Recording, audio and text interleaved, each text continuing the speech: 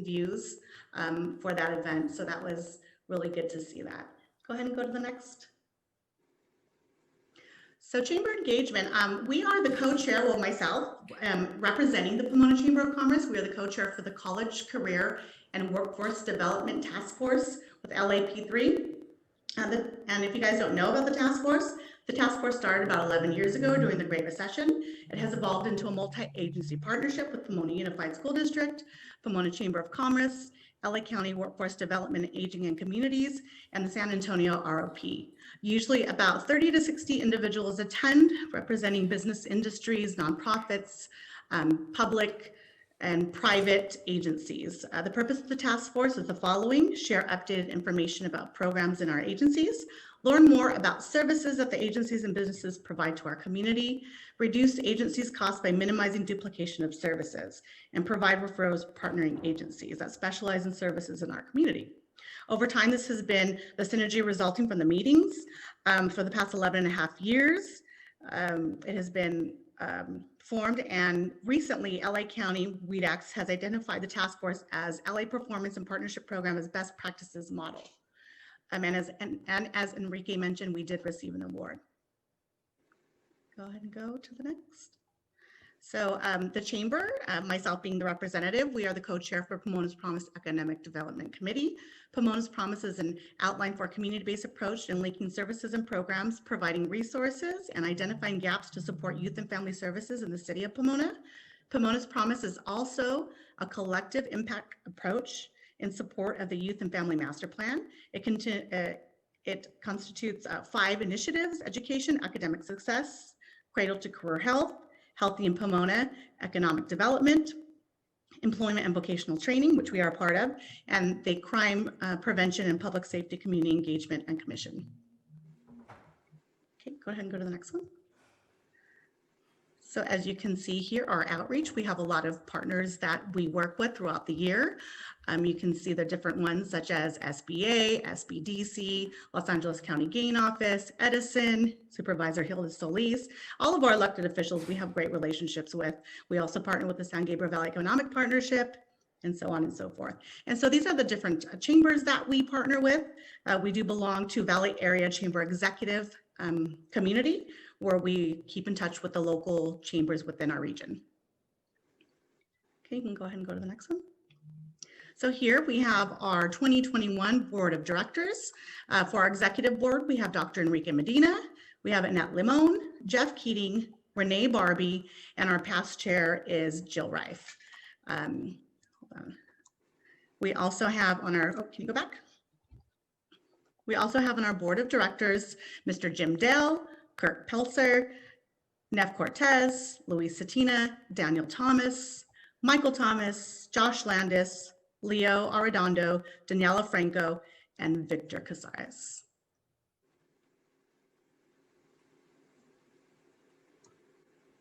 And highlights, this year we nominated 15 Pomona businesses for the Initiative for Competitive Inner Cities, which is also known as ICIC, Access to Capital Program.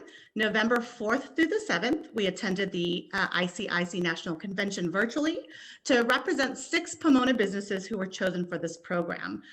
This was a great accomplishment. Last year we nominated 10 and 2 were chosen. So this year we nominated 15 and 6 were chosen. So we are very happy for that. We hosted 2 business watch workshops in collaboration with the City of Pomona and Pomona Police Department. We assisted in creation of the leadership team for Pomona Rental Property Providers Network through Pomona Promises Economic Development Committee. So soon you guys will be hearing a lot about that committee. It's going to be a subcommittee of economic development. So we're gaining some traction on that. And this year you guys will see a lot coming from that network. Okay, go ahead and go to the next one. So looking ahead, so the Chamber will host a membership drive mid-year to increase our membership. The Chamber will continue to survey businesses to assist their needs. The Chamber will also continue to align specific resources according to the business needs. The Chamber will explore alternative funding sources through grant opportunities. Hence is why we applied for our 501c3. The Chamber will explore alternative funding sources. Oh, I said that. In February of 2021, the Chamber will partner with Pomona's Promise Economic Development Committee in planning to host a Pomona Rental Property Providers Network workshop. and we will be inviting over 2,200 businesses to join. The Chamber will work in partnership with Pomona's Promise Economic Development Team to develop a PBID, Property-Based Improvement District, for the whole corridor. That is something that we have discussed in our Pomona's Promise Economic Development. And the Chamber plans to host quarterly workshops on access to capital and grant programs for small businesses.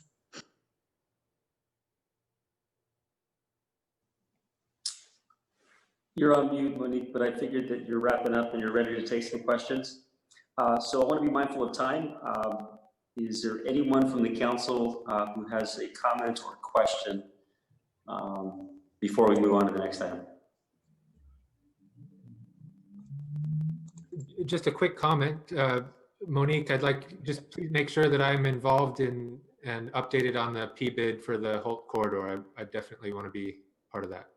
Absolutely. So as soon as we have our first Economic Development Committee, I will be inviting everybody to attend. Thank you. Thank you, Councilmember Nolte. Councilmember Vice Mayor Garcia. You only have to call me that for a few more minutes, Mayor. And that's why I caught myself. Yep. Go ahead. I do want to thank the Pomona Chamber of Commerce, specifically Dr. Medina and Mr. Keatering from Western University, for meeting with me earlier today to answer some of the concerns and questions I had regarding the metrics that the Pomona Chamber of Commerce needs in order to receive funding from the city. I thank them very much for their time, their insight, and their willingness to make sure that we are updated more regularly on exactly what it is that they do for our city and our business community. So thank you very much, Dr. Medina and Mr. Keatering, for that meeting. I appreciate the clarification. Thank you, Vice Mayor Garcia. I don't see any other hands from the council. Monique, is there any additional words you'd like to say? For sure. Really quick, I'd just like to thank you all for your support. Not only that, I'd like to thank you all throughout the year for working with the Chamber and allowing the Chamber to take part in some of the different committees that the city hosts.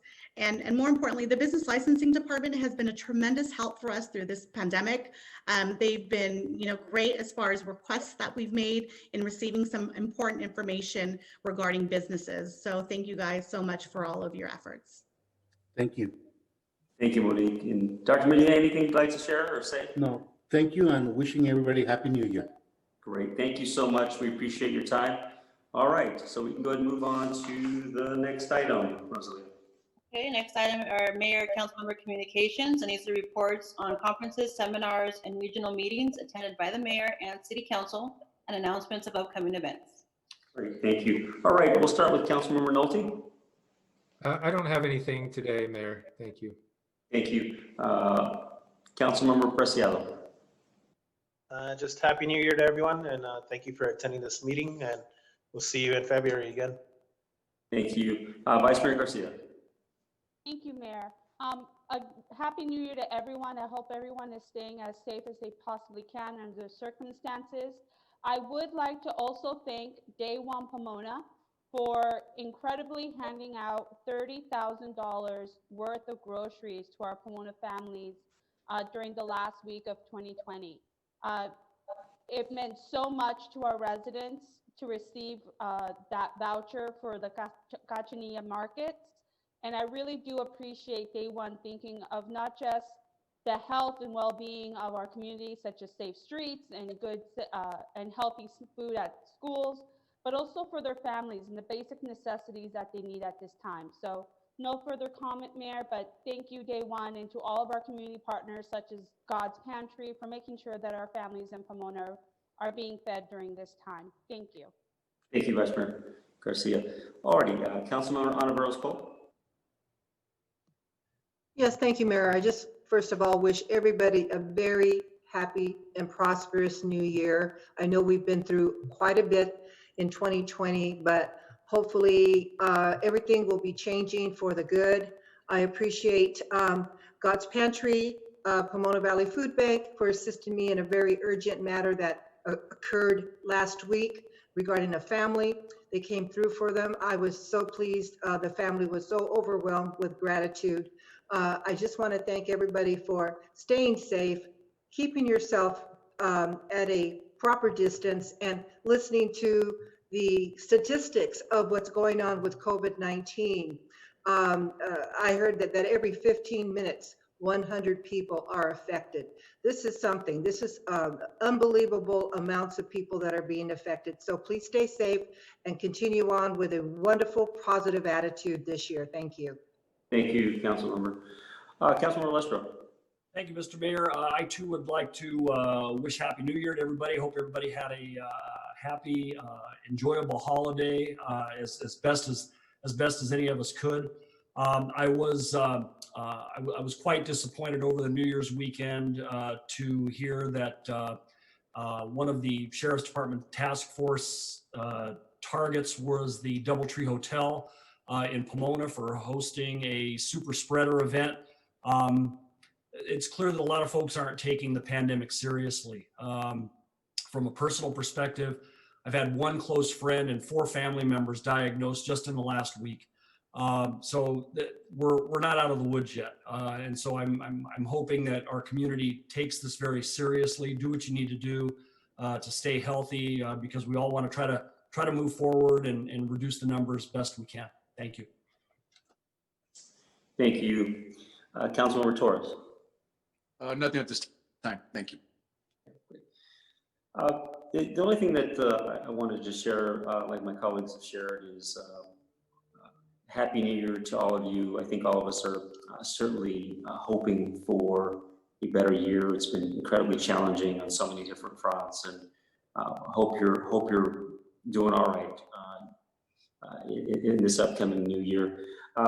Much along the lines of Councilmember Lestro, I got a message yesterday regarding a group of a bikers club that was situated over off of, I believe, Dudley, off of Mission, in one of these, I think the supermarket was there at one time, produce, over 400 or 500 bikers, mostly bikers. There was a DJ there, and called Chief Ellis. Chief Ellis got on it right away. But you know, if you're out there listening and you're thinking of doing anything like this in Pomona or anywhere really, in any community, it's absolutely unacceptable, right? All of us are trying to do the absolute best that we can to try to stay safe, to try to stay healthy. And so when we have members of the community, probably many of them are not even from this community, who are coming, not wearing masks in many cases, and it forces our police to go out there and put themselves in danger in situations like that. And so I know it took some time for us to disperse them, but the message is clear: is you know, these public gatherings, these social gatherings, gatherings at home are not allowed. And we're not going to get past this pandemic if folks don't take the necessary precautions to ensure not just their health, but also the health of their residents, their neighbors, and strangers and people in this community. So I just wanted to share that. Chief, thank you so much for your team doing the absolute best they could do in that situation. Okay, I don't have anything else to add. I'll go ahead and turn it over to Rosalia for the next item. Okay, next item is City Manager Communications, and these are reports from the City Manager. Nothing at this time. Okay. Next item. Next item is public participation. In response to the global COVID-19 pandemic and in accordance with California Governor's Executive Order N2520 regarding the Brown Act and guidance from the California Department of Public Health on gatherings, please note that comments for public participation or for a specific item on the agenda were accepted by email and will be read into the record by the city clerk. The deadline to submit email comments was 6 p.m. and comments will also be accepted via the Q&A feature on Zoom or by live comment by phone or internet. If you would like to comment, please indicate now to staff by either using the raise hand feature on Zoom, dialing *9 if you are calling in via phone, or leaving a comment in the Q&A box. Staff will call on you one at a time. Each speaker will have up to 3 minutes for their comment, and I will have Development Services Director Anita Gutierrez will be assisting me this evening in. Rosalia? Yes. And just to clarify, if there's not an item on the agenda, this is when you will want to speak. But if there's an agenda item, we'll give you the opportunity to speak to that agenda item. Correct. Yes. Correct. Thank you. Thank you. Okay, so I'm going to go ahead and we'll begin first with this evening's emailed comments. Our first comment this evening is from Kathy Tessier. Ms. Tessier says, I have been impressed in the past few months with the Chamber's increasing involvement with the community at large, not just the business community. This has led to increasingly stronger outreach programs to various business groups. This outreach has enabled contacts with city departments and staff to establish better lines of communication. I believe it is important that the Chamber pursue this new direction and grow its community orientation, which should increase its membership base as well. From Roberto Arnold, American Legion Post 13. I would like to thank the Pomona Chamber of Commerce for their continuous support to our nonprofit organization. The last year has been especially hard for everyone in this business community, and the Pomona Chamber of Commerce has gone above and beyond by providing services, resources, and partnerships. Our organization has been drastically changing and rebranding to be a more inclusive veteran organization across the Pomona Valley. The Pomona Chamber has been crucial in our strategic partnerships in the city around the valley. We have partnered up to do food drives, beautification, and veteran awareness, from helping with brand recognition to building partnerships with local nonprofits to benefit the city and our community. The Pomona Chamber of Commerce has been instrumental to helping not only our veterans, their families, and our Pomona community. Next comment is from Sonia Adams. My name is Sonia Adams, and I'm the founder, CEO of award-winning organization Celebrating a Vision. We provide amazing experiences to survivors and foster kids, mostly out of pocket. Thank you to the City of Pomona for assisting us in our Childhood Cancer Christmas Toy Drive. We were able to donate over 200 toys to the Pomona Valley Pediatric Department. It was quite challenging because we had to shelf a lot of projects due to COVID-19, but the mission was completed. We provide random acts of kindness all year round and have surprised over 500 people as of today. Sonia even won the Random Act of Helpfulness Hero Award by Honda. Please continue to support her efforts in the community. She is a philanthropic powerhouse. I'm Ben Miller. I'm the owner of a classic car repair and restoration business at 395 East Commercial Street, 2002 AD. A couple of years ago, we had homeless problem. The mayor came by and told me that the city was working on acquiring a yard to build a homeless shelter in, which you succeeded in doing, and that took care of our problem for a few years. But unfortunately, the homeless came back about the time the virus hit. Yesterday, I counted 10 tents pitched on the sidewalk in front of our shop and across the street from us. Every day, I have to spend 30 minutes to an hour cleaning up my sidewalks and the street in front of my business before I open up so that my customers can park and enter the building. The homeless are also using my alley for their toilet, even though we are forced to take in and deliver customer cars there now because we don't want to use our front door. And they're using the fire hydrant across from us as their shower. All day long, we have to hear their loud music and they're screaming and profaning at us, at each other. Some of my customers are telling me they don't want to bring their cars here anymore because they're uncomfortable with all of the homeless around. So I'm asking for you today to help with this.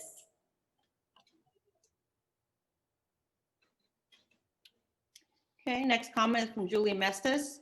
There continues to be frustration in District 6 over the city councilperson not responding to requests for communication. It is not fair that the mayor and representatives from the other districts have to take on our issues. I left a message for Mr. Torres 6 weeks ago and have not yet received a call in return. It was concerning a business in his district. What are we supposed to do when we have issues in District 6? This question continues to be asked, but no one has provided an answer. Assistance would be appreciated. From Greg Estelle, further discussion regarding rental inspection is a waste of time. Due to the nature of my occupation, I engage with a lot of tenants and landlords. Most of the tenants are happy and most of the housing providers are taking care of business. It is sometimes difficult to schedule appointments with tenants when they are having maintenance issues. I accommodate their working schedules with flexible hours, but most workers do not. Expecting a tenant to take off work so their unit can be inspected is going to be a scheduling nightmare. Currently, with COVID-19 restrictions, people are especially worried about others entering their homes. Tenants have the ability to contact the health department or code enforcement if there is a health and safety issue the landlord is not willing to resolve.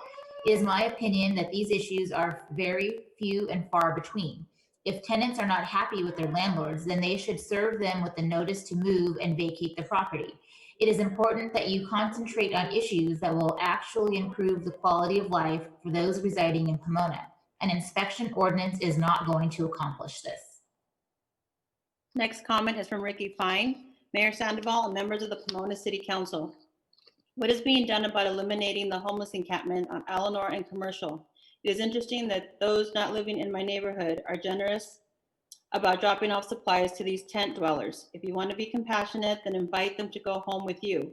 You are welcome to have them sleep on your front porch, steal your personal belongings, and strip down to take showers with your hose and water. I no longer want my family's environment and safety to be in question. It is unsafe and unhealthy to allow them to live on the street in my neighborhood. Action on this situation is way overdue. Please do something about this as soon as possible. Thank you. From Danny Mack, I'm asking for an update on the grand opening of the cannabis dispensaries here in the city. Seems we are constantly dragging our feet on much needed revenue as far as the opening of these establishments. You've now gone 4+ years and still no sign of a legal cannabis dispensary. As you are all aware that there is an illegal dispensary operating on North Grand Avenue on a 24-hour basis. Can you explain either through the council or the police chief why this illegal dispensary continues to operate? Yet a legal dispensary is still not opened in the city. We wait patiently for your response for this much needed revenue. Thank you, Anita. Okay, so Mayor, that was the last email comment for public comments.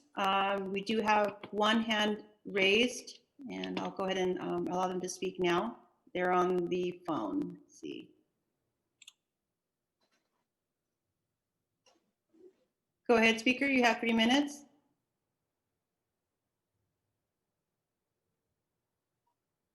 Go ahead and unmute yourself. Yeah, hello. Can you hear me? Yes, we can. Well, I am Darrell Cruz. Why?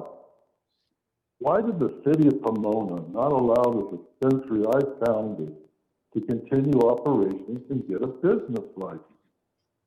What was the reason the city of Pomona refused to allow people of Pomona to have safe access to a medicine approved by the state of California, by both the voters and the legislature? Cannabis was allowed at that time in West Hollywood, San Francisco, Oakland, and many other progressive cities. Cannabis dispensaries were legal in California with the signing of SB 420 in 2003. So why would they not allow it in Pomona? Besides being so ignorant to not know the law and being so hate-filled that they would not allow sick people their medicine, they were also cowards. Mayor Norma Torres said Title 21 of the U.S. Code says that marijuana is a controlled substance and the city of Pomona could not allow it. The city attorney said the city could use the Controlled Substance Act as a reason to shut down the dispensary I founded. The city of Pomona has used the Controlled Substance Act as a reason for 15 years. They said they could not allow it as long as it is against federal law. It was legal in California in 2004. I tried here in 2004. In 2005, it was legal, but they would not give me a license. So I opened up and I operated. A senior planner told me in 2006, the city of Pomona would never allow a marijuana business. As damn government workers, why are they all liars, cheats, useless, good-for-nothing thieves? As recent as 2016, you used the federal prohibition as your reason for not allowing this use. But now that there is big money, you decide it's okay? How can you sleep at night? I can't. I am tortured by your decision to only work with operations with multiple dispensaries rather than to stay local with those that first came and first asked you to allow this use. I asked you that you stop torturing me. Either you give me my license before you give a license to anyone else, or you stop this madness and not allow the use you would not and have not allowed since you stopped me in 2007 by using the laws of the federal government that you now refuse to recognize? Sure, The Business License Division has been helpful during COVID for businesses in these trying times, but they were not helpful in 2006 to my business. They ain't decent people. Don't kid yourself. Thank you. Thank you, Mr. Cruz. Our next speaker is Reina Perez. Ms. Perez, go ahead. You have 3 minutes. Go ahead and unmute yourself. Yes, this is Martin Perez. I'm using Reina's laptop. Respectfully, Mayor and Council, congratulations on your campaign wins. 2020 will be known as the coronavirus pandemic year. With so much pain and suffering, Mayor, are we as a city doing all we can to receive enough vaccine for our population? Example, who, what, where, why, when will the vaccine be administered? Today, Hilda Solis, the mayor of Los Angeles, came on saying that some of the hardest hit cities would need the vaccine right away, and they mentioned Boyle Heights, San Gabriel, and also Pomona. It's a dire situation. So my second bullet point is on Hamilton Park update. The community, I'm asking for an update on the community of Hamilton Pomona Parks deserve an update on the 1.5 million grant fund awarded 1 year ago. The last update was heard December 3rd at Park Commission meeting. They notified us a soil engineer would be checking the soil structure. Once again, who, what, where, why, and when will our kids have a award-winning park to be proud of, saying this is where we grew up playing and interacting with our cousins, tias, and friends. Give us some hope. Hope does not cost money. Times are tough. Once this pandemic passes, we will be ready to once again create self-sufficient, brilliant Pomona citizens. Stay safe. Let's get to work. And Esperanza, hope. Please look into our streets for crosswalks at Monterey and Hamilton. Illegal dumping continues to be a problem. I believe one solution would be to post some signage there near Hamilton Park so that the community can see and call as soon as there's illegal dumping going on. Again, it goes into the alleyways, it goes right on the streets, right on Hamilton Boulevard, all throughout the neighborhood. So once again, peace. Thank you. Thank you, Mr. Perez. Before Rosalie, if there are any more speakers, Renee, is it possible to provide a quick answer regarding Hamilton Park? And if not, I would recommend that we just provide an update at the next city council meeting. Sure, I could provide a quick update now. It's basically the same update that I gave at the December 3rd Parks and Rec Commission that Mr. Perez was attendant to. Basically, we are working towards getting some geotechnical studies done, some testing done before design can start. I communicated that at the last commission meeting. I did provide some phone numbers for residents to call should they see the illegal dumping. We are looking into the possibility of a crosswalk at Hamilton and Monterey, although because it's an uncontrolled intersection, it might be a little difficult to provide a crosswalk there. But nothing much has changed. We're continuing to work and move forward, and the project is moving forward. It's taking some time. Yeah, Renee, if I could ask at the next council meeting, if no more than 5 minutes, if you could just give us a timeline on what the project is, where we're at, where we'll be 2 months from now, 6 months from now, however long it takes, so that Mr. Perez and the community members at least have an idea of how they can hold us responsible for at least completing the project over a time that we specified. And I know that you have a lot of projects, but I know how much this means to the folks over who live near Hamilton Park, and this is a long time coming. So appreciate it. Okay, Renee. Thank you. Sorry, Rosalie. Are there any other speakers? And I don't see any other hands raised at this moment. So no more speakers. Okay. Thank you so much. The next item. Next item is consent calendar. All matters under the consent calendar may be enacted by a single motion without separate discussion. If discussion or a separate vote on any item is desired by a council member, that item may be removed from the consent calendar and considered separately. All consent items pulled for discussion will be limited to 5 minutes. If they are not enacted upon within 5 minutes, the mayor will move that consent item to the end of the agenda after consideration of the public hearings. Any motion relating to an ordinance or a resolution shall also waive the reading of the ordinance or resolution and include its introduction or adoption as appropriate. And I see a few hands raised. We can take those first to see if there's any speakers for any of the items. Mayor, or did you want to? Okay. Let's see. Vincent Carpio? What item number?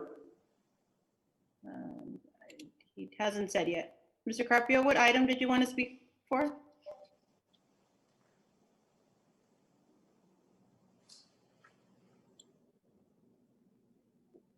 Mr. Carpio?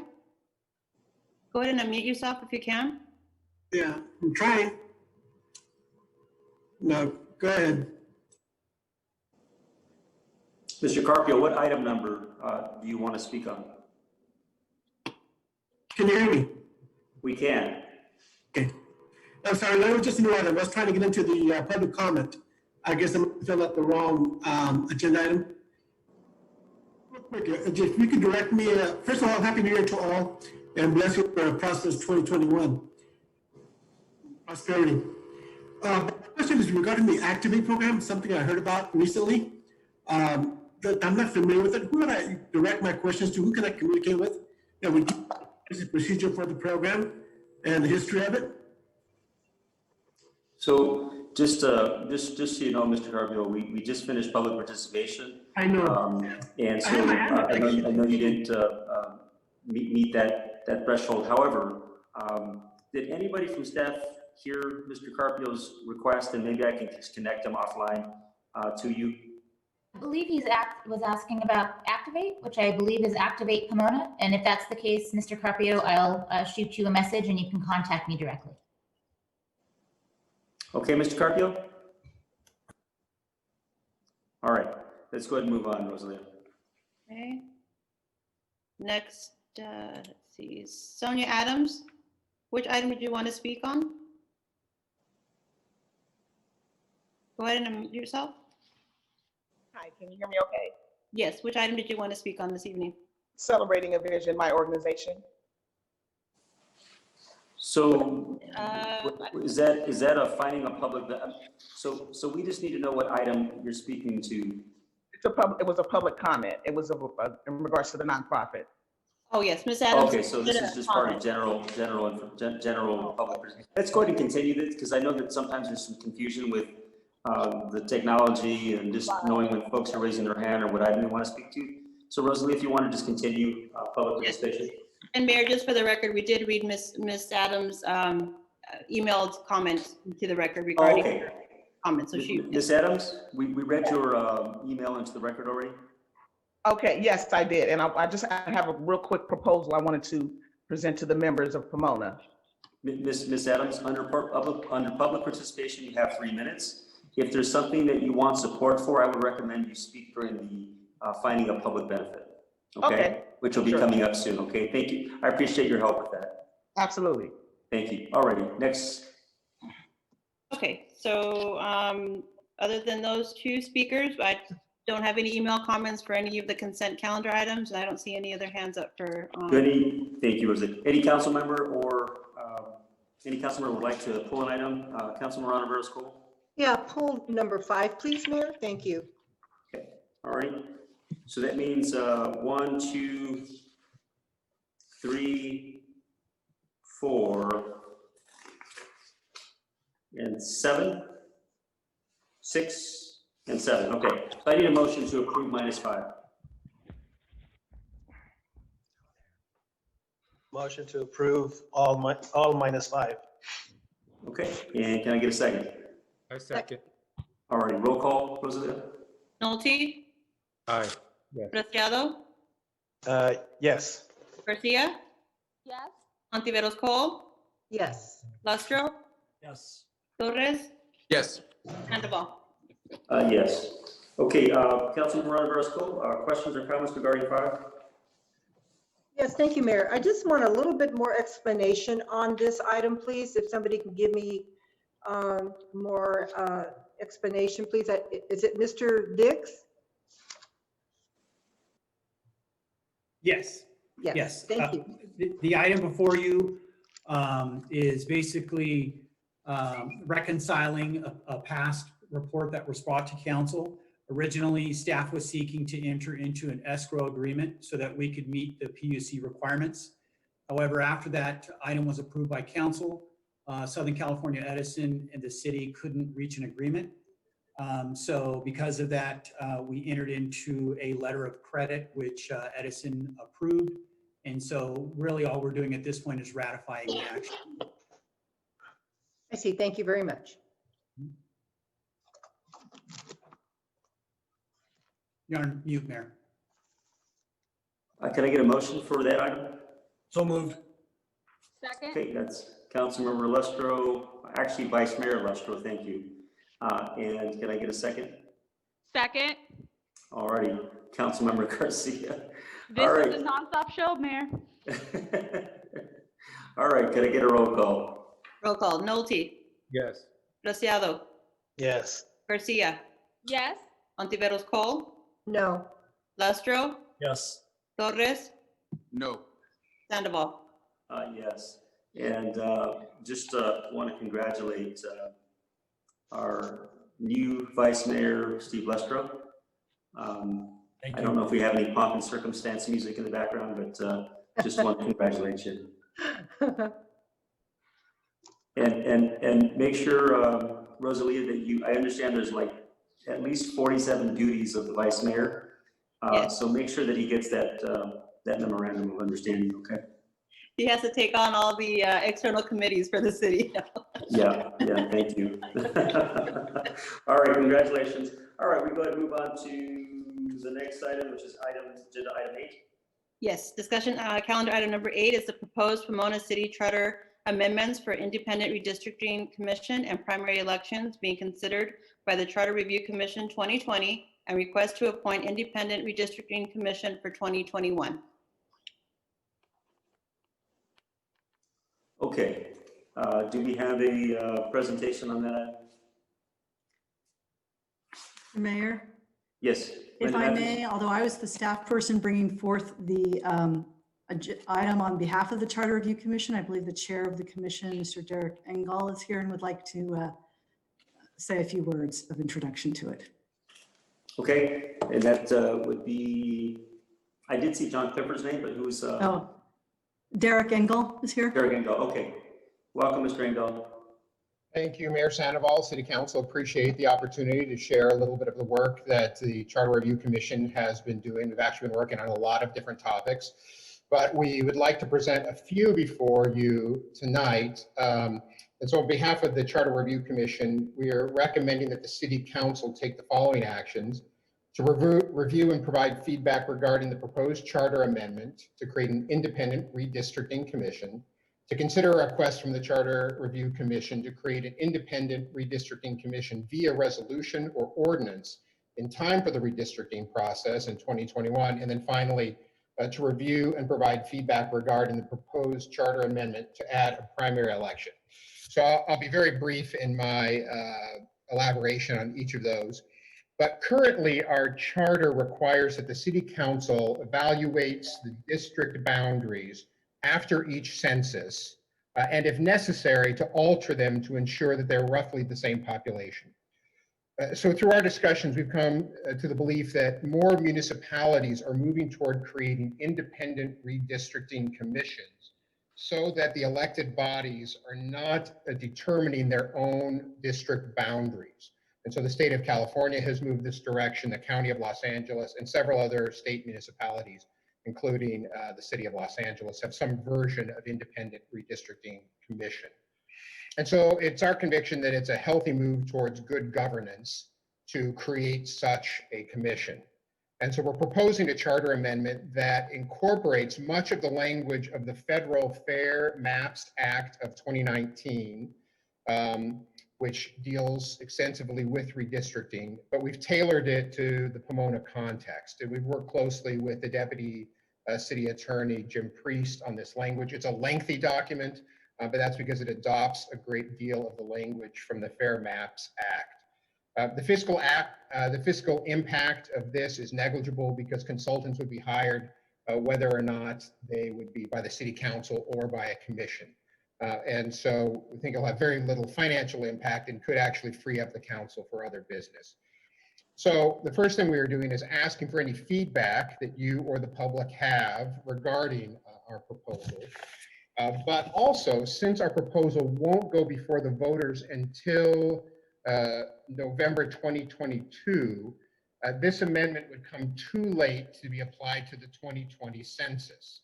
And so we're asking the council to consider acting on this report to create some version of an independent redistricting commission by way of resolution or ordinance so that it can be launched in time to utilize the data from the 2020 census.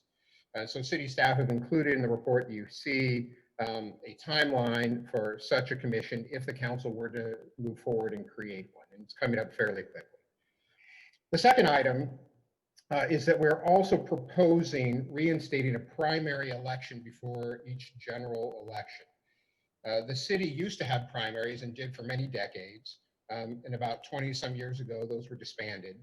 But we heard from a number of residents who would like to see it reinstated, and primarily because our current system allows for elected officials to win seats on the council or as mayor without securing a majority of the voting population.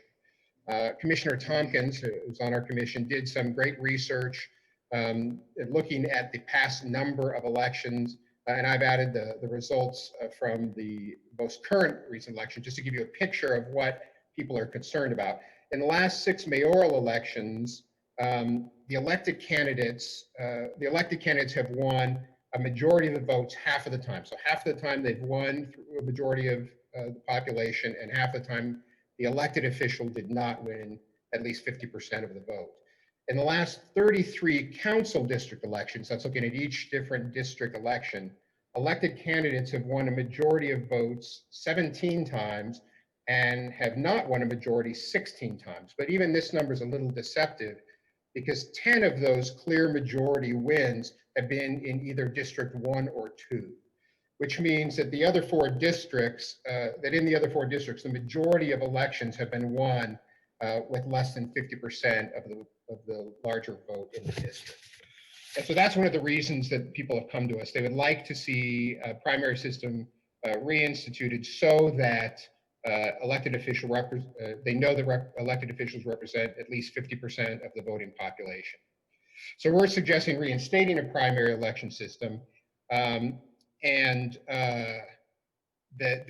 so the 2 top candidates in that system would then go to a runoff in November. But the one wrinkle we are suggesting is that if an elected official wins over 50% of the vote in the primary, that they would be considered the victor for the election and would not be involved in a runoff in the fall. So in the case, some of the elections come fairly early. Our primaries are in March in presidential years, in June, and now in off years. So there'd be a significant lag time, but it would keep from having to, you wouldn't have to run again if you achieve 50% or more of the vote. The fiscal impact of this depends significantly on how many runoffs there are.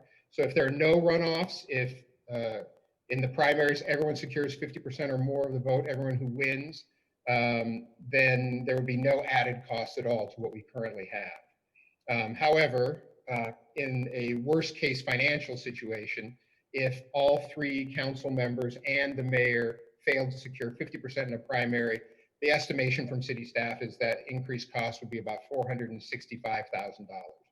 Now, we know that that worst case financial scenario probably is not likely. As I indicated, about half of all of the elections, someone has won a clear majority and the other half they haven't. So that number is probably about half. The figure would be about half of what we're projecting on average. And it's also true that as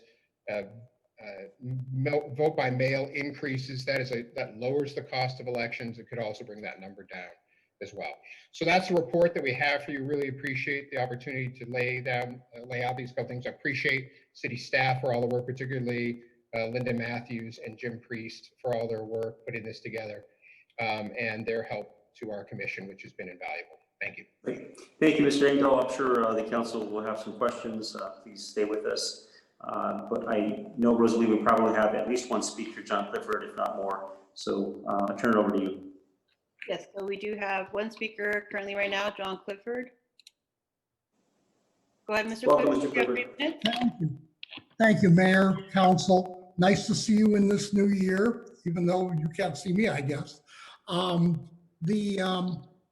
The one thing I wanted to stress, I was on the subcommittee that worked with the Jim Priest to come up with the language, and we created this based on the wording that is in many, many jurisdictions across the country. This is a movement that is national in scope. Every place is trying to do it, and we are trying to make it as good as possible where there is no perception that the council or the mayor is gaming the system.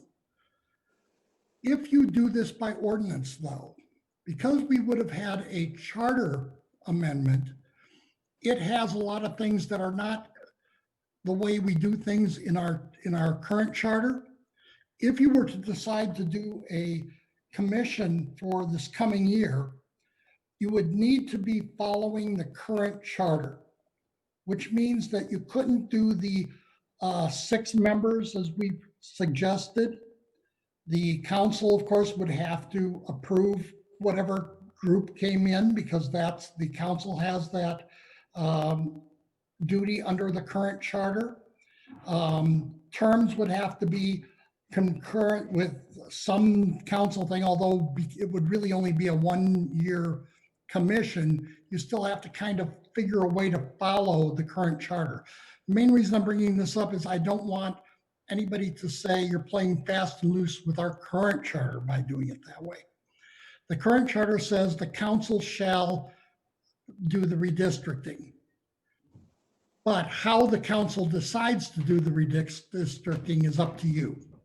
I would imagine if you did if you decided to do a citizens redistricting commission, you would take their recommendation and just pass it. But you would have to pass it under my reading of the current charter, or that when you form the commission, you would tell them, we're not going to touch it. Something like that. We are planning to put this on the next ballot so that the citizens can decide if this is a good idea or not. Thank you very much.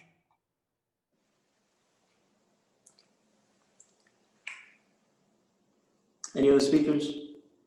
I don't see any other speakers, Mayor. Thank you. Okay, all right.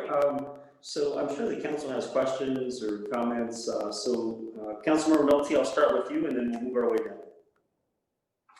down. Thanks. So with respect to the independent commission to draw the boundaries, John Clifford mentioned that this is a national movement going on in lots of jurisdictions. Is that true? I guess this is a question for John. Is that true in cities of the size of Pomona? I mean, what about other cities in Los Angeles County? Do they have similar commissions? Cities like of our size, kind of, that's my question. Yes, actually, the city of Downey, I know, is one. The city of Long Beach is one. I think those are cities that are similar in size. And there are other cities that are also looking at doing it. But yeah, there are cities, I don't have the full list with me. Did you save that, Derek? Probably not. But we do have a list of all the cities. And again, it's not only cities, it's also school districts. It's counties, County of Los Angeles, County of San Francisco, some of the cities not directly in our area, but cities like Stockton and there were a whole bunch of them in Northern California, especially, that are similar somewhat in our size. Okay. And then on the other issue, the primaries, I'm wondering, maybe for Derek, did you consider ranked choice voting, and why not ranked choice voting, which seems to me would be cheaper? Maybe the technology's not there, but maybe you could address that. Yeah, thank you, Councilmember Nolte. Yes, that was we did talk about ranked voting, and that was the exact issue that was raised. There was concerns that the technology was not yet at the point where that could be measured accurately in LA County. So felt like maybe 5-10 years from now that may not be true, and we could revisit it. But that was the major issue that was raised with it. So for those who don't know, ranked choice voting would allow you to, if there's 3 candidates, you choose 1, 2, and 3, and then essentially a computer system typically will do a count, and if somebody gets 50%, they win. If, let's say there's 3 people, nobody gets 50%, the bottom person, the person who comes in third, they're eliminated, and the second choice for everybody who voted for that person is then distributed to the other 2. And then if somebody gets 50%, well, somebody would in a 3-person race, the person who gets 50% would win. I mean, if there's more candidates, it's a similar process that just kind of iterates. But it basically allows people to rank their choices. In my opinion, that just having gone through a race and thinking about having to run twice, it's enough of a discouragement, just the process itself and the difficulty for kind of a normal person to go through a campaign, to have to raise the money, to think about having to do that in March and then gear up to do it again in November. We might really limit the number of people who are willing and able to do that. That's my biggest concern. I really like the idea of having candidates who win with 50%, and I say that as somebody who frankly may not have won his election had there been ranked choice voting this time. But I do think I think that's an important democratic feature. I'm just not 100% convinced yet. I want to listen to discussion about primaries being the way to do it. We could encourage the county to get their act together to allow us to do that. I think that it's moving in that direction. If we were pressing for it, maybe we could have that done faster. That's all. Thank you. Thank you, Councilmember Nolte. Councilmember Preciado. Yeah, as it comes to a part of the Independent Redistricting Commission, I've got no problem there. I believe there's, like they've mentioned, they've got cities going in that direction. And to me, it's always, I've always find it to be, we make decisions for the city as a whole. And we should be always caring about every single district. But I do have, if you guys can give me some clarification questions, whether it's Derek, John, or Linda. Now, what would that timeline look like in order to make that happen for 2022? Would we have to pass it in the next 3 months?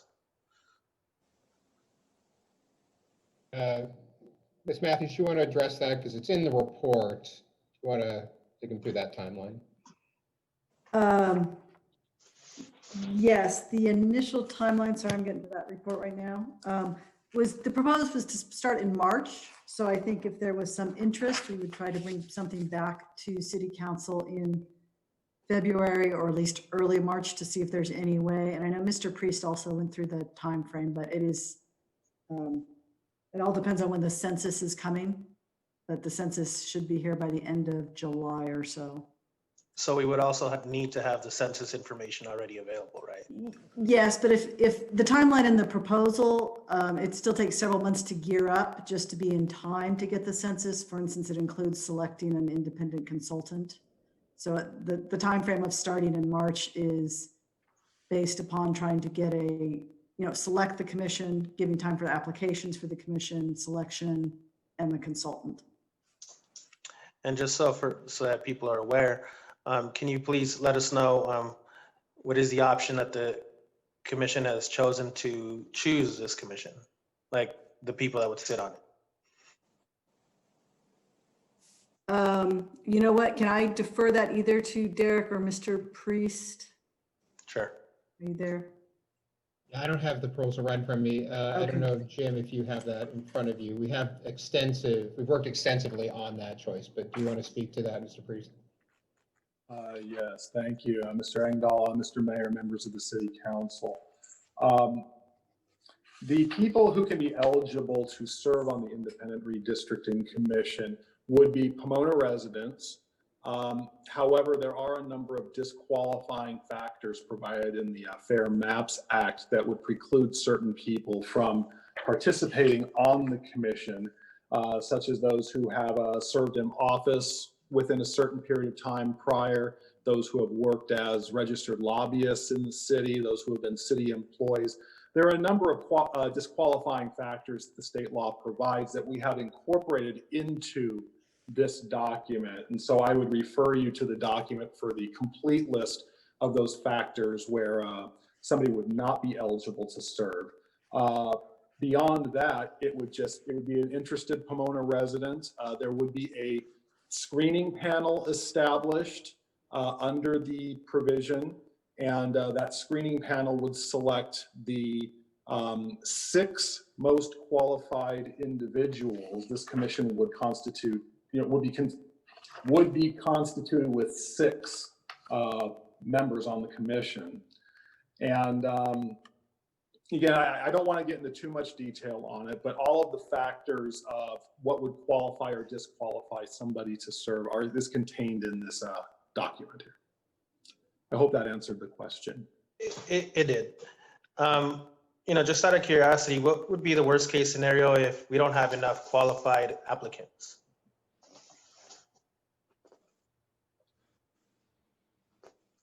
Well, I would hope there would be qualified applicants. Can we just have a default that it's the commissioners, the charter review commissioners have to devote the rest of their lives to this?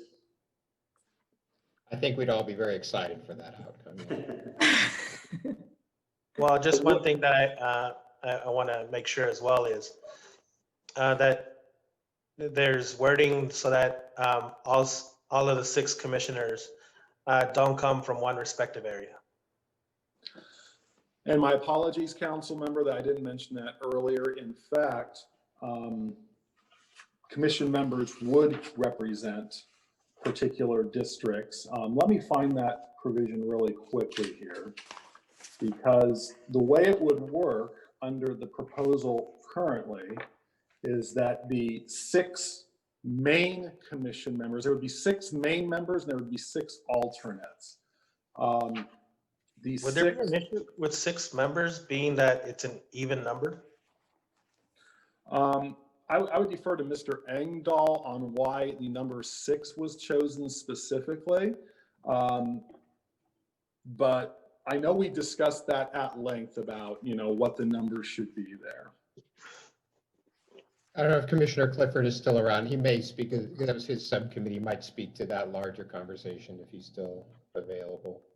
Actually, in our amendment that we're doing, we did 6. A vote to pass a map down would have to be a 4-2 vote, so that 6 doesn't make any difference.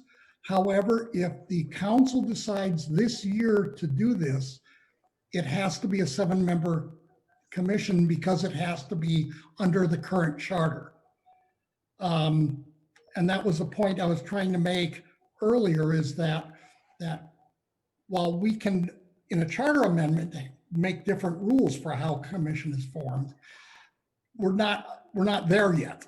And perhaps Mr. Priest can explain that, but that was where we got. And we also have a provision in our charter amendment that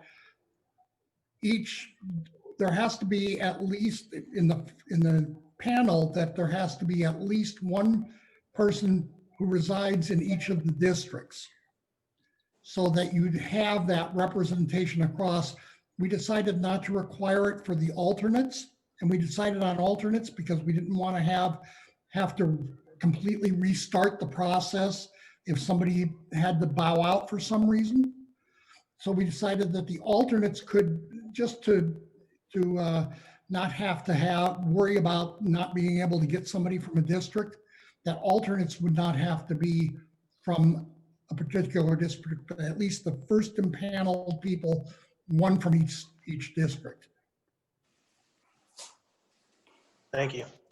If we decide to pass this as an ordinance or move forward and by telling staff to move forward with it as an ordinance, did I hear you guys correctly that you still want to put it on the ballot for 2022?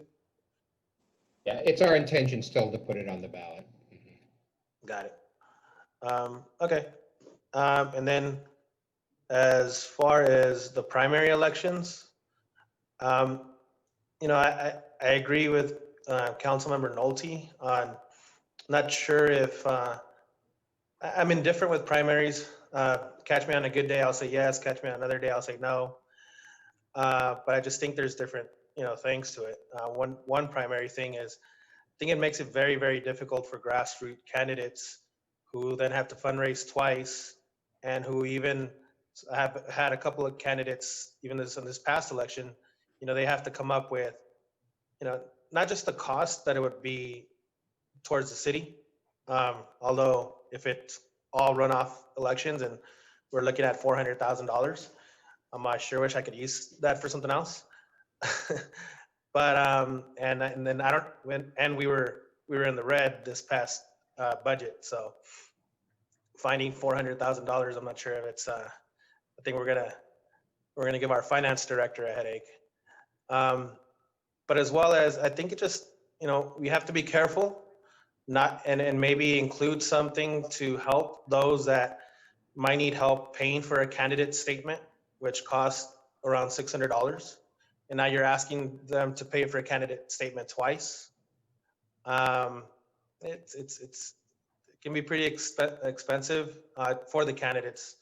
And I would hate to alienate those that already have barriers to running.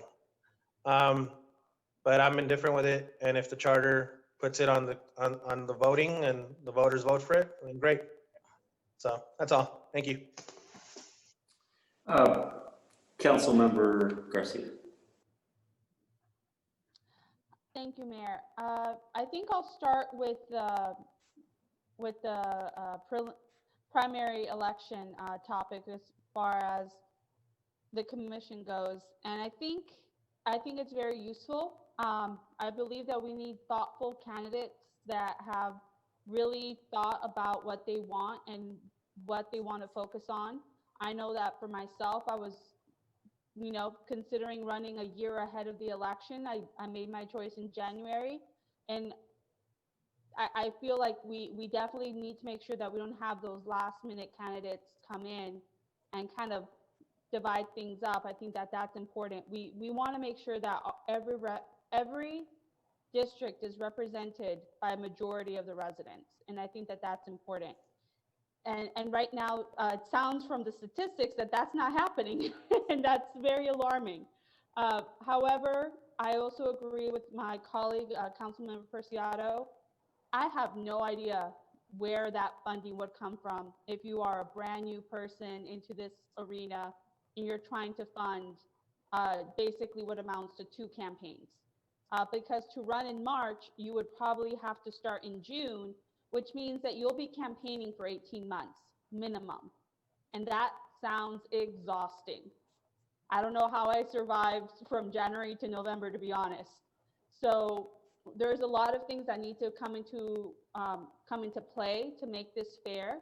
I definitely think there needs to be, and I'm going to put our poor city clerk on the on the red carpet right now, on the carpet right now. There needs to be more candidate education to let them know what we all know through trial of fire, which is the candidate statement and how much it costs, which is the 460 forms and how to fill those out, which is how to fundraise. And there's lots of organizations out there that are willing to help new candidates and grassroots candidates learn. But same as Councilmember Preciado, catch me on a good day and I'm like, yes, primaries. Catch me on a bad day and I'm like, do I have enough sneakers to walk for 18 months? So I support it. Again, it's going to be the will of the voters. I think it's a good idea and it's going to be up to the voters. My last comment, I think, is going to be about the redistricting. And I think my one concern about an independent redistricting is who's going to choose that panel. Right now, it sounds like it's going to be an independent panel, but who's going to be that independent panel? Who's going to choose the independent panel to choose the independent panel? And that's a question I have. Right now, it sounds like it's going to be up to council, and it's going to be a standard commission application, asking them to make sure that they have not done certain things within a set number of years, so that they could be a valid member and a unbiased member. My only concern is that sometimes communities are split very oddly. And I know that Councilman Preciado and I, one side of the street is District 6, the other side of the street, sorry, District 3, the other side of the street is District 2. And I'm thinking about 6th Street or 7th Street. It's, you know, it was really hard to convince those neighbors, no, I'm the one that you need to be voting for, not Victor, but you know, okay. But it's those kind of conversations where I'm concerned that we need, if we're going to have an independent commission, they need to be boots and eyes on the ground to see exactly what those lines are going to do to certain neighborhoods. Because to cut a district right down the middle of a residential street has always seemed odd to me. And there's weird and odd shaped pockets, and we need to solve that. So I think an independent commission is the best way to go. I support it, but it's one of those existential questions. Who is going to be the independent commission to choose the independent commission? And those are my thoughts. I fully support this going to the voters and having them decide what's best for the city. However, I do want us to have all these little details ironed out. Thank you, Mayor. Thank you, Councilman Roscoe.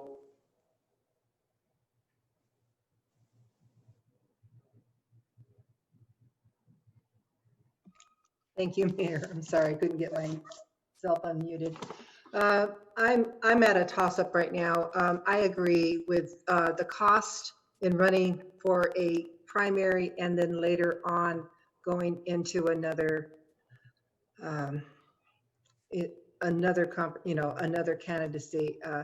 I'm really wondering how anybody can really afford to do that.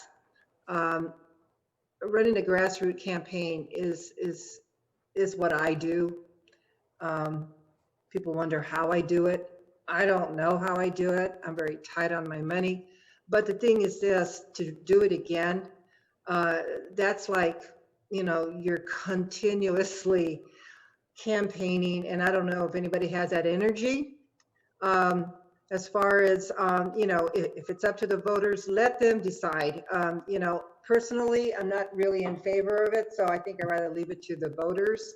What they decide is, I think, the only way that I would agree on it. That's all I have to say. Vice Mayor Westro. Thank you, Mr. Mayor. I'll start with the Redistricting Commission, because I think, at least for me anyway, that's the easy one.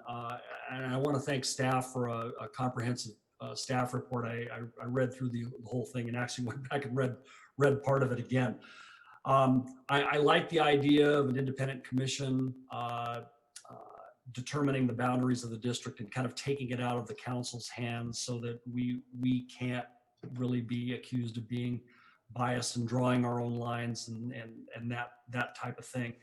I do agree with Councilmember Garcia's comment about I think the commission needs to, if they're going to be drawing some new lines or adjusting some existing lines, they need to be very tuned in to what is physically going on the ground in the areas where they're going to be drawing those lines, and not just looking at a map, because that, if you're not familiar with the community, that doesn't tell you anything.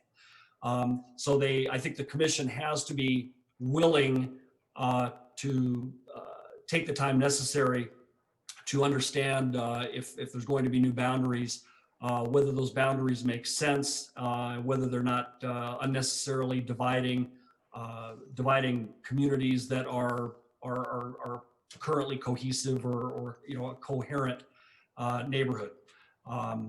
I don't have a problem with the screening committee as it's currently structured. I believe it's a 3-person committee that would be choosing the larger commission to serve as the redistricting commission. And I certainly support the effort of trying to move this forward to use the results from the 2020 census, and I certainly support it going to the voters to make the ultimate decision. With respect to the primary election, like my colleagues, I have some mixed feelings. Having lived in the city long enough to be able to vote in several elections where we did have a primary, and then having switched over and just going to one election, I can see the pros and cons of doing it each way. I certainly support the concerns of the residents, as Mr. Engdahl indicated, that residents expressing some concern about council candidates being elected to the council with a less than a plurality, less than 50% of the vote. So I certainly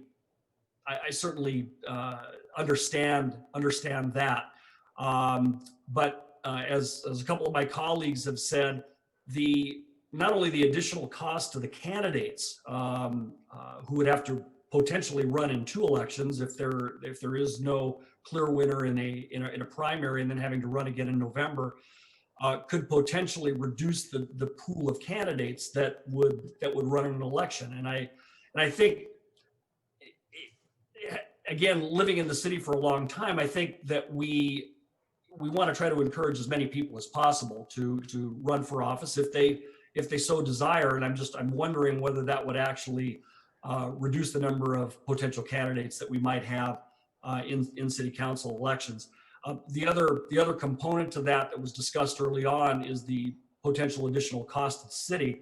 And while we may not incur that full $500,000 in cost if each of the 3 candidates and a mayor running, like for example in this last election, were to go to a runoff, still, even if it's half that, if it's $250,000, the city certainly is hard pressed to be able to find that money. So I have the same mixed feelings that my colleagues do. I'm really, with the cost issues aside, I'm ambivalent about adding a primary or leaving it as it is. But I think that I think these are things that probably need to be brought forward to the voters if it is advanced to them to make a decision on this issue. I think that all of these issues need to be brought out so that they can make a decision that they feel is appropriate for Pomona. Thank you.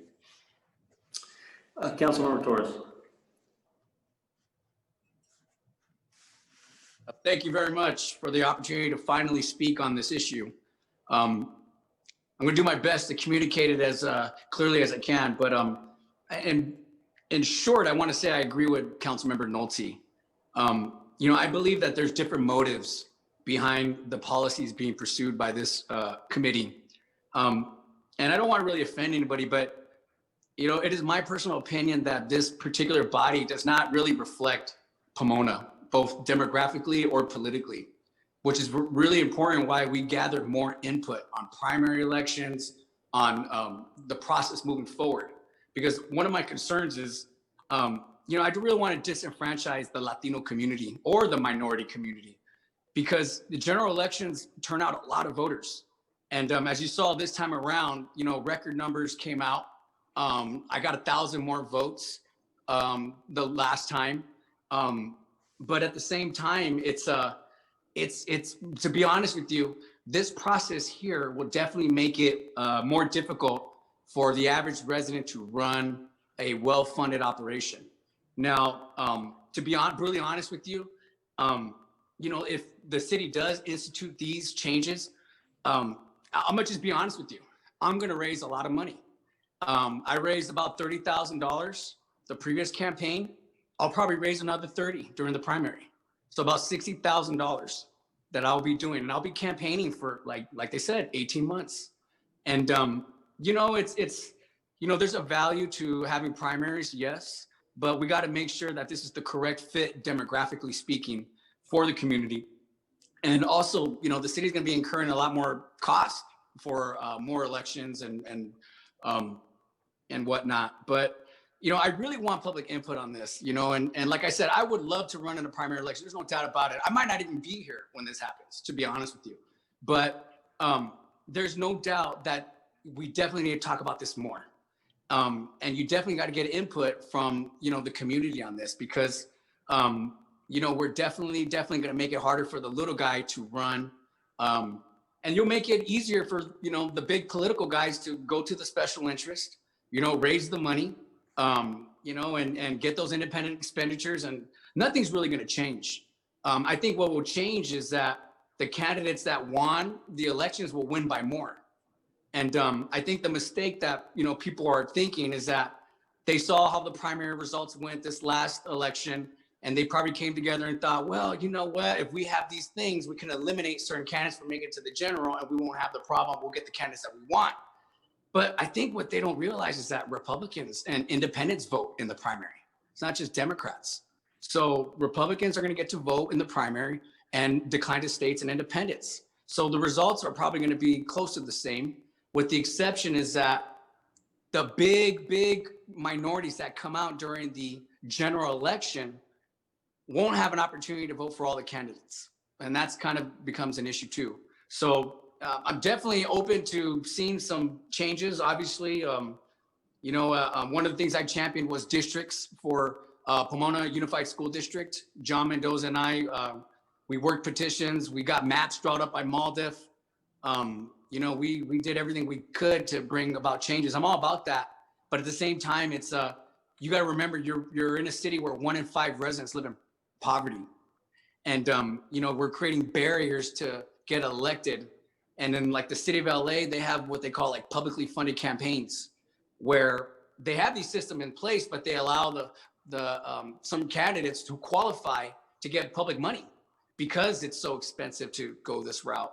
But you know, it's definitely something that needs to be looked at by the community. And like I said, I'm glad at the minimum it goes to the voters, to the minority voters of this city, because they should ultimately make the decision to determine whether or not, you know, who's their candidate, you know, and by the way, just because someone wins with 38% of the vote or whatever it is, I mean, doesn't mean they're not a qualified candidate.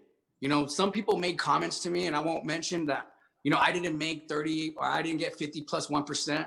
And, you know, Robert Torres shouldn't be on this council. Shame on you. You didn't get that. Well, the reality is a lot of the council didn't get that. So when people talk to me like that and they talk down to me like that, they're pretty much talking down to you too. So it's, please just, you know, let's call for some more community input, and let's just see where this goes. Thank you. All right. I think I'm the only member of this body that has not weighed in. And I'll just start by saying that I appreciate what the Charter Review Commissioners are trying to do. I know that you guys are highly paid, and you know, you have all the time in the world to do this kind of work. But I just want to, and I think I expressed the sentiment of many of our council that we do appreciate your time and energy, and we know that you're trying to do what's best, not just for yourselves, certainly not for yourselves, but for this community. So I just want to express my thanks to you. The second thing, I'll start with the easier one, I think, which is the Independent Redistricting Commission. I support that.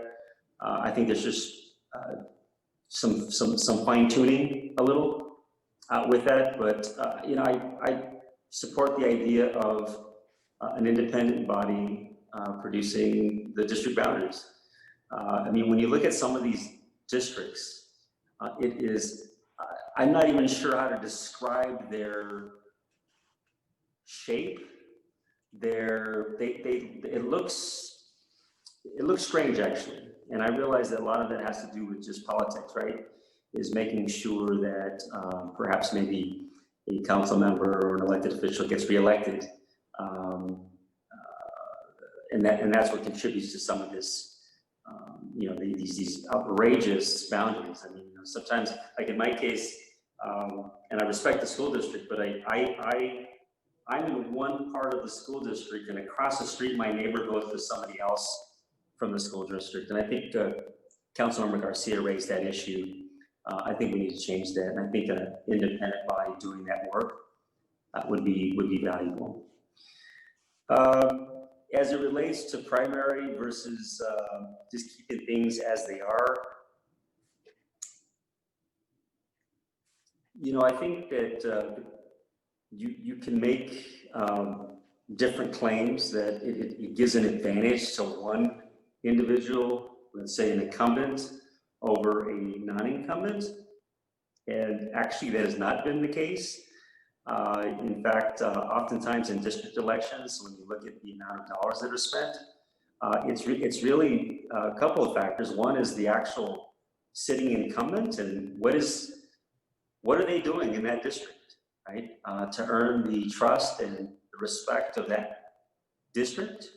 And a lot of that happens over the period of 4 years, responding to calls, responding to emails, getting out there and listening to the public's concern. And so that gives an advantage to an incumbent.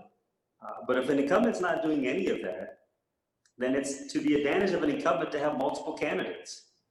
Because as you well know, it's when I ran in 2016, the challenge for running for mayor was that if you had multiple candidates, that no new candidate had a chance to defeat the incumbent. That had been the pattern for some time, where you get a candidate who doesn't get 50%.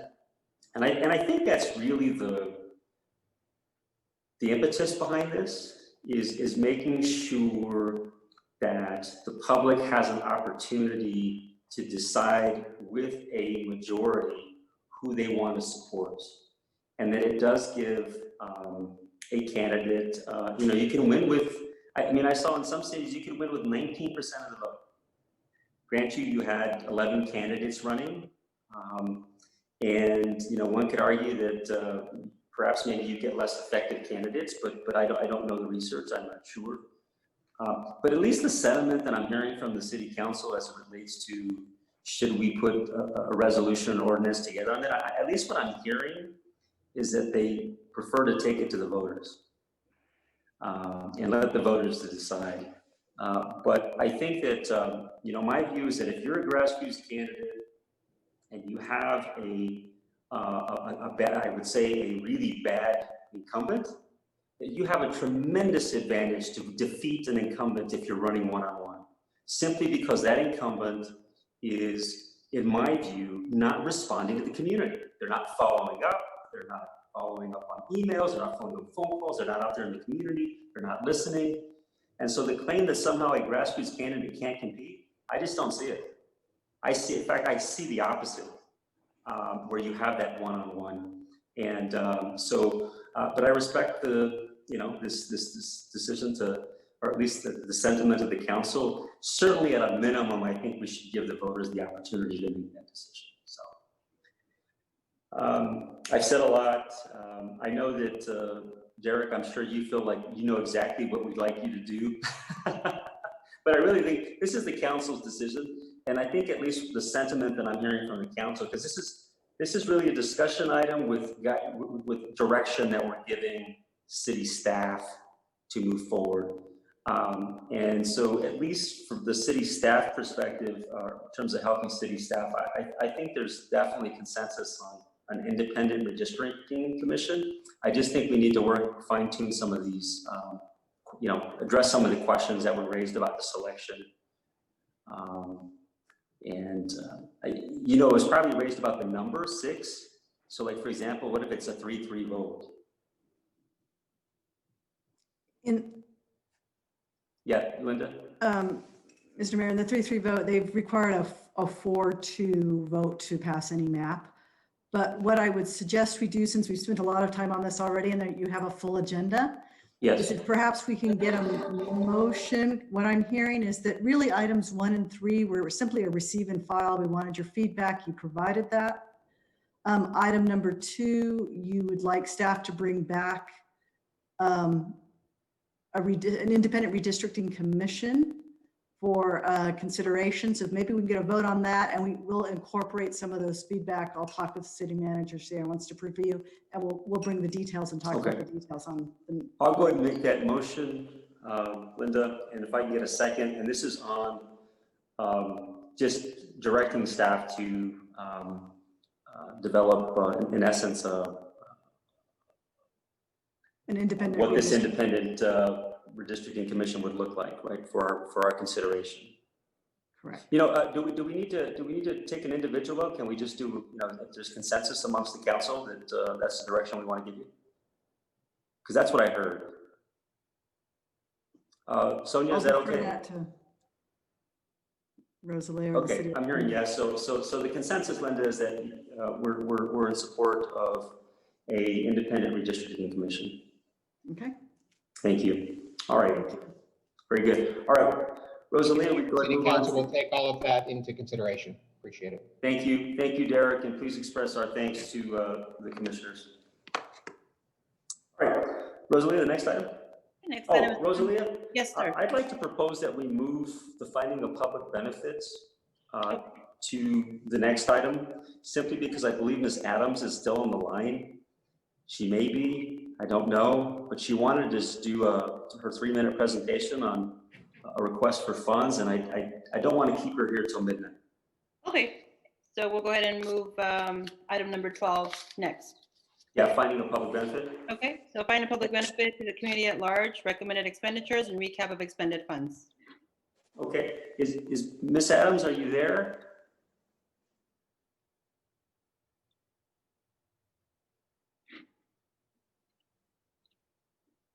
Any, Can you hear me? Yes. Oh, good. Okay. well, Ms. Adams, so sorry to keep you waiting. I thought we'd move this up so to give you an opportunity to speak, so you don't have to spend the entire evening, night with us on this meeting. And you know what? I'll be real brief. I'll just go into it right now. Is that okay? Yes. You're good to go. Okay. My name is Sonia Adams, and I'm the founder of nonprofit Celebrating a Vision. My first random act of kindness was a $5 Starbucks gift card. Now we provide helicopter excursions, cruises, trips to Malibu, tours at Fox 11, studios, Film Academy, nutrition, and all sorts of other great things that we offer from the organization. So you can see the growth. I'm asking that council would consider providing us with a bigger platform to be recognized. We have delivered over 500 acts of kindness with very little resources. The African American community is asking for more diversity and opportunity for local charities to be supported. We are really in the trenches doing the work. Celebrating a Vision has collected over 400 toys with the collaboration of TGIF Fridays and platinum recording artist Michelet. Over 200 toys were donated to Pomona Valley Hospital, and the remainder went to Loma Linda Childhood Cancer of Southern California. Our local charities must be supported. Oftentimes we get lost in the shuffle because most people donate to what's popular and familiar. That has to stop. There has to be a way that we can incorporate local charities and your smaller organizations that are really in the trenches doing the work. I love what I do, but I need more participation from the city of Pomona.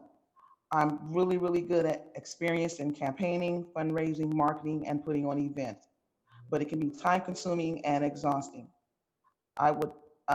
We also offer opportunities for inner city youth, Film Academy, Fire Academy, Marine Biology, Aeronautics, all of this at no cost to the foster child or inner city youth.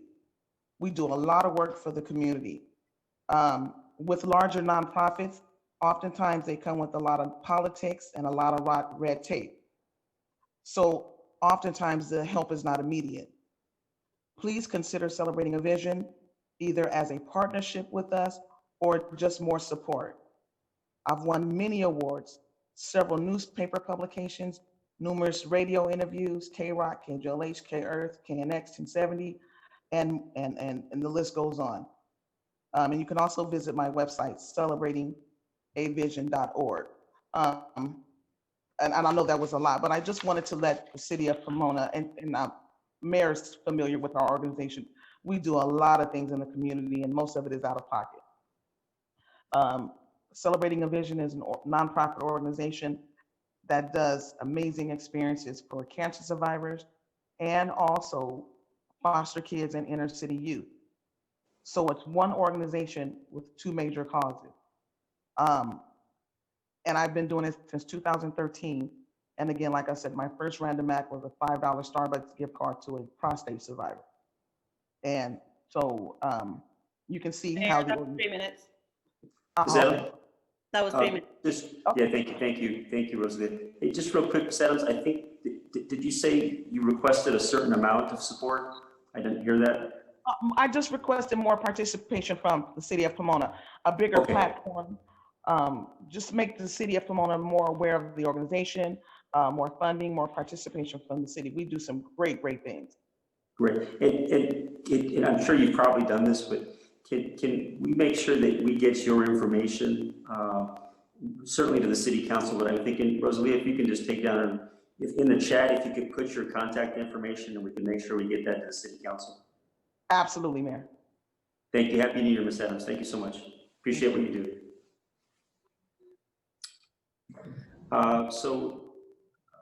We need to approve the finding of public benefits. Could I get a motion to approve? Move item 12. Okay, can I get a second? Second, your Mayor. Okay, very good. Thank you. Let's go ahead and do a roll call. Okay, roll call. Nolte? Yes. Graciado? Yes. Garcia? Yes. Ontiveros Cole? Yes. Lustro? Yes. Torres? Yes. Sandoval? Yes. So let's go back to item 9, which is our fiscal year 2012. I'm sorry, 2020. Wow. Certainly not 2012. This is 20. This is what happens when your eyes are kind of spinning. All these lights are on you. And 2021. I turn it over to you, Rosalie. Okay, so this is item number 9, fiscal year 2021-22 budget kickoff, and I believe Finance Director Andrew Mowbray will be giving a presentation. Good evening, Honorable Mayor and members of City Council. I'm going to share my screen right now. Got a quick presentation.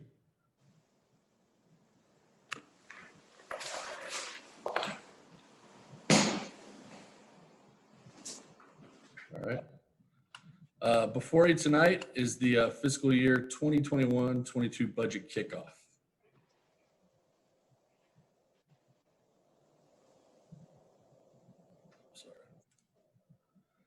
The 3 areas that we'll focus on tonight is the 21-22 budget guiding principles, 21-22 budget calendar, and the fiscal sustainability policy.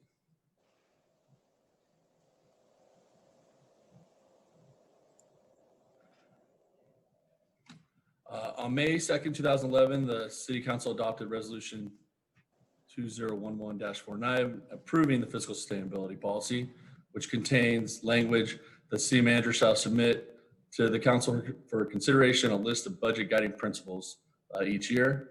Part of that policy requires a schedule also be shared with council. And with you tonight are the 13 budget guiding principles included in the staff report. And I'm just going to briefly show them on the following screens.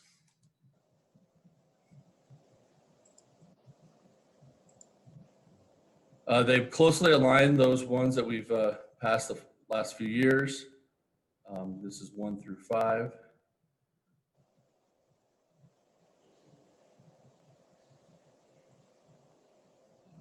Six, 7, 8, and 9 are here. Again, closely aligning the policies of the past or principles. And again, these are just the principles that we use each year for the budget to guide us through the process since 2011.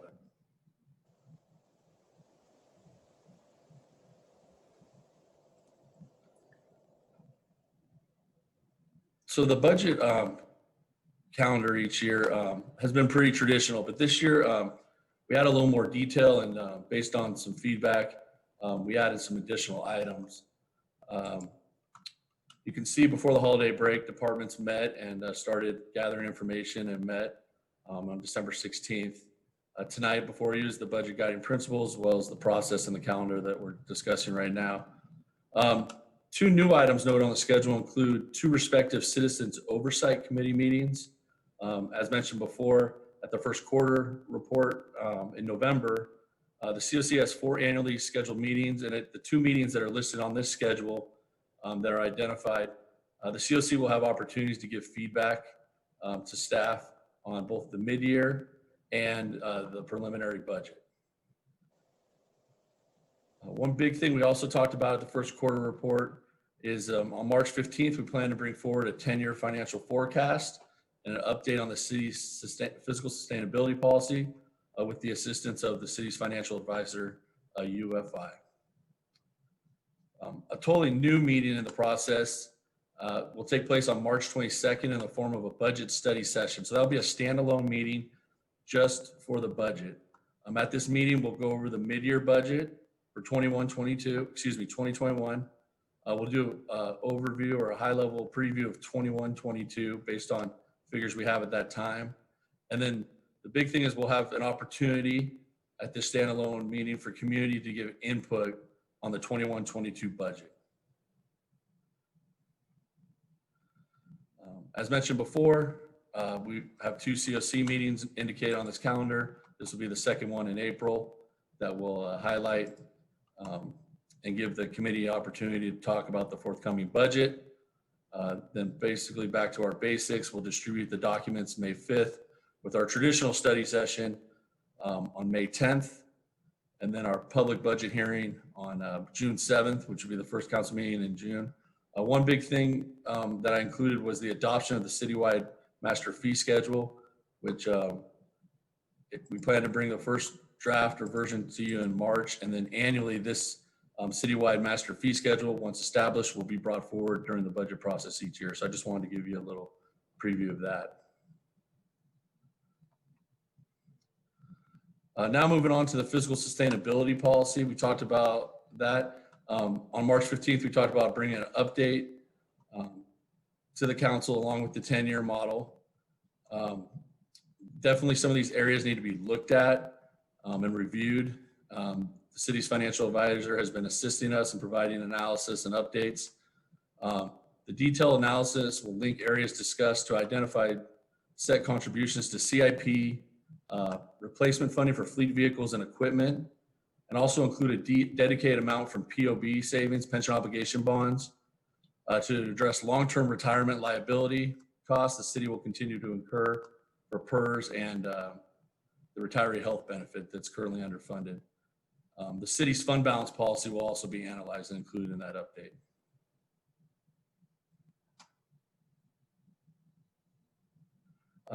Some of the sections within the city's fiscal sustainability policy that will be part of that March 2021 discussion will be Section 1, Item 6 of the policy, which talks about one-time revenues or unexpected revenue being placed in reserves. Section 2 of the policy states that annual surplus will be placed in fund balance until amounts designated with the fund balance policy and those said herein have been reached. Many years that section has been suspended based on different funding needs, so that's one reason we want to look at that. Section 5, Item 5, Section 9, Item 5 of the policy talks about dedication of a percentage of the budget to CIP. Again, that ties closely to Section 2 of the policy, but we have been able to make contributions to the CIP budget annually. We just haven't traditionally been able to do it as part of the adopted budget. So we want to look at that more with the sustainability update.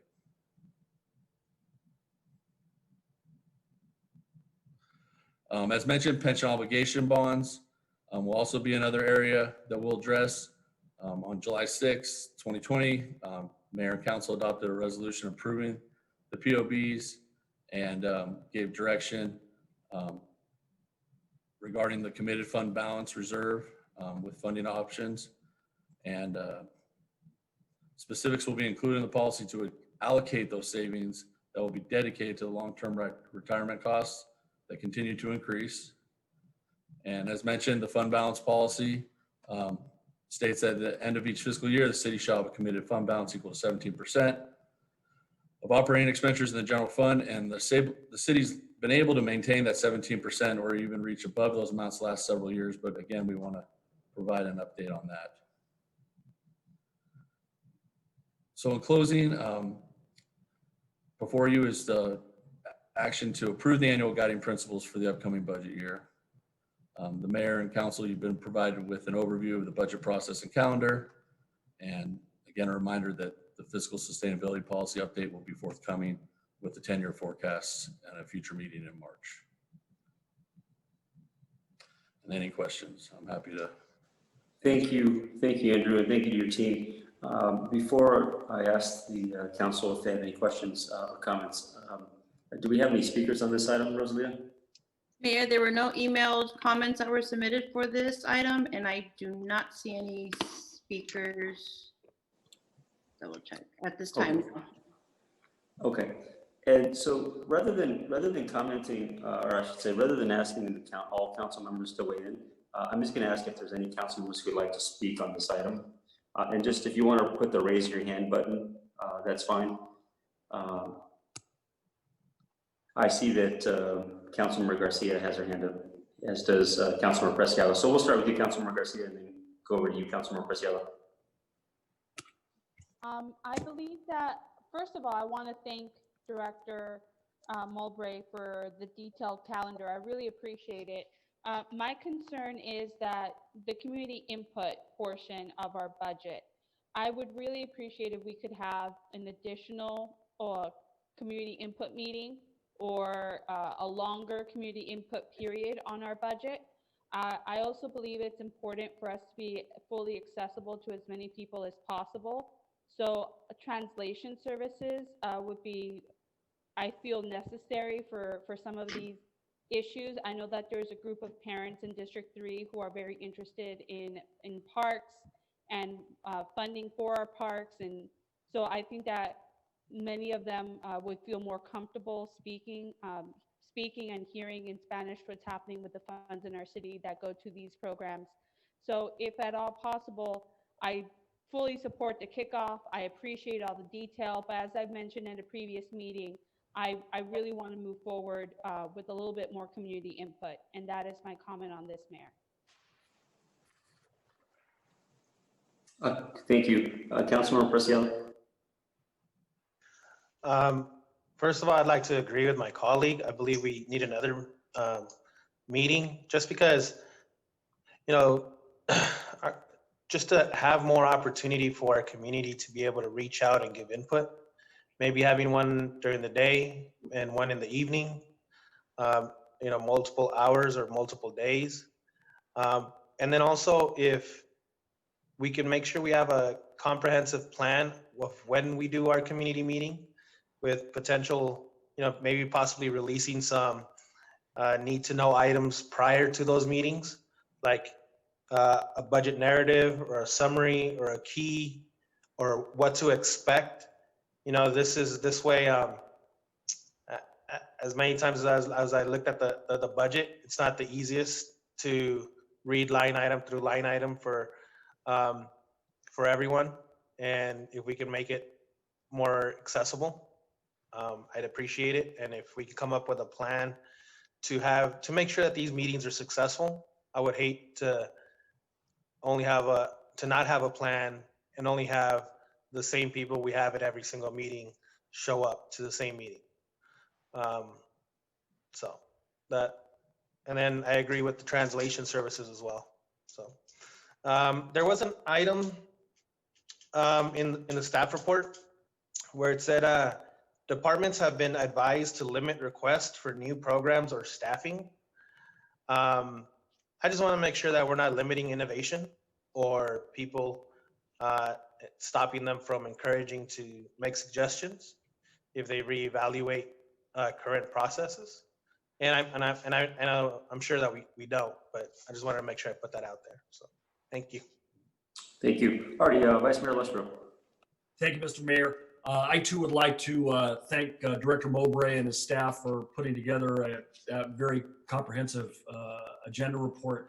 I too was happy to see the additional study session added in March for benefit of not only the council, but for the public as well.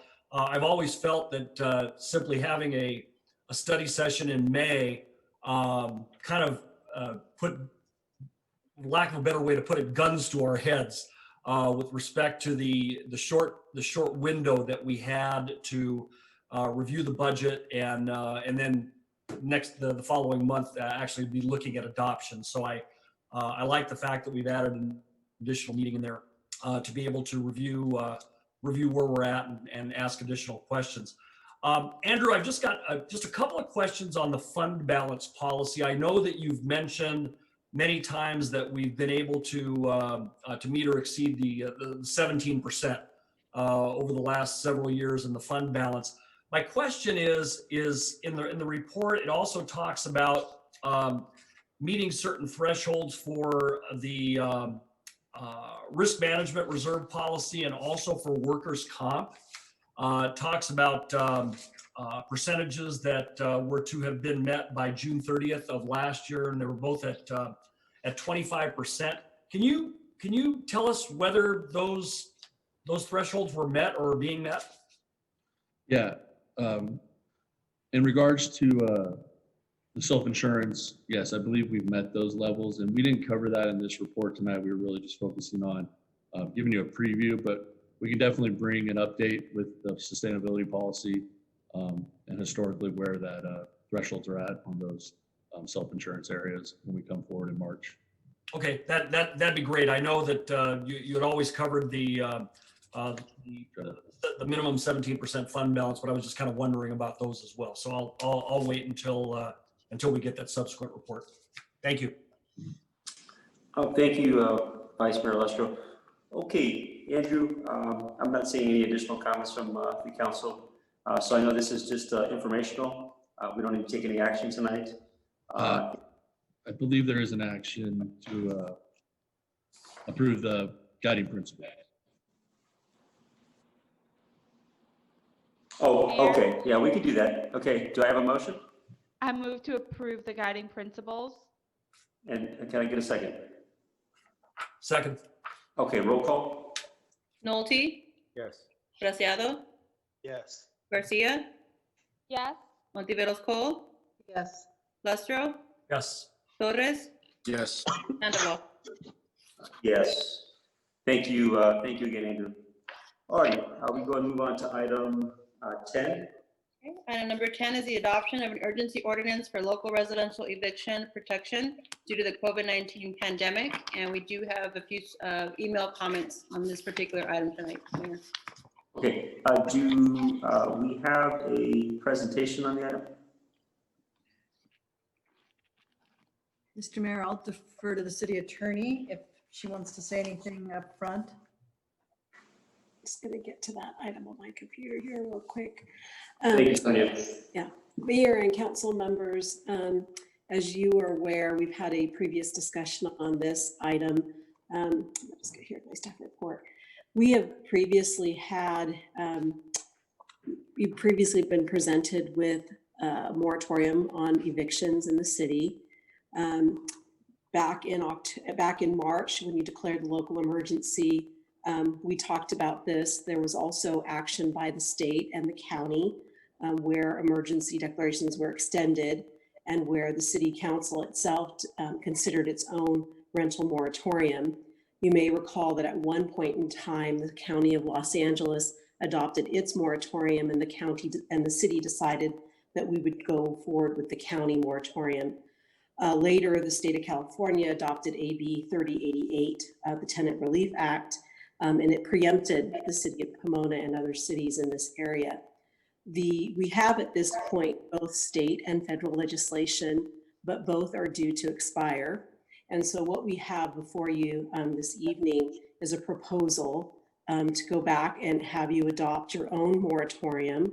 What we would do with this is that it would remain in effect and we would defer to the state if at some point the state acts on extending the state moratorium. I was advised today that there is a placeholder. I understand that there's to be some discussion on January 7th. I think that was the date to move forward, but we have no details I also understand that there might be a move at the federal level to look at more regulations as well. So I'm happy to answer any question, but the staff recommendation is that you adopt the proposed ordinance. Thank you, Sonia. And Linda, looks like you have your hand up, and then we'll go to the public comment and then turn it back to the council. I just wanted to supplement one thing that the city attorney mentioned. It also will default to a county ordinance should the LA County adopt some sort of rental eviction program. So it looks at both state and county. Great. All right, John, I see you have your hand up, but we're going to allow the community to comment, and then we'll turn it over to the city council. All right, Rosalia. I'll go ahead and proceed with the email comments. First comment this evening comes from Michael Simmons. I recently wrote a check to renew business licenses for my Pomona rental property. Who would you suggest I communicate with to find out what this money pays for? With the number of rentals in the city of Pomona, this money must be a substantial income boost for the annual budget. Considering these rental business license fees represent a lot of owners, it seems that the members of the Pomona City Council would be receptive to having conversations with rental owners before making decisions regarding their properties. Please do not extend an eviction moratorium or make any other decisions regarding rental property without discussing the pros and cons with owners and property managers who have been requesting seats at the table. All the owners and tenants I have spoken with have been working well together during this pandemic. Please leave our business alone. It is important that you work individually with those who are asking for help instead of punishing the rest of us. When do you plan to open dialogue with the property owners who are, by your definition, Pomona business owners? Pomona's future depends on it. Next comment is from Keith Booker. Why do you want to continue to support irresponsible tenants who are using the pandemic as an excuse for bad behavior? I continue to be frustrated with my next door neighbors. They are not paying rent, but are able to bankroll their frequent parties. Protecting them further by extending the eviction moratorium is ridiculous. One of them has been arrested twice that I know of, and the residents in our complex call the police on a regular basis due to their disruptive activities. The good tenants of Pomona need your assistance by allowing landlords to remove bad ones. People claim they do not have money to pay their rent, but they can still have beer and pizza parties, purchase fireworks, and buy drugs. Please give the power back to the property owners. They deserve support instead of roadblocks. Good neighbors are suffering as collateral damage for government interference. Please stay out of the property management business. Next comment is from Julie Mestas. I respectfully request that you vote no on the extension of the eviction moratorium. It is important that housing providers be able to evict tenants who are not following the rules. I'm tired of bothering the members of the Pomona Police Department by my constant calls regarding my neighbors, yelling and running up and down the common area at all hours of the night. Assaulting people and blocking me from exiting my car are just not acceptable behaviors. Parking on my street is scarce, and their friends occupy many of the spaces that should be available for the residents. You want to protect them because of COVID, but as evidenced by the number of people who visit their unit on a daily basis, they are not worried about contracting it or exposing their neighbors to it. Please do not make it more difficult for housing providers to evict tenants. My neighbors and I are tired of putting up with nuisance, which has been prolonged due to government interference. Thank you for your time. And the final emailed comment this evening is from Greg Estel. I'm against extending the moratorium on evictions. Prudent housing providers are not going to begin an eviction without a good reason. They are time-consuming and expensive. All the tenants and property owners I know are working together during this time of crisis. They need to be left alone as they are capable of finding their own solutions. Thank you. And it looks like we do have a member of the public who would like to speak. Miranda Sheffield, go ahead. You have 3 minutes. Ms. Sheffield, go ahead and unmute yourself. Okay, can you hear me? Yes, we can. Go ahead. Okay, I just wanted to quickly add to, in addition, in opposition to those comments that were just made, that I really would like to see our city council during this time, as much as landlords have been very aggressive with coming to the last city council meetings and talking about what they need and why they do not support the eviction moratorium and they don't want to see it extended. I think this is a great opportunity to even further the conversation and to talk about what we as a city can do to even help those with canceling the rent that they're going to have to deal with for the last 9 months. I know a lot of folks have been able to see on the federal level because of the back and forth. A lot of folks were looking for greater relief, and now they're only getting $600, which means that all that rent that has been postponed during the moratorium is still going to have to find some way to be paid for.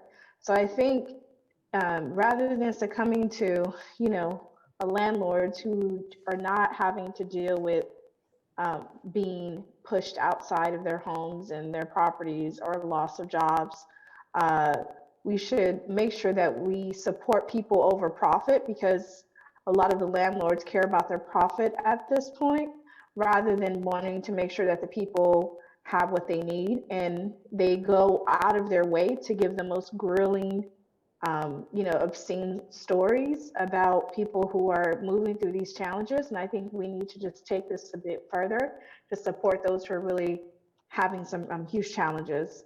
And my other thing that I just wanted to say before my time runs out is there's also a lot that the city has been doing to help those who are in need because of rental assistance. And I think that this upcoming round, we need to just continue to find ways to invest in canceling rent and doing all of that. That's where I think we should be going. Thank you for your time. Thank you, Ms. Sheffield. And I don't see any other hands raised, Mayor, for this item. Okay, thank you. Thank you, Rosalie. Okay, I know that Councilor Nolte would like to weigh in. Councilor Nolte, you're on. Hi, thank you. I'm not sure, am I allowed to share my screen or not during the meeting? No? The only thing I could comment on that is, I think it's a little different during our COVID times when we're online. Any documents that you might put up under the Brown Act would have to be also made available or posted, available to members of the public. So like with our agenda materials or PowerPoints, they've already been posted. So I would say, if those can be uploaded, yes, if it's just an example, something that you wouldn't mind sharing with the public, but I would defer to our chair as to whether we want to get into the practice of doing that or not. Yeah, John, we have not done this before. That's not to say we can't do it. I would just ask in the future that we know in advance, so that we know what we're, I don't know if you're given are you given a presentation? Well, and I apologize for doing it this way. I'm still trying to get a hold of my own, we just got off vacation. I'm still trying to get myself being able to do this in time to get things to people beforehand. But this is just an issue that I care about and have experience with. Basically what it is, and I certainly would be willing to share this. It just would make it easier for me to talk about the points that I want to make, because I listed them, and then I had some suggested amendments too that I could also show related to those points. So I can talk about them. It would just be something to look at while I do that. I don't have a problem with you sharing and uploading the document. So we would just have to give him the ability to share screen. I would just simply ask that in the future, if a council member wants to bring something like that we just know in advance, and that should just be part of the agenda. Okay, I apologize for that. We'll do that. No need to apologize, John, or Councilor Nolte, forgive me. It looks like it's going to allow me to do it, so I'll just go ahead. So there's 9 things that I want to, and I know it's a lot, but these are things that I think we could change in this ordinance that would make it stronger for tenants. And I just have to say off the bat that the landlords that talked before, again, I agree with what actually Ms. Sheffield said regarding that they are using, extreme examples. I think that, the vast majority of people being affected by this probably don't know that there's a council meeting going on, don't know that we're discussing this. And when they are affected by it, will be affected in terms of being displaced, and we'll never know about it. I think there are a large number of people in our city who are in that situation. So this is related to trying to strengthen our ordinance to make it effective for that group of people in particular. So these are 9 things I think that I would like the ordinance to do that it doesn't do now. One is to make it so that the tenant does not have to provide notice of or demonstrate impacts of COVID-19. To have it presumed that a tenant who doesn't pay rent during the moratorium period is doing so because they are affected by the impacts of COVID-19. I mean, effectively, that would, if the landlord wanted to find out if that was the case, they would just have to ask the tenant, but the tenant wouldn't have to provide notice to be protected by the ordinance. I just think that notice provision, there's going to be a lot of people who are in the dark about it, who miss their 15 days and are therefore subject to eviction for no real good reason other than they worked 2 or 3 jobs and didn't hear about it, didn't get around to it within time. 2, I don't think the tenant should have to pay 25% of their rent under our ordinance. The state came up with that. I think it's kind of a weird thing that the state came up with. I don't understand, 25% is basically arbitrary. It seems to me like, something that was given to landlords at the state level. I don't see why we would need to do that in our city ordinance. If the idea is that landlords can get by with 25% of the rent, that's actually something really good to know for, state and federal people who are considering how much they ought to provide in bailouts, but I doubt that that's even what it's related to. If we're talking about difficulty paying rent and also the necessity of having to pay back rent in the future, I think people ought to not be required to pay 25% of the rent. With regards to 3, I think there should be a broader description of impacts related to COVID-19. I can basically, let me show you that section really quick because I think it will make it clear what I'm talking about here. This is the, let's see, definition of, so like, I want to take out financial related impacts because I think there are lots of impacts related to COVID-19 that aren't necessarily financial. So anything that occurs during the moratorium period, being sick, like if you put with COVID-19 in there, then what do you have to have a positive test for COVID-19? I mean, what if you were caring for somebody and then they got better and then you lost your job, and then by the time you go to get these tests, everybody's testing negative. I mean, that's something that's very difficult to presume, given how rampant this is in the community. I think if you're caring for somebody who's sick, be it a family member or even close friend, what if you're caring for the older woman next door who is your parent, your kid's surrogate grandmother? I mean, there's reasons that people could be caring for people not necessarily in their household. I think that, in terms of number 2 there, layoff and loss of hours, it says your employer has impacts related to COVID-19, but COVID-19 is controlling this entire economy right now. So, while one business may not have closed directly because of COVID-19, it may be the result of another business closing because of COVID-19. I don't think we should make people have to prove that. Extraordinary out-of-pocket expenses may or may not be medical. You may be, for example, caring for children outside of your home. You may have, other reasons that your expenses are going up related to COVID that are not medical related. And then I wanted to change the childcare needs also to needs of other dependents or conservatees. There are people with disabilities who aren't children that, your necessity to care for them might also be impacted by COVID-19. So that's the number 3, a broader description of impacts. Number 4, clarify that the tenant cannot ever be evicted for not paying rent during the moratorium period, including after the moratorium and repayment periods. There's some language in here about that, but I don't think it's clear enough that, even if you can't repay the rent during the repayment period, you should still never be evicted for not being able to pay that rent. It would still be consumer debt that landlords could try to recover. But it just doesn't make sense to me that anyone would ever be evicted for not being able to pay rent during this time. 5, we should clarify that the landlords cannot collect interest for rent unpaid. It talks about not being able to charge late fees, but other ordinances have talked about not being able to collect interest. I just think we should clarify that. We have a 6-month repayment period. I mean, I know other ordinances have had 12 months. I don't know why we're reducing that. And I actually think 18 months is still short, but you know, more realistic about being able to repay. So I'd like to lengthen that. With regard to suspending the ordinance, so this is what Sonia was talking about, if there's an ordinance by the state or the county. I would like it to be that we suspend the ordinance only if required to by the state, or we also suspend if the state or the county ordinance is more protective of tenants. But if either of those ordinances are not more protective than tenants than our ordinance, then we should have the option to keep our ordinance in place. And that's related to number 8, where I think the city council instead of the city manager should have the opportunity to determine, you know, the effectiveness of our moratorium based on, you know, taking a look at these other ordinances and determining which ones are more protective of tenants. And then I'd like to add 9, you know, a clause to make it illegal to harass, intimidate, retaliate against, or misinform tenants with respect to this ordinance and exercise of rights provided by it.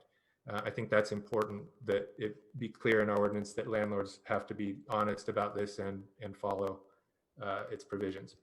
So, you know, I won't go through this, but, you know, I did draft amendments to it, which basically do what I was just talking about. So I know that's a lot, but I think that these things are, and I might just ask Sonia if looking at these in particular, if there are things that she thinks sort of we can't do or that are not legal, but I think we have an opportunity and we should have a stronger ordinance than this one is.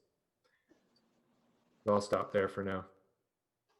All right, John, do you mind taking down your presentation? No. Let's see here. Thank you. Sonia? Let me just figure out how to do it. Sorry. Oh, I see. Just were you given the opportunity to see this beforehand? No, unless I missed something, I apologize to Councilmember Nolte if I did, but I'm seeing some of these things for the first time right now. I think that's true. And I'll be frank, I was working on this today and it's. Yeah. Just as a process issue for the council, because, you know, John, Councilmember Nolte, anytime I do this, I set a precedent. And I just want to make it clear that in the future, this is a one-time thing, just simply because I understand the criticalness of the issue and certainly would want you to make your points. But I just want to make that very clear to the city council. All right. I'm sure other council members have things that they want to weigh in on as it relates to this. So do you want to comment on any of Councilmember Nolte's points? Yeah, and Mayor, if I can, just very quickly, just let me start with this because I think it's important to say on the record and for the benefit of you and the council members.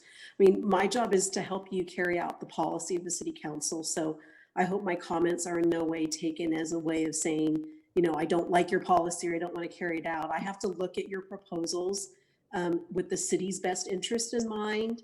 You know, what can the city legally do? So I'm not an advocate. You all get to advocate a position. I have to kind of take a look at what's in the best interest of my client, the city.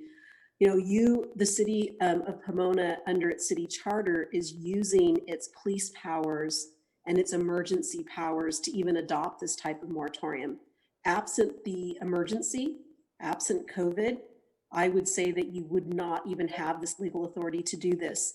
And so that is why the ordinance ties in the requirement that the tenants demonstrate that their inability to pay rent is related to COVID, so that we can kind of show that it's narrowly tailored, that it's serving the position, it's serving its purpose. So that's why, if you want to reduce them, what I would say to you is that may certainly be your prerogative, but understand that you might be making your ordinance a little bit more susceptible to someone who might, you know, might not like it and might want to take some measures to undermine it. So I do think that, you know, the city's goal is to make sure that people who are suffering from COVID, maybe not just financially, but in any ways, that COVID is the reason they're not paying their rent. Not because, you know, maybe they had an unfortunate divorce or, you know, we really need to tie that in. So I think that point is made. With respect to the 25% rent, that was just clearly, we were trying to be consistent with the state law. You don't necessarily have to do that. Trying to think if there were some other things that stood out. I think clarifying the interest would not accrue. I think that's a good catch. In terms of timing, whether it's 3 months or 6 months or what you're going to do, I think that's clearly your prerogative. And then, just as long as we are not eliminating one's duty to repay at some point, I think that's important, that we don't have the authority to forgive what someone may be contractually owed. So that's just generally my first impressions, and I'm happy to listen to council's comments. Thank you. Thank you, Sonia. Okay, and thank you again, Councilmember Nolte. Councilmember Preciado? I'm just curious, well, see, there was a lot there. Thank you, Councilmember Nolte.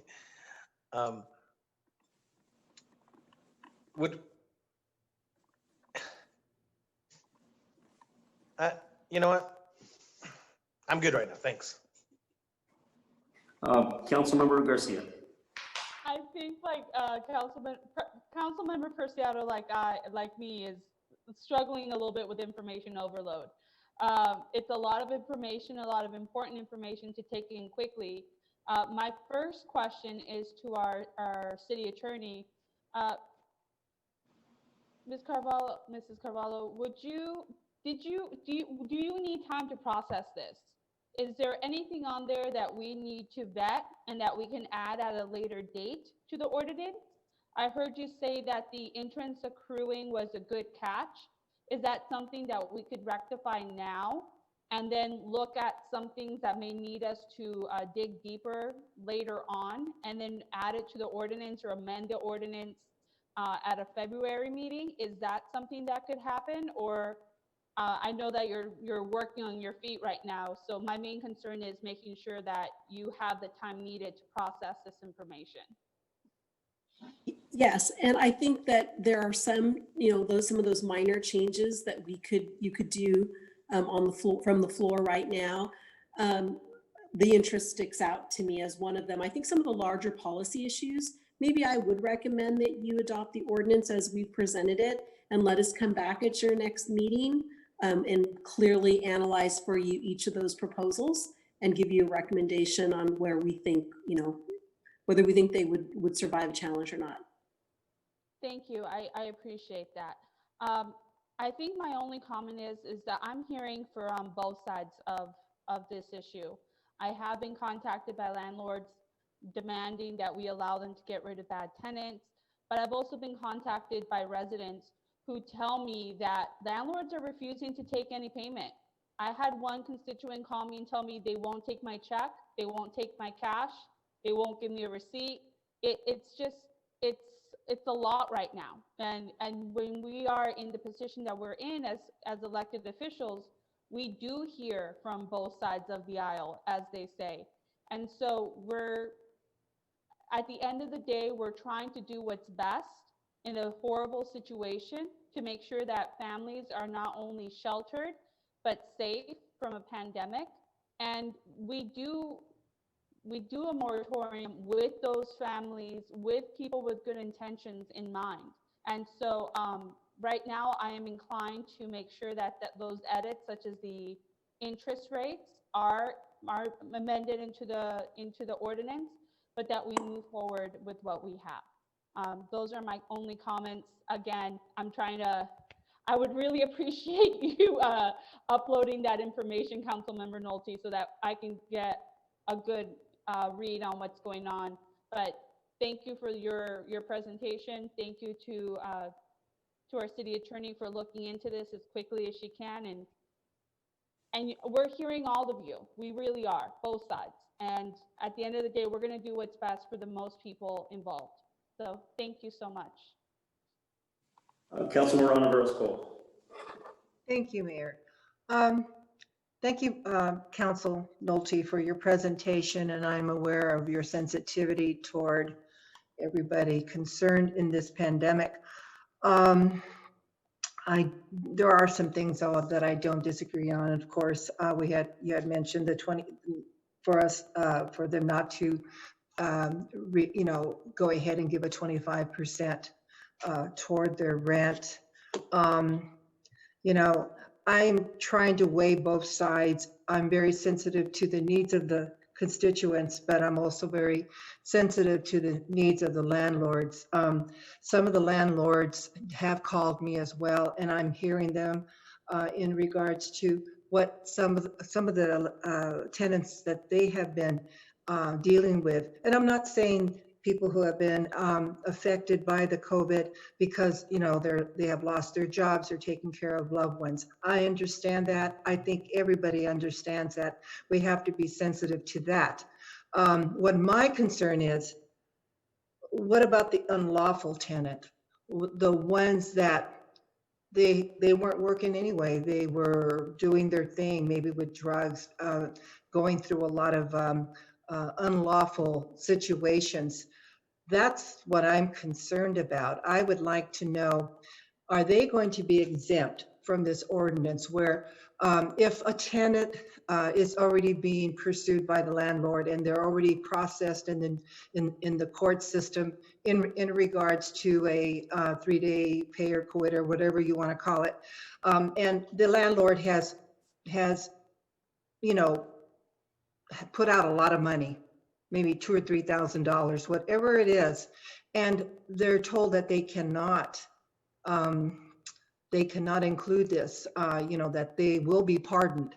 I mean, how are we going to deal with this? I mean, we have to be considerate on both sides. And I know that there's some landlords, like Council Garcia mentioned, that they won't take the check and this and that. But there are landlords who are responsible business people who have been in our city for many years, who have the knowledge, the education of dealing with property and tenants. So I'm concerned for both sides.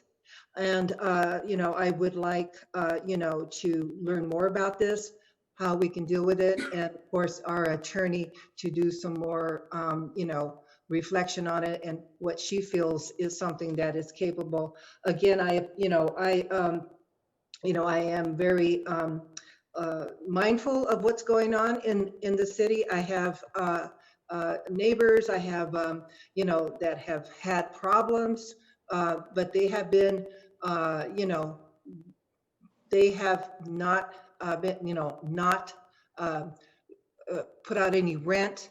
Some of them are now going back to work. They're happy. They got children, and they are taking advantage now of getting back to work. And now they're paying their rent. So, I mean, it's in different levels. We have people in different levels of what is going on. Some will be on furlough. Some will never go back to work. You know, I mean, there's so many things that are going on. We have different types of categories. So we got to be very mindful of that as well. But we also have to be mindful of the respectable business person that has plenty of property to fulfill and to have these people continue to live in their dwellings. I do not feel that any respectable business person will do that to their tenants unless something is unlawfully going wrong. And you know, that is something that you know, they had expressed to me. So, you know, I'm not on the fence, but I'm listening to both sides, and that's what I have to say at this point. Thank you, Vice Mayor Lestro. Thank you, Mr. Mayor. And I'll just kind of echo what Councilmember Ontiveros-Cole was saying, and just kind of just put it shortly. We have bad landlords and good landlords, and we have bad tenants and good tenants. And unfortunately, there's, you know, we're trying to craft something here that is, as Councilmember Garcia was saying, is going to be the best for our city. And it is difficult trying to listen to both sides and trying to figure out what is best to do. I want to thank the city attorney for her analysis of what Councilmember Nolte presented to us a little while ago. I can support what is being proposed to us at this particular moment, and I would ask that if there are any further changes that the council wants to see or that staff wants to bring forward, that they be brought forward at a subsequent council meeting so that we have an opportunity to review those in advance and give them some conscious thought and make a decision one way or another whether we want to change an ordinance that we've adopted or leave it as it is. Thank you. Thank you. Councilmember Torres.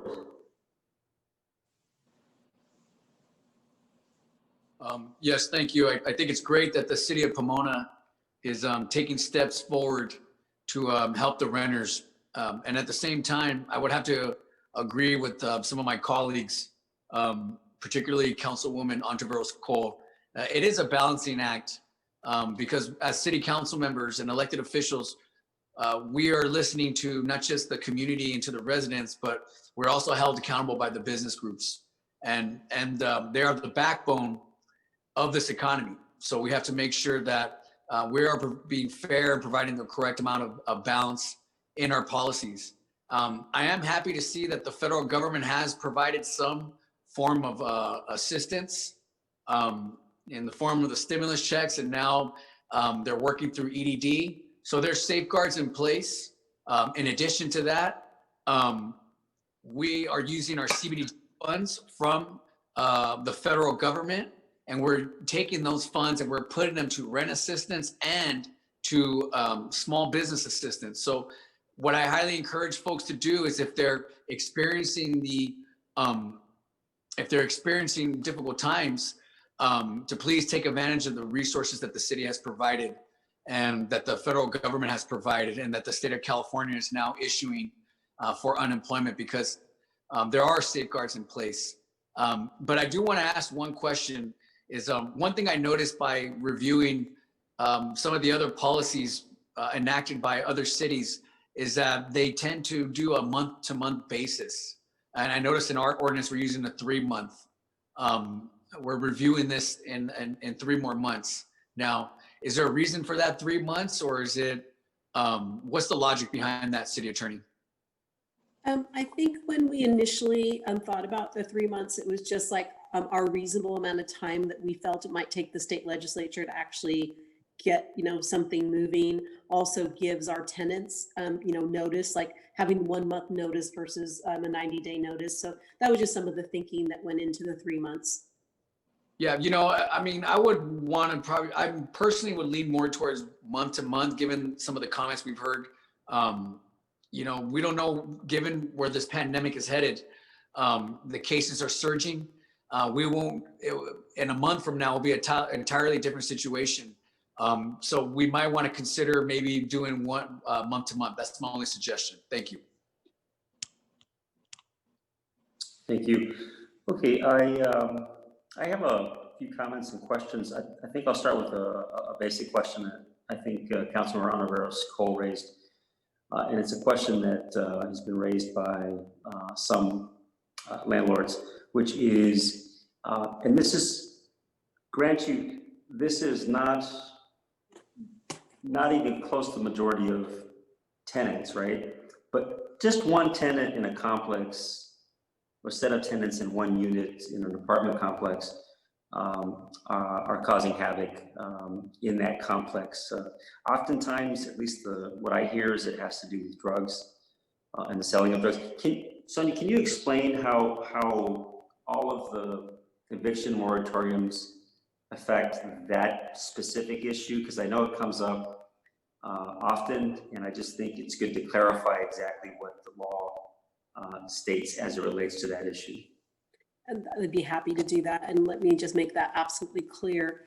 Every moratorium that I've seen using the pandemic emergency situation has only prevented the eviction for the non-payment of rent related to COVID reasons. So if we have a tenant that is breaking the rules, they are, they're creating a nuisance, they're damaging a landlord's property, they're doing anything that would otherwise break the contract, the lease between the tenant and the landlord can continue to exercise their rights. So this ordinance in particular states in the very first section that the landlord cannot evict a tenant for non-payment of rent. It also says it again in subsection D, that the urgency ordinance applies to non-payment eviction notices and unlawful detainer actions based on those notices only. We are not tying the hands of our landlords for illegal behavior or destruction of property or anything like that. And so that's important, because obviously landlords are experiencing that, but could it be that because the courts are backed up, or because the challenge of getting something before the courts, it's making it harder for landlords to do that? I would have to say, in our experience, the civil litigation and the courts are moving especially slow right now. And so if there's any delays, it's due to the overall delay that everyone is experiencing. And it's not caused by these moratoria. Yeah. Okay. Okay, great. So I think that certainly the moratorium we need to be proactive here, and we don't know what the county is going to do. We don't know what the state is. We anticipate that they'll move forward, maybe even at the federal level, but nothing has been passed, to my knowledge, by any of the bodies that I just mentioned. So, is that correct, Sonia? There's no federal, no state, no county, but we anticipate that it could happen as soon as January 7th. I think that's the date you mentioned. That's even just a first hearing, and not really, don't even see details at this point. Yeah, and I think that one of the things that I appreciate about Councilmember Nolte, and he said this when he, if I recall correctly, he said this was when he his first meeting. He says, I see the world through the lens of those who are most oppressed and those who are most vulnerable and those who are most impacted, and that has to do with some of our most challenged community members, which is a lot of our community. And I respect that, because the reality of this is that the group that's going to be most impacted that has been most impacted by the pandemic, simply because they represent a large number of our community, is our renters and our families. That is, I don't think anybody can dispute that. I think part of it is how do we get to a place where we're not pitting landlords against tenants, right? Because what we're saying is that, landlords, you're gonna have to absorb the consequences of this, and then the landlords are saying, well, no, that's not legal and you can't do that.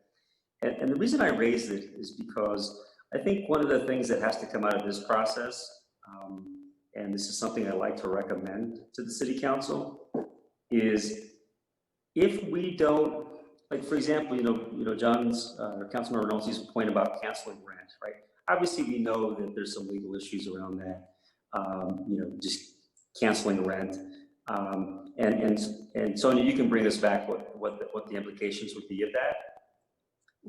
But what if people can't pay back their rent, and the federal government doesn't step in and provide some kind of tax credit for landlords, and you have masses of people being thrown out of their apartments because they can't pay? There is a real social and economic consequence, really, to the social fabric of this community.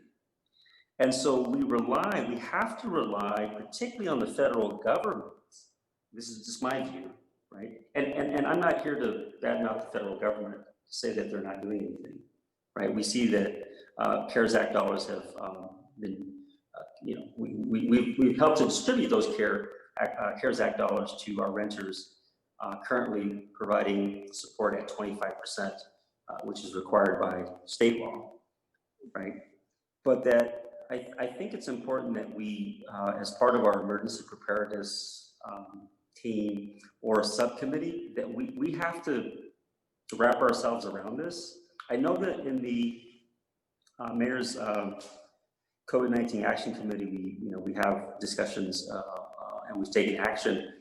But I think in this particular case, we're going to have to be really on top of this, such that we don't have a catastrophic situation where you have thousands of people who are thrown out of their homes because we can't cancel rent, for example, right? Or we try to cancel it and then we get sued and then we end up in long litigation and we end up actually hurting our community, right? Because we're spending all these hundreds, if not millions of dollars trying to fight the industry that is certainly going to protect its, property rights. And so I only raise it because I think rather than seeing it as us versus them, is we're going to have to push all major government, both federal and state, that there has to be a pathway to help the tenants, the renters, and by extension, it helps the landlords. Because we can do what you might call, and Councilmember Nolte raised this last time, we can do the best that we can do, and I appreciate what our staff does and our community's doing to try to make sure that renters get the information that they need to be able to access those CARES Act dollars. But as Councilmember Nolte says, not every guy has that information. Not everybody even knows it exists because for all the reasons that we know, they're not connected to any social network or connected to the city, or they're just not getting that information. And in fact, some of them probably don't even are eligible. And so while I'm kind of painting a 30,000-foot view of this, I just want to state that because no matter what amount of what people might say piecemeal work that we do to try to craft something, this is one of the most significant issues in the history of this country in some time, which is how are people going to be taken care of once we get past all these eviction moratoriums and once we get past all of these protections that we're going to sort of just, hey, let's just delay it for 18 months, right? You still have to pay it back, right? The federal government, in my view, and the state government is going to have to find a way to provide the funds that are needed, whether it's through a tax credit or whether it's through direct funds. Otherwise, the reality is that every city, particularly cities like ours, urban-like cities, are going to be the most adversely impacted. And if we think that we have homelessness now, it is going to be significantly higher. And you're not going to be individuals, you're talking about families. So I can appreciate some of the points that Councilmember Nolte made and some of my other colleagues. And I realize there's some legal aspects to this, Sonia.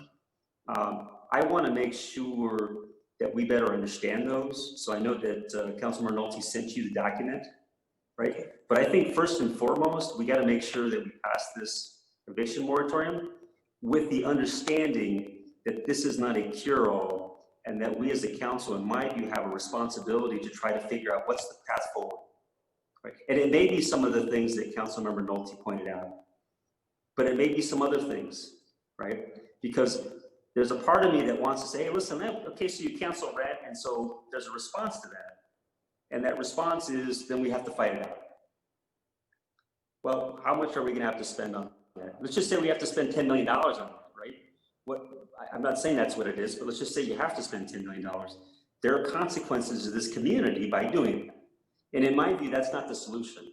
There has to be a solution at the federal, and particularly the federal level and the state level. Otherwise, cities perhaps are going to go under, not even just financially, but just socially, right? You're going to have chaos.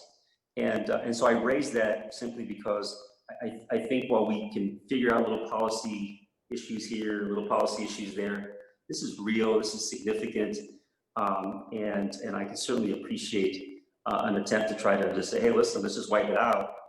But I want to tread very carefully, but also understanding the moment and understanding that I don't think any council member is going to stand by and allow our renters to be evicted simply because they can't pay in mass, because that will undermine our community, and then we'll have to figure it out. But no small little city is going to be able to fight this on their own, right? This is a countrywide effort that's going to have to implore the federal government to figure out its priorities. And in my view, the priority should be to help working class people in this country who are struggling at this time. So now I don't know if you want to comment on that. Mayor, I actually absolutely think that's right. I just want to share, something with you. I think I mentioned it to a few people there at the city. I was involved in a project in one city where we took our CARES Act money and we actually went to the landlords directly. And we said to the landlords, tell us how many tenants in your building are behind in their rent. And we worked with them and we actually bought out some of their debt for pennies on the dollar. In other words, the landlords won and the tenants won. So we paid them, we paid their rent with the CARES Act money, but bought them an extra 3 months. And we actually built good relationships with the landlords as well. I think I make that comment just because I think it's a win-win where we did work with the landlords directly.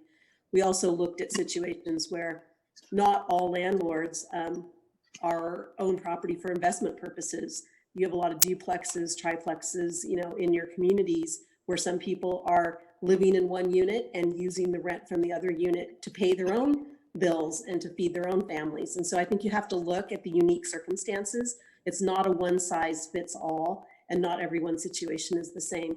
So my recommendation at this point would be, move forward with the moratorium. Let me work. I saw these issues for the first time. I think there's some good comments here. I just don't want to put my client, you, in the situation where I'm agreeing to something and then tomorrow morning I wake up and research it.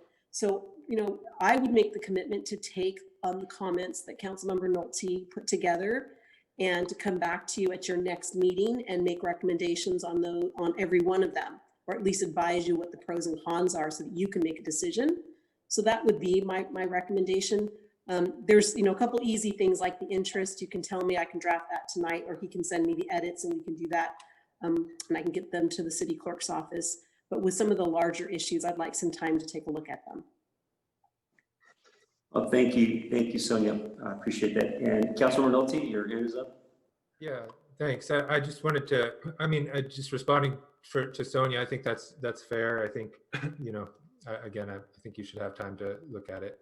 I'd appreciate it if the council would be willing to take a look at her analysis of some of these things. My point is basically, I understand that landlords have issues. Clearly, all businesses have issues right now. The question for me is, who's in a better position to advocate their needs to the state and federal government?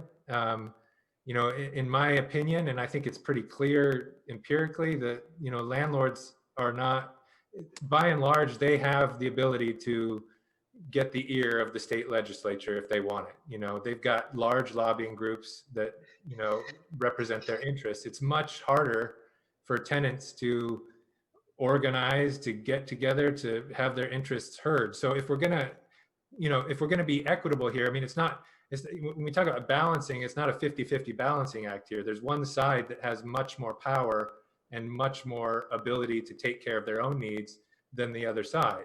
And I think that, it's our responsibility to be equitable and take care of the people who have the less ability to take care of their own needs. I think that's the tenants in this case. For example, we could make it so that tenants never can be evicted for non-payment of rent that came due during COVID. That doesn't say that the landlords can't go after that money. They just can't go after it by trying to evict people. This isn't actually, the amendments I made, I want to make clear, are also not about canceling rent. I actually do think we should cancel the rent. I actually agree, just in the research I've done so far, that probably a city can't do that. The only city that tried it was Ithaca, New York, and it didn't work out so well. So, but the state of New York has a bill right now to basically cancel rent in Albany. That's, as far as I can tell, still moving forward. We could definitely push our state to do that, or, and at the same time, I think if you did cancel rent, for example, well, clearly you're going to have to do something about landlords. And if we talk about, bringing together tenants and landlords, I think that's a place, cancel the tenants' rent, and the tenant groups will then come forward and say, hey, we did the right thing for tenants. Now let's do the right thing for landlords, which is to, have federal and state aid to look into, their needs that are related to COVID. I also think landlords are just much better positioned to prove things about COVID to the state than tenants having to, spend their time trying to fill out documents and figure out, whether they can prove what happened to them was related to COVID, when we all know that basically everything is related to COVID right now. I mean, our entire lives are basically being, manhandled by this pandemic for this period. So those are my comments. I guess in sum, I would just say I hope that that the council will agree to allow the city attorney to come back and at least comment and give us a sense of where she thinks we could, strengthen this ordinance in terms of for tenant protections, and then we can discuss whether that's something we want to do or not at that point. Thank you, Councilor Reynolds. Sonia, how long might it take you to obviously review this? I know this is not the only thing you're working on, but obviously this is critical. And is this something we can, we vote on the moratorium now as is, and we bring this back perhaps the first meeting in February, just given the how pressing this is. And on a separate matter, I may end up calling a special meeting regarding the Heroes Pay, which I'd spoken to you about at the last council meeting, and I know we didn't get a chance to talk about it over the break, understandably so. So what does it look like for you?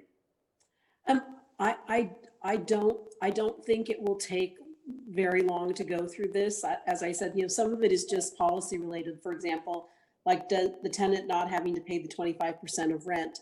That's not a legal issue. That was more policy. So even if tonight you said, we don't want to have that requirement, the state might have had it, but we don't want it. That is an easy change that I can make that tonight. Also the interest, I think I'm looking at the list. I finally have it in front of me.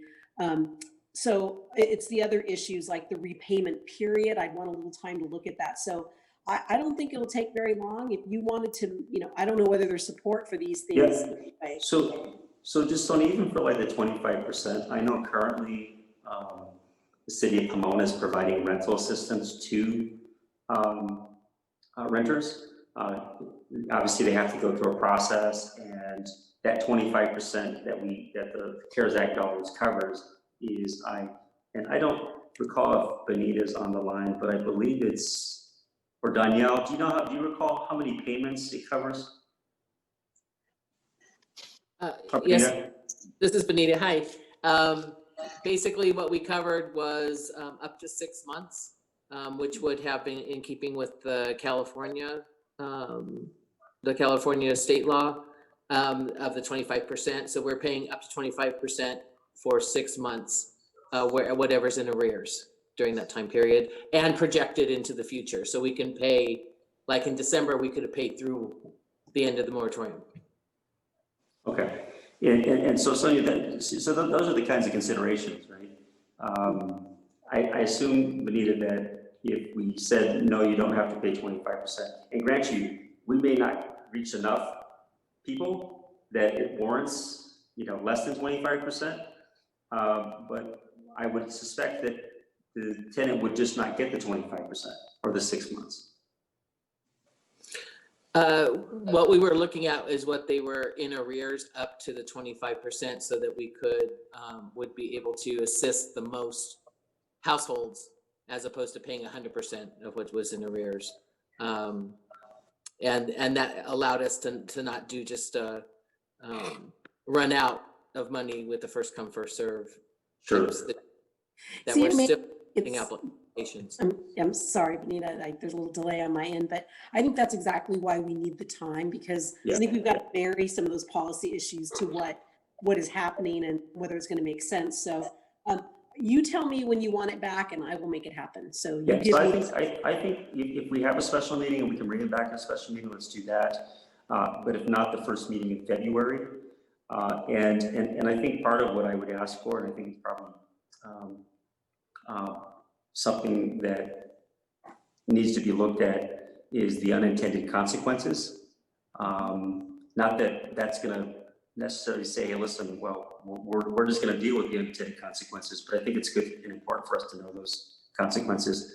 But I agree that at this moment, that when you look at the the people that are most impacted, and again, this is not to say that landlords aren't impacted, but the people that are most impacted at this moment are people on the margins, people who are, and many have always been on the margins and just surviving and struggling to live.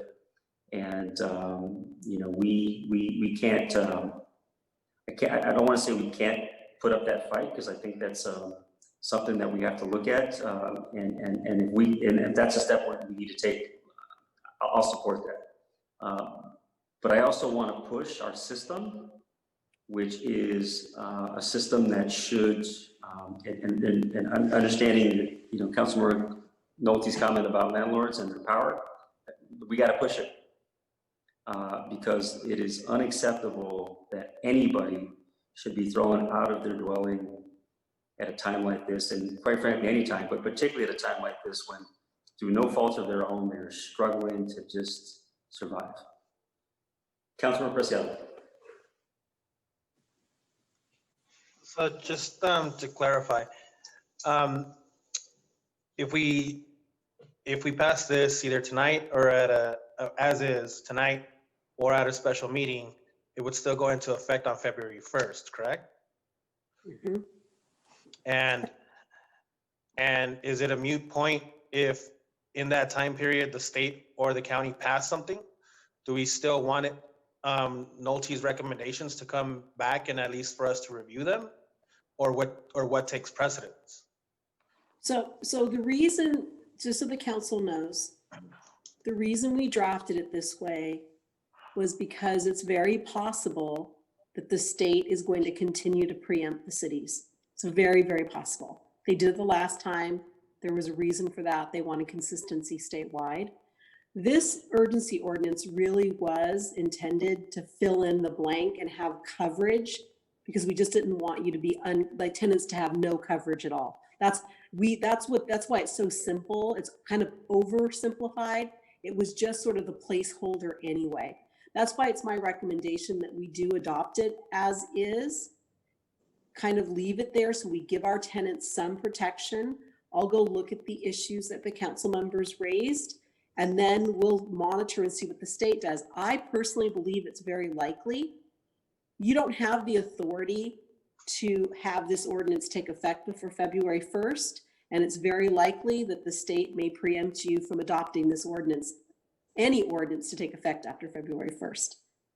That is likely to happen.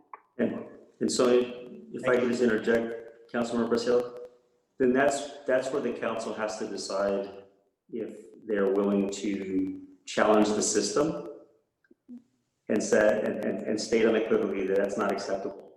Even though we know there's legal implications and that we could be sued, right? But that inaction is action in and of itself, right? We don't find that acceptable. I anticipate the county and the state taking some action in the federal government, but we don't know yet, and that's why we really initiated this effort.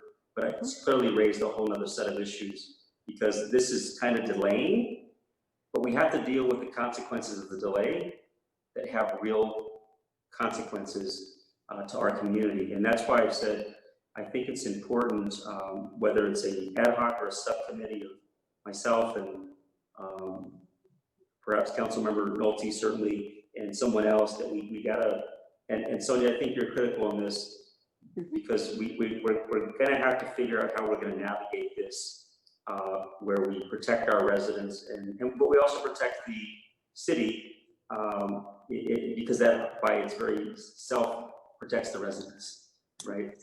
We certainly, I don't think any of us want to spend tens of millions of dollars. That's not to say that's going to happen, but I also don't want to take the step of fighting, because that's the right thing to do, that's the necessary thing to do, and we'll figure it out. Right. Okay. Yep. All right. Any other comments from members of the council? Can I get a motion? Yeah, I would make a motion that we approve the ordinance tonight as it is, just in case we don't meet before the 4th of February. But that if there is a special meeting that, we direct Ms. Carvalho to bring back, some guidance and comments about the things that I brought forward today. And that we create a subcommittee to look for the long-term effects of, I guess it'd be an ad hoc committee for, tenant protection over the long term related to the COVID, disaster, with 3 members. So that would be my motion. Councilor Reynolds, I'll go ahead and second that. And Rosalie, if you'll do a roll call. Mayor, before I do that roll call, I need to go ahead and read the title of the Please do so. Thank you. Urgency ordinance number 4296, an urgency ordinance of the City Council of the City of Pomona, California, enacting a temporary moratorium on evictions due to non-payment of rent by residential tenants impacted by the novel coronavirus or COVID-19. Roll call, Nolte, Yes. Preciado, Yes. Garcia, Yes. Ontiveros Cole, Yes. Lustro, Yes. Torres, Yes. Sandoval. Yes. All right. Thank you. Okay, we can go ahead and move on to the next item. Okay, next item is item number 11. It is the City Council appointments, reappointments to local and regional boards, commissions, and agencies. And actually, this is my item. Just a brief summary on this item. On July 20th, 2020, the City Council made new appointments to local and regional boards, commissions, agencies to represent District 1 due to the action taken by the City Council on May 23rd, 2020 regarding a resolution of censure pertaining to Councilmember Gonzalez, who was the council representative of District 1 at the time. New appointments or reappointments to local and regional boards, commissions, agencies are once again needed to be made by council due to the results of the November 3rd, 2020 general municipal election for mayor, District 1 council member, District 4 council member, and District 6 council member.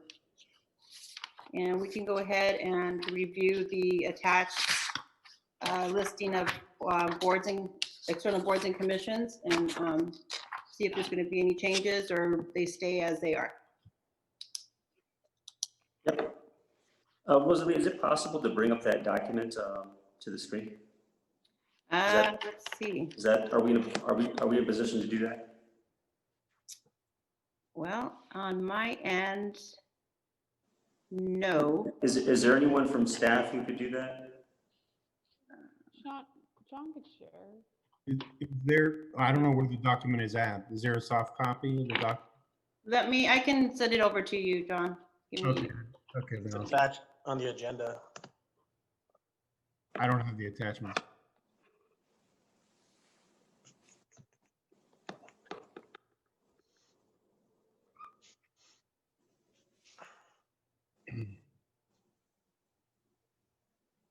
Let's see if we can get it up in another minute. If we're having trouble, then we can just go ahead and proceed.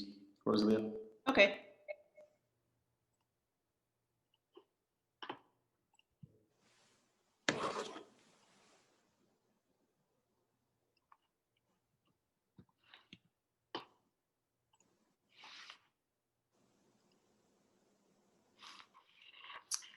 Okay, John, I just sent it to you. You should get it momentarily. I got it. Okay, I'll bring it up and share it. Thank you.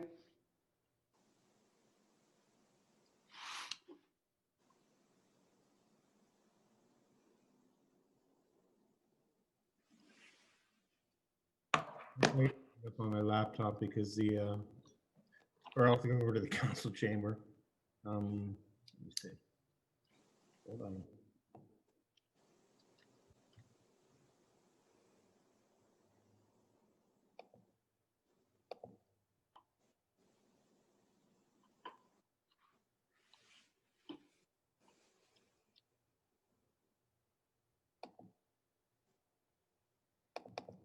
Mr. DePaulis, I'm ready to share if you're okay with that.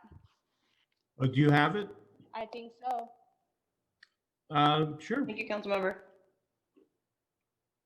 Great. Perfect. Well, Councilmember Garcia, thank you so much. yeah, thank you, Nora. My power as a teacher. You're welcome. Thank you. I was hitting Okay. it probably. So For the city council, how I'd like to proceed is we're going to take each one of these at a time. And there are current, in most cases, there are current members of the council serving as a representative on these boards and commissions and committees. But I know some of you may be interested in those particular boards. And if somebody wants to nominate somebody, or if somebody wants to, step up for that position, they certainly can. In some cases, we may have to take a vote for that position. So I just want to be clear about that. Or it may be very easy, where everybody just more or less stays the same in the same role. Although I can't imagine that happening with Councilmember Nolte not currently serving on any committee. I know, having spoken with him, that he does have an interest in some of the appointments. Okay, let's start with the County Sanitation District. It's me by default, but in essence, right now, Councilmember Vice Mayor Lustro actually attends for us. Vice Mayor Lustro, are you good with that, or do you want to continue on? I'm fine continuing on with the Sand District. Okay, is there anyone who wants to challenge Vice Mayor Lustro for that? Hearing none, okay. So we'll continue on with that, and Vice Mayor Lustro, you will continue to attend those meetings, and I will, in essence, even though I'm on that sandbag by default, you will attend on our behalf. Okay, the Foothill Transit Governing Board, Executive Board, currently it's Councilmember Torres, and I serve as the alternate. I want to step down as the alternate, so we're certainly going to need an alternate for that board. Is anyone else? First of all, Councilmember Torres, are you still interested in that board? Yes, I would be interested in continuing to serve. Okay. Is there anyone else who's interested in serving on that board?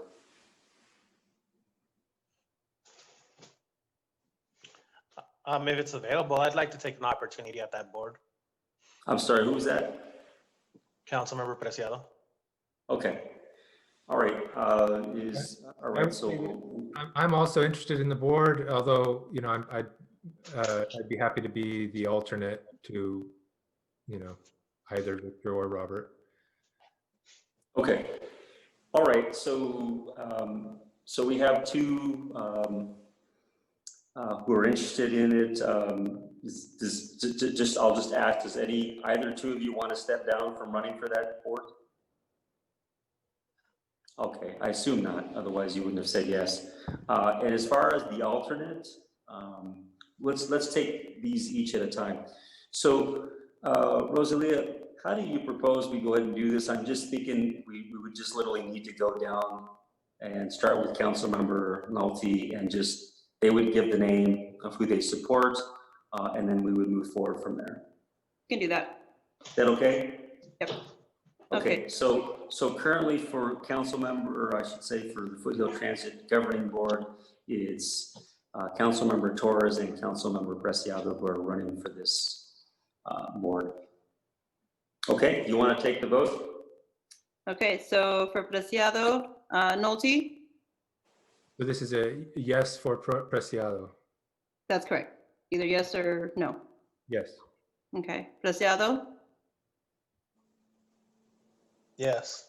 Garcia? Yes. Ontiveros Cole?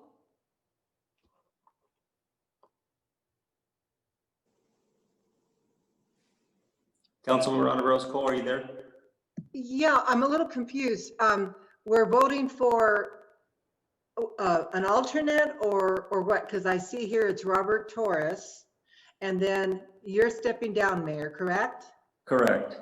Okay, and then the alternative, will it be alternative for Council Preciado?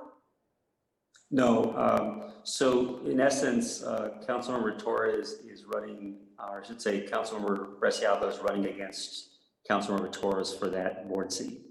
Oh, I And see.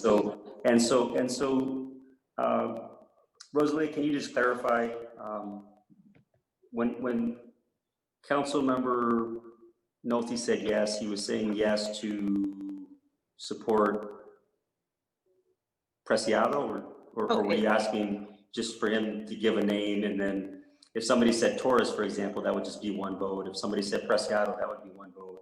Okay, so let's And then make we sure would that just- we're all on the same page, because I was under the impression we were choosing the alternate only. Yeah. No, And- we're choosing the actual board member to represent us. Okay, on so the my video understanding is Councilmember Torres indicated that he wanted to stay on the board, but now, Correct. okay, and so, so now my understanding is that also Councilmember Preciado and Councilmember Nolte would also like to take on being the, No, No. Councilmember Preciado is vying for that board against Councilmember Torres. okay, The alternate was Councilmember Nolte said he would be willing to take on that alternate. okay. So is everyone on board with Councilmember Nolte being the alternate? Let's do that one and put that one to the side. Okay, Okay, so I'll go ahead and, so for the alternate, I have Councilmember Nolte. And so we'll go ahead and do the roll call. Nolte, Yes. Preciado, Yes. Garcia, Yes. Ontiveros Cole, Yes. Lustro, Yes. Torres. Yes. okay, that was the easy one. All right. Perfect. So we have Nolte as our alternate. And now, so for Councilmember Torres, for the JPA member, roll call, Nolte. So the question is, should I just say who I vote for? That seems to be the most. That logical. seems, Okay, yeah, so, yeah, can we That's just fine. do that, Rosalie? I think that would be the easiest, and then if it's a 4-3 vote or 5-2 vote, we know who's elected. okay, Okay, so my vote is Councilmember Preciado. okay, Same. okay. Garcia, Preciado. Ontiveros Cole, Taurus. Lustro, Preciado. Torres, Torres. and Sandoval. Preciado. Okay, so Councilmember Preciado is the JPA member, new JPA member for the Foothill Transit. All right. Thank you. Do you mind moving up the list? Is it Councilmember Garcia? Okay, the Gold Line Joint Powers Authority. I would like to continue to remain in that position. I currently serve as the chair of the Joint Powers Authority. Is there anyone else who would like to run for that? No? Okay. Councilmember Torres, do you want to remain as the alternate for that? I've never been there before, so it's don't make a difference to me. If someone else like to opportunity to serve, be sure to give them the opportunity. Okay, all right. So it sounds like you're open to stepping down if no one, if somebody wants to step up for that. Is there anyone else who would like to step up for that alternate role? I actually would like to be the alternate to that if Councilmember Torres is open to that. Sounds like it is. Okay, yeah, so Councilmember Nolte, you're on, you're the alternate. Great, thank you. Okay, the Alameda Corridor East, I currently chair the Alameda Corridor East, and I'd like to continue on that role. Anyone want to run for that? No? All right. Councilmember, I should say Vice Mayor Lustro, you're my alternate. Do you want to continue on in that role? I'd be happy to do that. Yeah, how many meetings have you attended? Well, no, 2. All right. All right. Let's move on to the Pomona Valley Protective Association. Currently, I'm on it, as is Vice Mayor Lustro and Councilmember Preciado. Is there anyone, is there any of the three, any who would be willing to step off to see if there's any opening? Okay. Is there anyone interested in that, the association? Okay, we will continue on. The Pomona Walnut Roland Joint Water Line Commission, currently Councilmember Preciado is the voting delegate. I'm the alternate. I have never attended a meeting as an alternate, so I'm certainly willing to step down from that alternate position. But Councilmember Preciado, do you want to continue on with that, or is there anyone else who has an interest? Personally, if somebody would like it, I don't mind, but I don't mind staying on the position either. Okay. Is there anybody who would like to be on this commission as a voting delegate? Okay, Councilmember Preciado, you're a go. And would somebody be willing to step up as an alternate? And keep in mind that I don't recall having attended any meetings, so it's probably not likely you're going to attend, but does anybody want to step in as an alternate? I'm willing to be the alternate for that too. Okay. Unless somebody else wants it, but. All right. Thank you, Councilmember Nolfi. San Gabriel Valley Council of Governments, I'd like to continue on in that role. However, is there anyone else who would like to contest that? Okay. Councilmember Lestro, you're my voting alternate. Do you want to continue on in that role, or do you want to free that up? I'd be happy to stay. Okay. Is there anybody who, anybody else want to step up for that role? Nope. Okay. The San Gabriel Valley Mosquito Abatement District. I'm currently the vice chair of that that board. I'd like to continue on with that. Is there anybody else who has a interest? All right. Councilmember Elizabeth Anna Rose Cole, you're the alternate. Are you open to continuing on in that role? Yes, I am. Okay. Is there anyone interested in that role? Okay. Alrighty. You are it, Councilmember Anna Rose Cole. Alrighty, Chino Basin Water Master. Councilmember Preciado, you told me that we're currently, I think I recall you saying that we're not currently on the board at this time, or can you? Yeah, at the end of 2020, our term ended.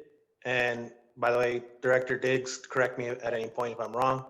And I believe that the next time that Pomona will be on this board will be 6 years from now. Okay, so there really is no need to appoint anyone? Correct. Okay. Alrighty, Rosalie, I think we should just move on from that. Okay. All right, the Building Industry Association, Baldy View Chapter, currently Councilmember Lestro is the representative. Is there anyone else interested in that? Because it sounds like, honestly, anyone can attend. And Vice Mayor Lestro, how many meetings have you had with the BIA? I have never attended a BIA meeting. Okay.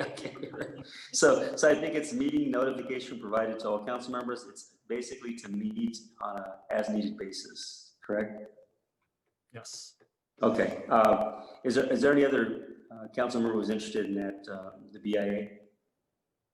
I mean, I'm interested in it. I mean, I'm hearing that there's not really meetings, but. Well, let's put you down on it. I can be listed. Councilmember Nolte. Sure. So we'll have two, Lestro and Nolte. Okay. How many do you have to have for that one? Well, it sounds like anybody from the city council can participate. Well, I'm not sure. That's a good question. Are you interested, Councilmember Torres? Oh, yes, I know those folks very well. I'd definitely like to serve there. Okay, so I think in terms of a Brown Act violation, I think having three is fine. So we'll put you down, Councilmember Torres. Thank you. Yeah.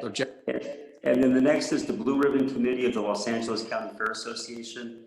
Currently, there's two. It's myself and Councilmember Torres.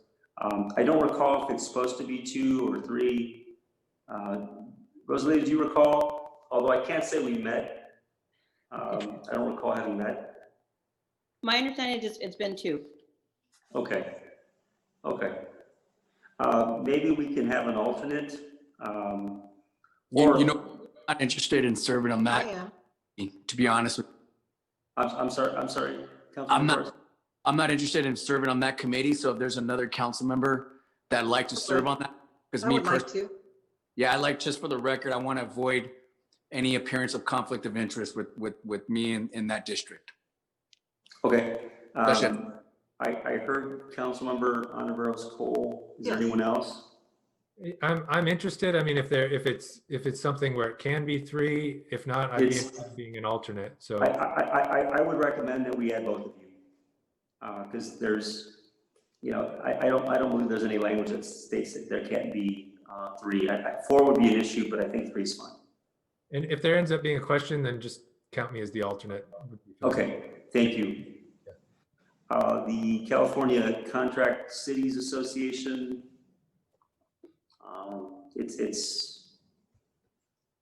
I'm willing to continue on in that role. Anybody interested? Okay.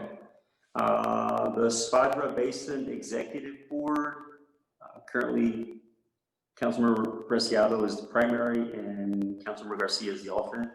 Is anyone interested in that? I'm interested in it mostly because it's in my district. So okay. I'm happy to step down, Councilmember Nolte. I don't think I've ever attended a meeting. Okay.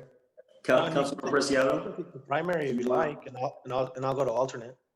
Okay, so if I understand correctly, Councilmember Nolte, you will be primary and Councilmember Preciado will be the alternate. Sounds good. Thank you.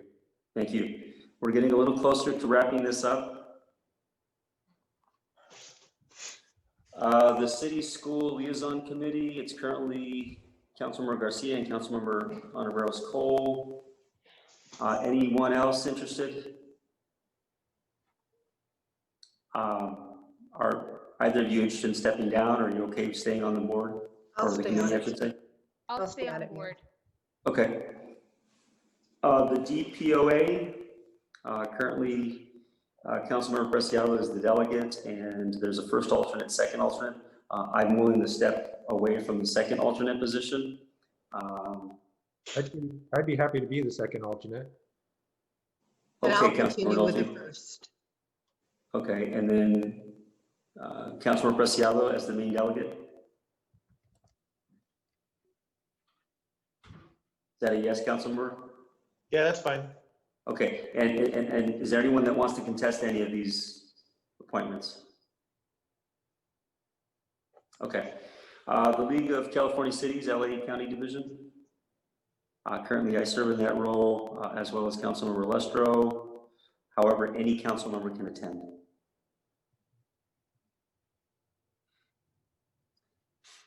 Okay. The LA County City Selection Committee, I serve in that role by default. Okay. SCAG, I know it's up there. It's actually an elected body by the city of San Dimas, Laverne, and Claremont. I'm elected by the city council of each of those cities, plus Pomona, and was reelected recently. So I don't recall if the term's a year or 2. I'd like to continue to serve in that role. Pomona Valley Transportation Authority. There's currently Councilmember Torres, Ontiveros, Cole, Garcia.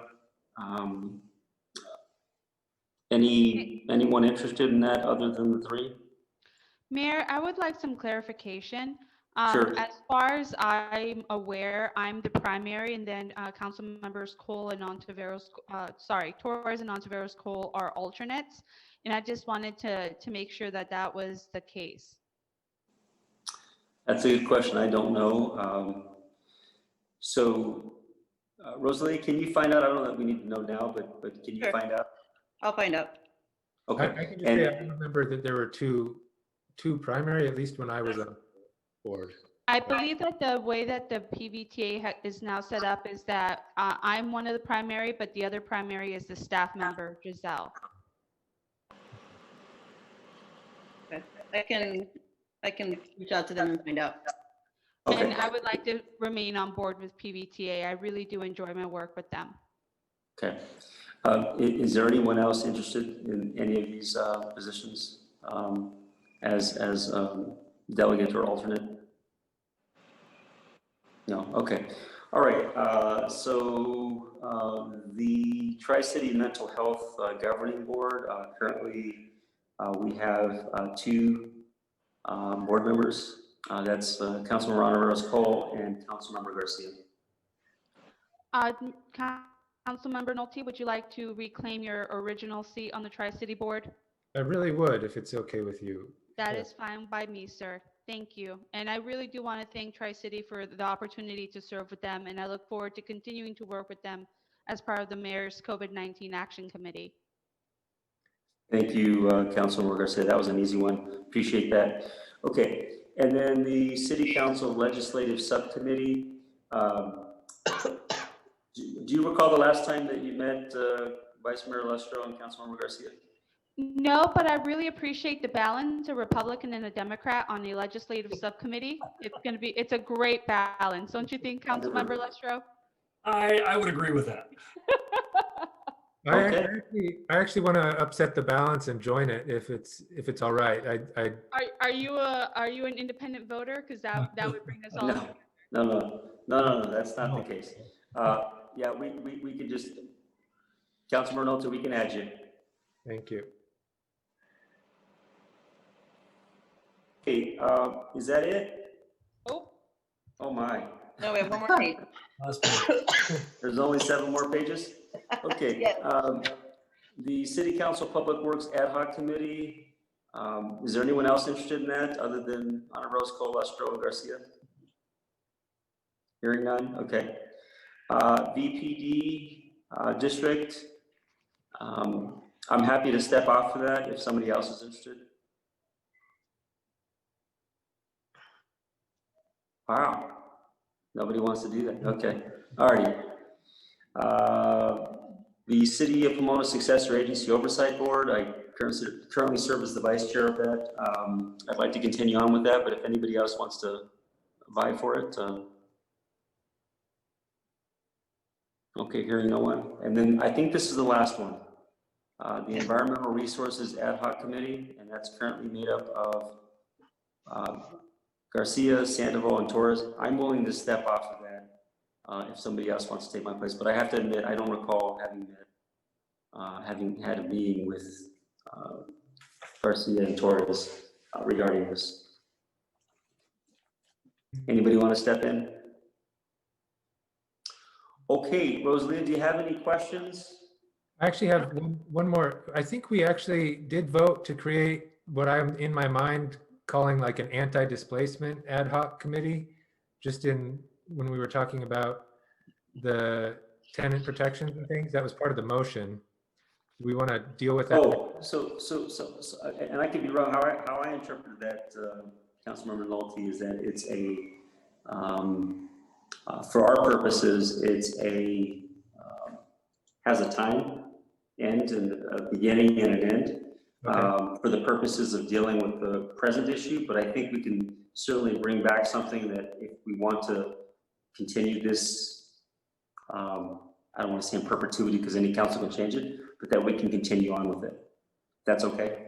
Yeah, that's fine. I just want, do we want to assign people to it or wait till? Okay, so I certainly want to be a part of that, and I think I know you do. So maybe it's just really a third person who's interested. I see Councilmember Preciado, and I also see. Is there anyone else? Okay, I do see Councilmember Garcia's hand up, so it can be the 3 of us. No, I was definitely pointing at Councilmember Preciado. I have my hand up for another question. Okay, go ahead, Councilmember Garcia. Strangely enough, I noticed that Councilmember Vice Mayor Lestro Councilmember Ontiveros Cole and I are part of the Public Works ad hoc, and we just formed an ad hoc regarding speed bumps or speed humps or speed curtailment in the city. And I thought that that was very apropos of having forgotten that we actually had that ad hoc. But this also brings to mind that we have several ad hocs that are not listed. And I'm wondering if that's because, as you said, Mayor Sandoval, they have an end time in mind, such as the human trafficking ad hoc or or something like that. So there is an expiration date to these ad hocs. Yeah, I think we should probably look at all those, right? And then determine whether they need to be a part of that list that we just reviewed, right? Like Councilmember Nolte raised about the displacement, whatever words we use to describe what we're trying to do, that we bring that back for consideration. Yeah. Okay. All right. So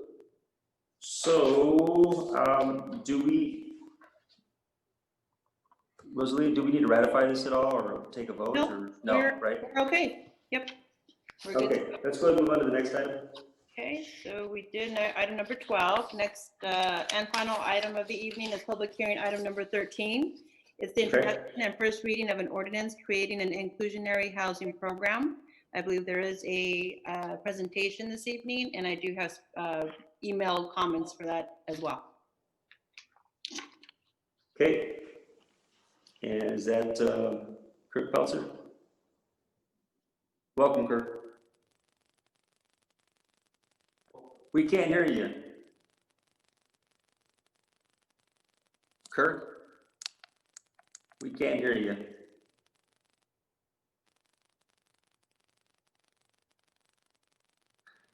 Is it just me, but can anybody hear Kirk? No, we can't hear you. No, I can't hear him. I hear Morse code. Hey, Kirk. I think he's going to log back in, I think. Yeah, I think so. The disconnect and log back in. Okay.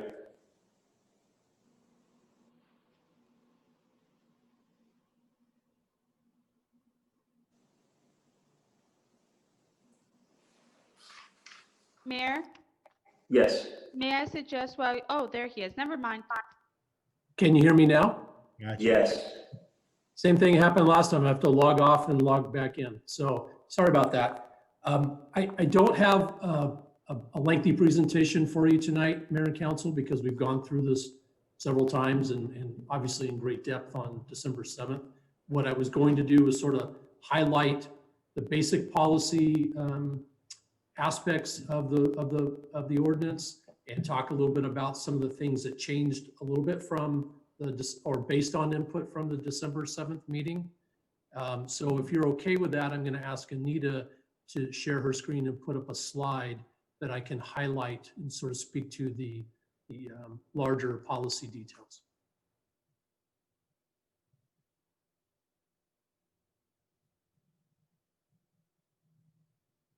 Okay, so this is a summary of everything that gets embodied in this ordinance. And again, inclusionary housing would be applied, the ordinance would be applied to every residential project, whether it's for sale or rental product in Pomona that has 3 or more units.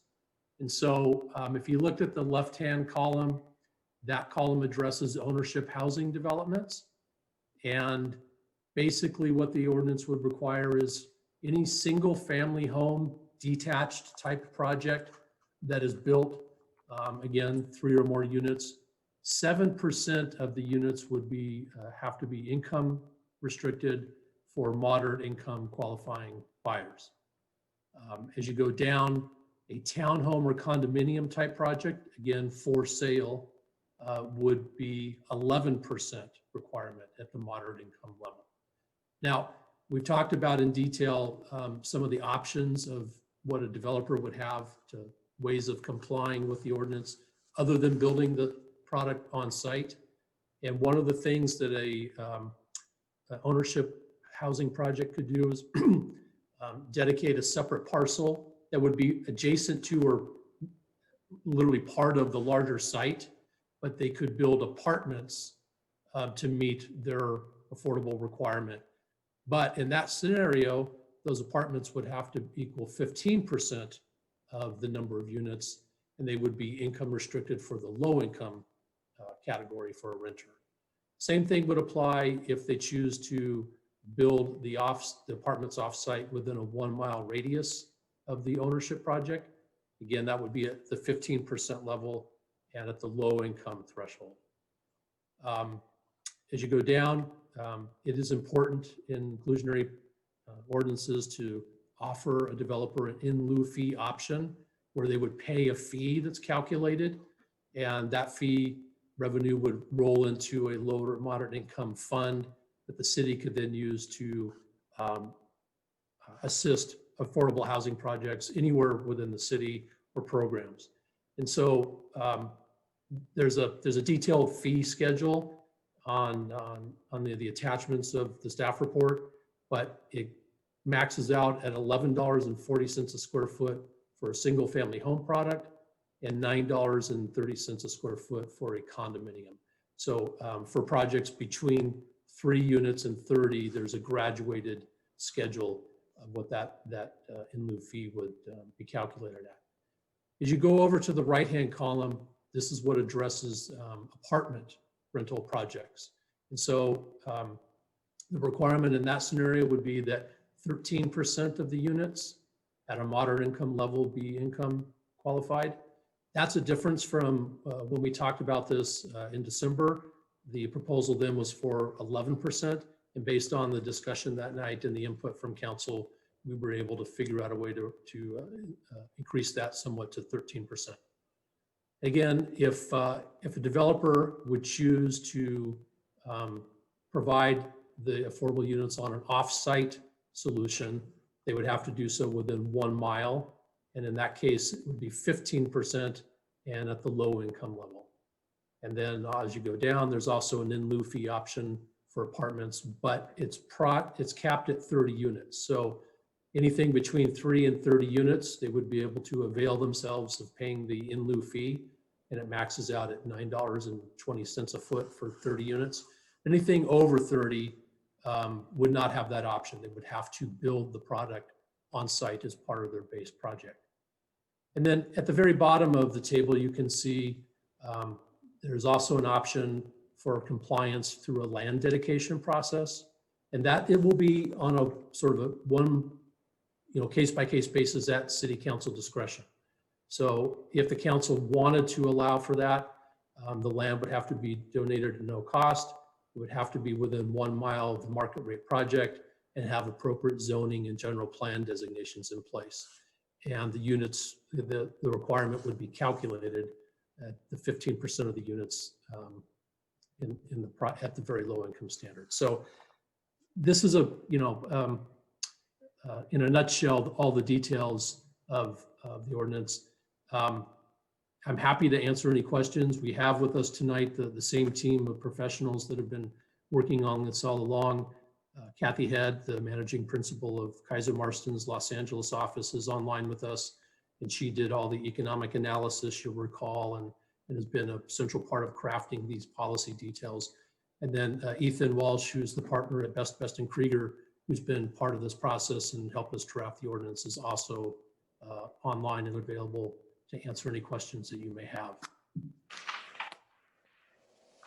Oh, before I go on, there is one other aspect, and it's clearly outlined in the staff report, that the staff recommendation has been all along and is embodied in the ordinance currently as it's drafted, and it's a draft, to allow for a 90-day grace period, where if this ordinance is adopted tonight, we would have a second reading on February 1st, and then that would put into place a 90-day period, making it effective, I believe, May 3rd.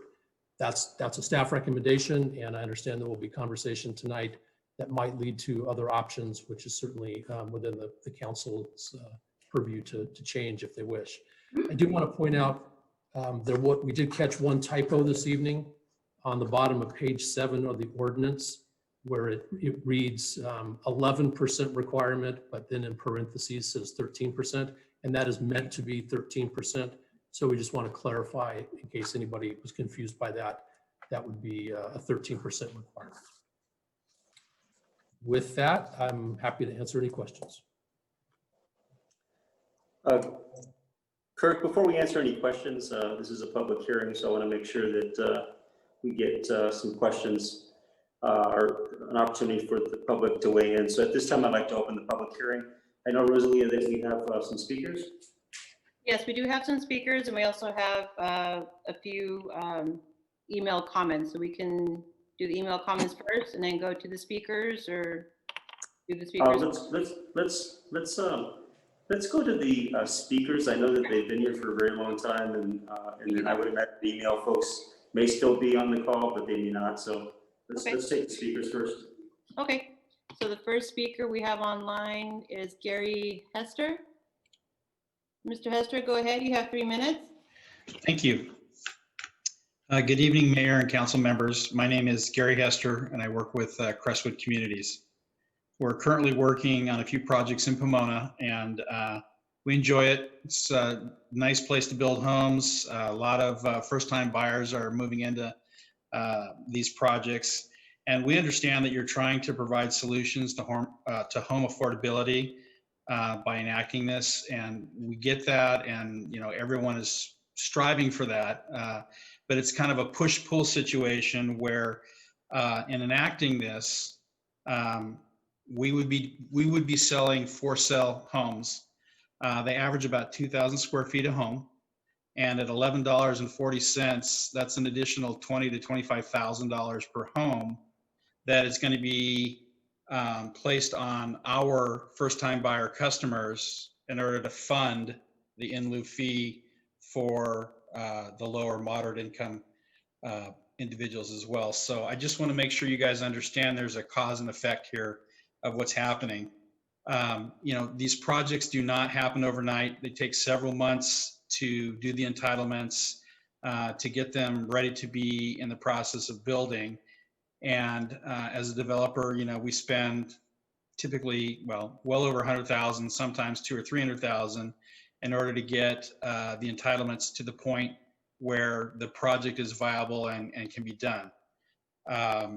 So if you guys are going to enact this, and this is the direction you're going, we would ask that you enact the item as recommended with the 90-day grace period. Appreciate it very much. Thank you. Thank you, Mr. Hester. Next speaker is Miranda Sheffield. Go ahead, Ms. Sheffield. You have 3 minutes. Thank you, Rosalia. I just wanted to direct some questions that I had for Marcy, I believe, who the consultant who had put stuff together, and also for the council to consider.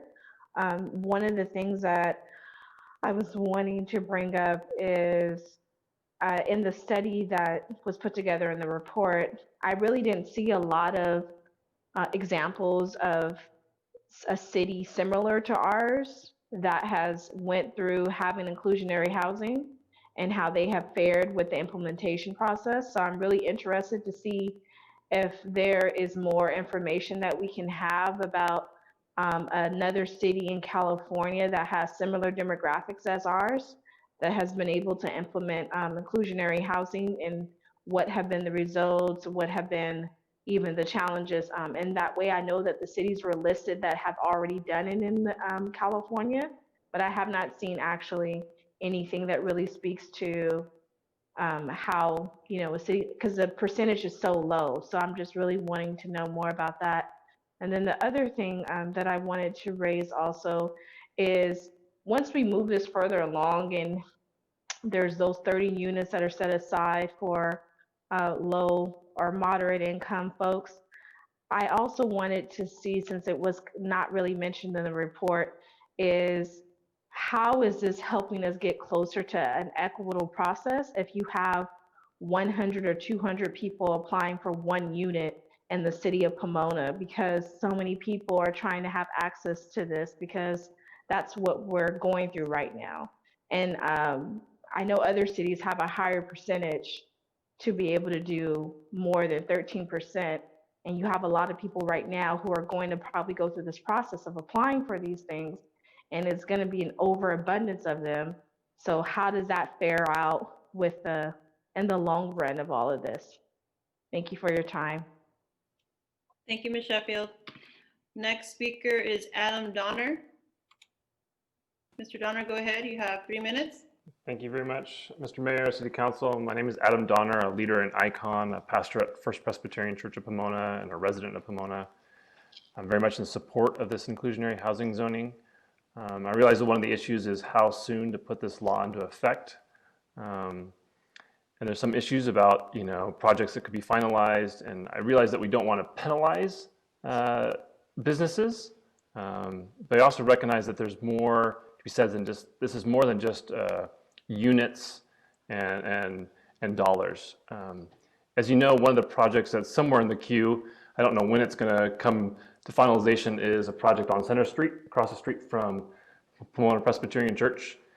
It's for market rate townhomes. It's replacing 10 affordable housing units or thereabouts. I'm not sure exactly.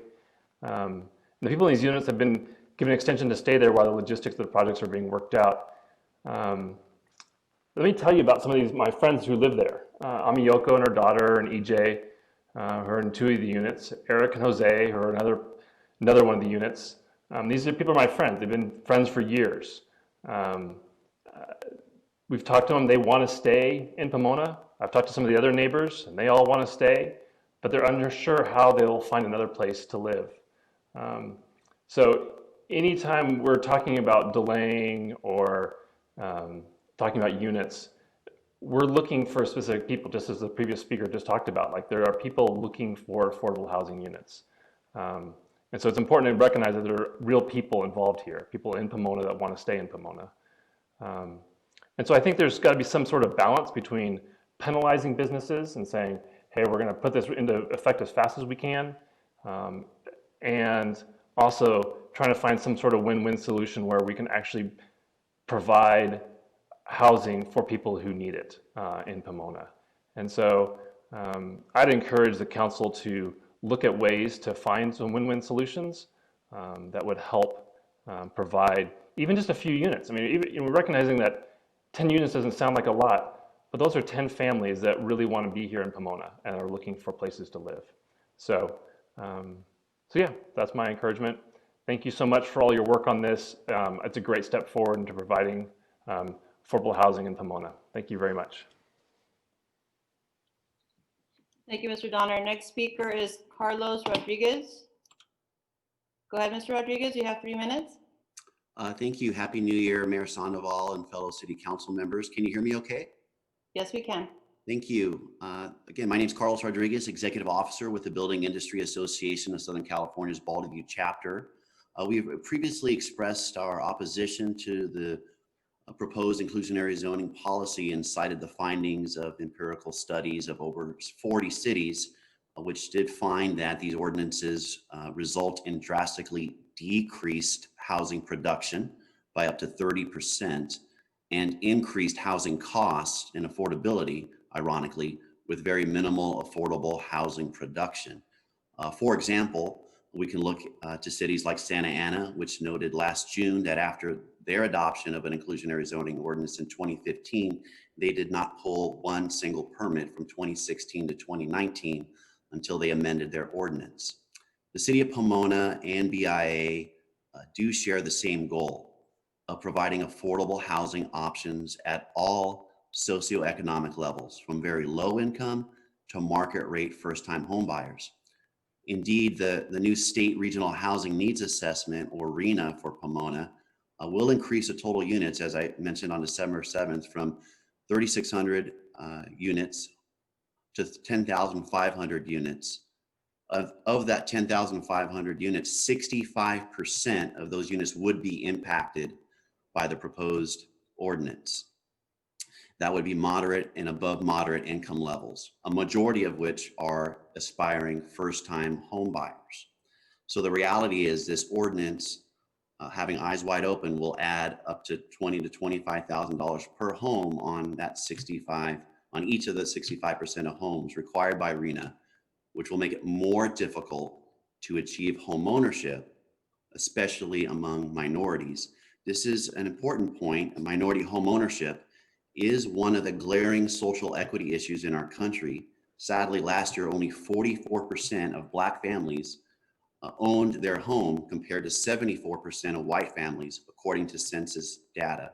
Increasing costs by upwards to $25,000 per unit on a 65% of the homes potentially built in Pomona will not help this economic divide. Regardless of your vote today, the BIA stands ready to work with Pomona City Council to explore policies to address the new RENA obligations of 10,500 units. Respectfully, while we oppose the policy, if the City Council does proceed with the ordinance, we urge support of the grace period recommended by city staff. We also would ask that there would be no cap on the apartment side, that the in lieu fee option would be able to be exercised just as it would be on single family and townhome development. So I just wanted to clarify that in lieu fee cap as well. Thank you for your consideration. We look forward to working with you. Thank you, Mr. Rodriguez. And I don't see any other hands up, so I can move forward with the email comments now, Mayor, if you'd like. Yeah, please. Thank you. Rosalie, but how many emails do you know? 7. Okay, great. Thank you. Okay, first comment is from Judith Tiersma. Mr. Mayor and City Council, my name is Judith Tiersma, resident of Hacienda Park, Pomona. We bought a home here last year after 30 years in Central LA and have become big Pomona fans. I'm writing to express my support of the inclusionary zoning for Pomona. The need for more affordable housing is even more critical during the COVID crisis. While inclusionary zoning won't provide all the needed affordable housing, it is an important tool the city can use to move us forward. Thank you for your work on behalf of our city. Next speaker is Hugh Wire. Mr. Mayor and members of the City Council, my name is Hugh Wire, member of ICON, active with Pomona's First Presbyterian Church and a supporter of activities building up Pomona through a resident of Claremont. I write in support of your positive consideration this evening of item 13, the inclusionary zoning ordinance. As Pomona continues to become a more attractive city for families and young adults, the cost of housing rises, forcing out existing residents and pricing out its essential workers, not only in service occupations, but its teachers, nurses, and government workers. This you know. The proposed regulation, of course, will not in itself make or keep Pomona affordable. Hopefully, it is but one more of the initiatives the council will encourage to make Pomona thrive. Next comment is from Joseph George. My name is Joseph George, a member of ICON, member of First Presbyterian Church, and a 25-year resident of Pomona. I'm in support of the inclusionary zoning for our city. Clearly, our city is in dire need of more affordable housing. While inclusionary zoning won't provide all the needed affordable housing, I encourage the City Council to take further steps towards this worthy goal. Next comment is from Jenna Hoover. Mr. Mayor and City Council, my name is Jenna Hoover, Youth Director of First Presbyterian Church of Pomona, member of ICON and resident of Pomona. I'm commenting in support of item number 13, inclusionary housing zoning for our city. It is long overdue. We need more affordable housing. This is one of the tools the city can use to provide more affordable housing. While inclusionary zoning won't provide all the needed affordable housing for our community, we in ICON want to see that the best inclusionary zoning policy is created to set us up well for the future. Next comment from Megan Gearhart. Mr. Mayor and City Council, my name is Megan Gearhart. I'm a member of ICON, elder of First Presbyterian Church, president of Pomona Heritage, vice president of the Pomona Public Library Board of Trustees, and a 20-year resident of Pomona. I'm in support of the inclusionary zoning for our city. We need more affordable housing to build stronger neighborhoods. While inclusionary zoning won't provide all that is needed, it is an important tool Pomona can use to provide more. ICON and Pomona residents like myself want to see the best inclusionary zoning policy possible. Next comment is from Amy Donner. Hello, Mr. Mayor and City Council. My name is Amy Donner. I'm a resident of Pomona and a member of First Presbyterian Church. I'm in support of the inclusionary zoning for our city. It is long overdue. We need more affordable housing. This is one of the tools the city can use to provide more affordable housing. While inclusionary zoning won't provide all the needed affordable housing, we want to see that the best inclusionary zoning policy is created. Thank you. And the final comment is from Derek Engdahl. Mayor Sandoval and City Council, my name is Derek Engdahl. I am writing in support of the inclusionary zoning proposal and to encourage the City Council to act on it as soon as possible. My only concern is that if we allow developers to opt out through payment to the city, we may not be able to guarantee that affordable housing gets built. If we move ahead with this proposal, I think we should have some city plan that articulates how this will happen. Thank you. And that was a final email comment, Mayor. Thank you, appreciate it. Okay, and so no additional speakers. So at this time, I'd like to go ahead and close the public hearing. And now I'd like to ask the city council to weigh in. We're going to start with Councilmember Torres and we'll work our way down.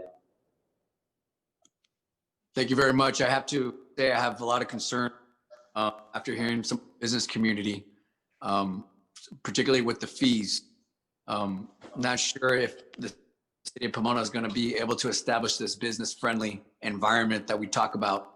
In addition, I've talked to many different businesses, developers, and folks in the construction trades, many who've supported me throughout my career. And they've told me that they're just going to go to the neighboring city. You know, I do want to make more. I do want to support, you know, these efforts, but it's a little difficult when I'm hearing comments from the business community about their concerns. I wish there was an opportunity to have a little bit more of a middle ground, but I guess it's just going to be another policy that, you know, we'll just have to see how it turns out. So, thanks. Vice Mayor Lestro.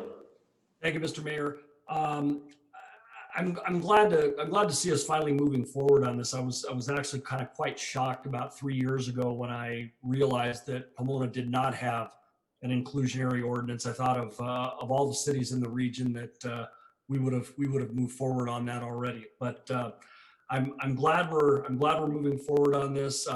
As I did at the December 7th meeting, I want to thank Kathy Head and her team for all of the detailed research that went into coming up with the numbers and the percentages that were before us at that meeting and then are before us again tonight.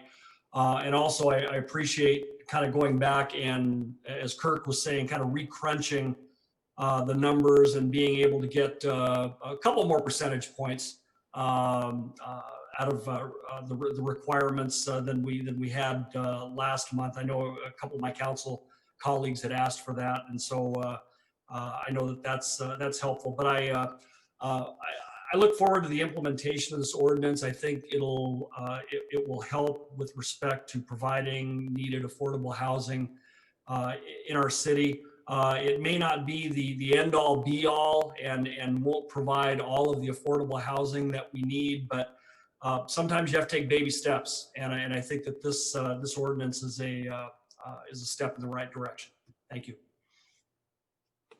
Thank you, Councilmember Ontiveros-Pope. Yes, thank you, Mayor. Yeah, I've been thinking a lot about this lately. I've been doing a lot of research on this. I read that Irvine, the city of San Clemente, has had inclusionary housing for quite some time. San Clemente has had it for 30 years. And this is something that really surprised me. But what they're doing is, they're creating affordable housing.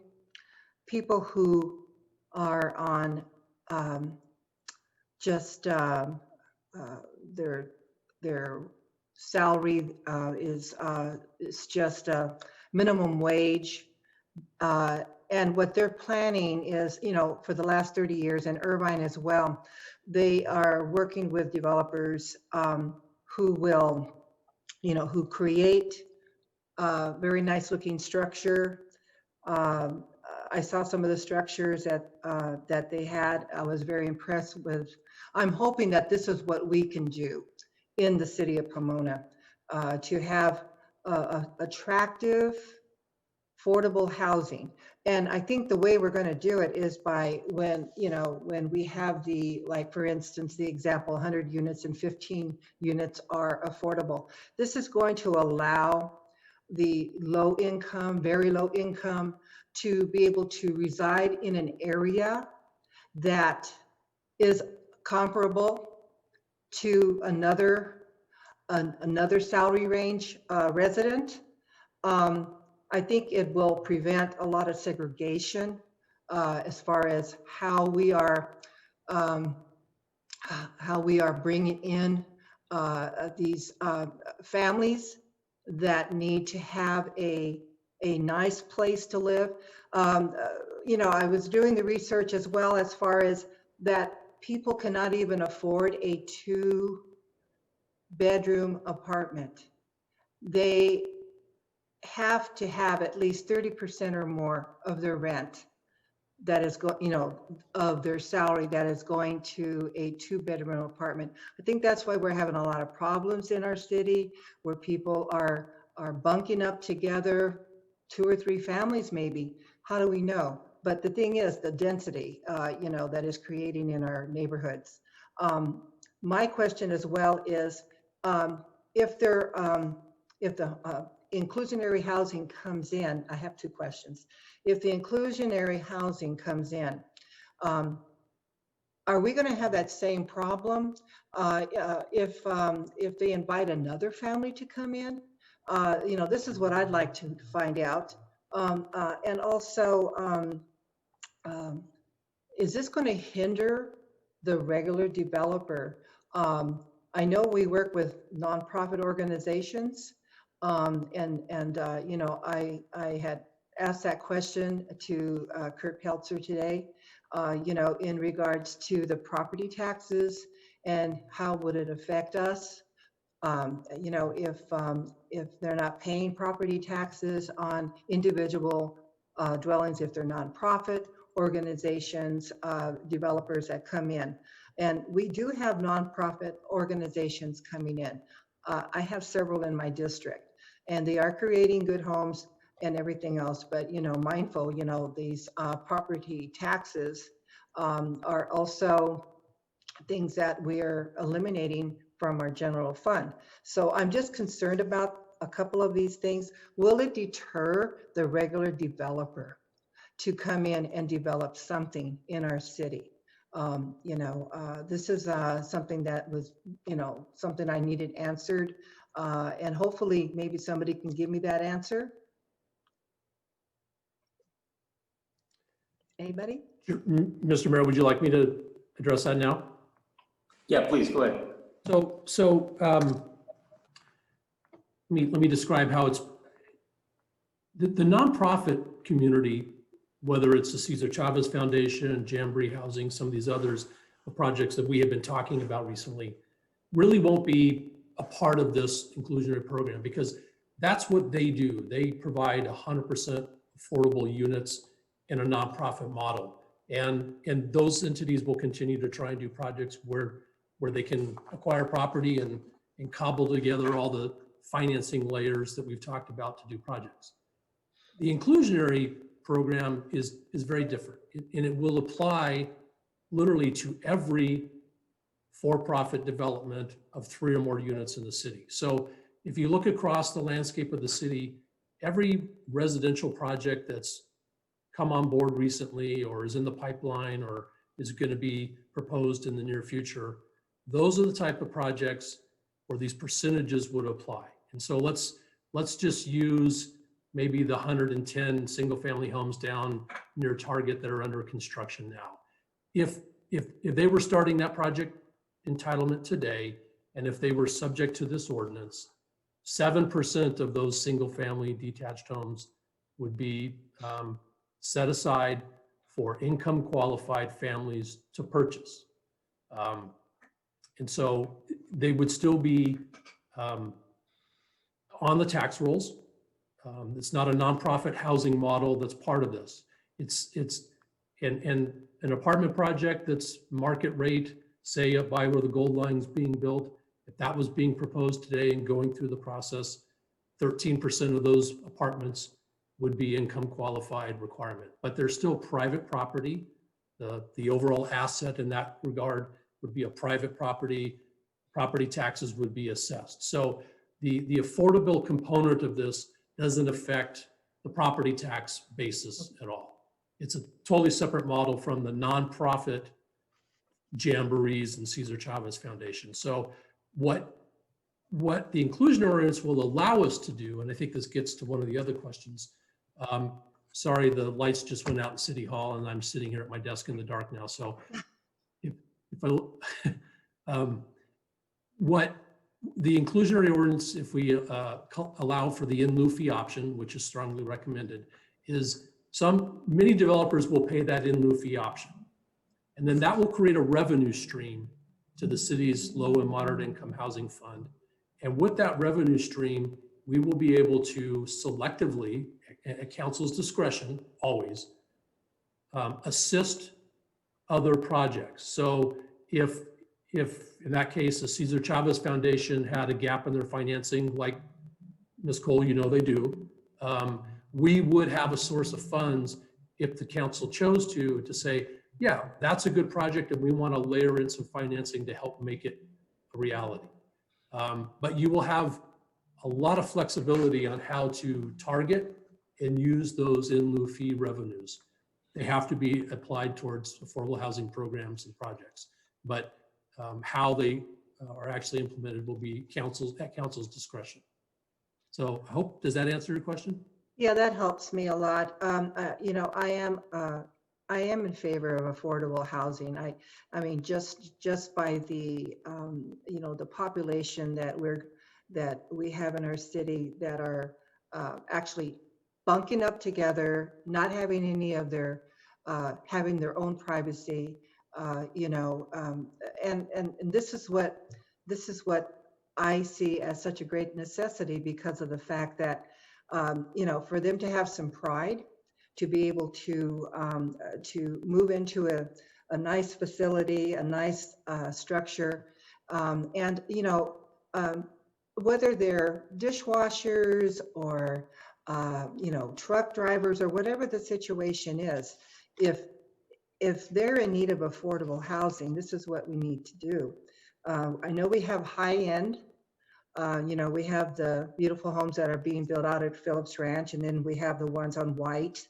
And, you know, all of these are very nice, but I think these are the type of homes that are being built for the families that are probably earning a lot more.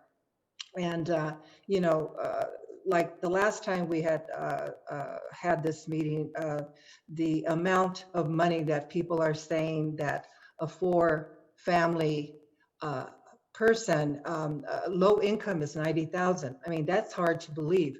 But now in this generation, in this time of our lives, where there, you know, the needs are more in demand, more things are needed to survive in this world.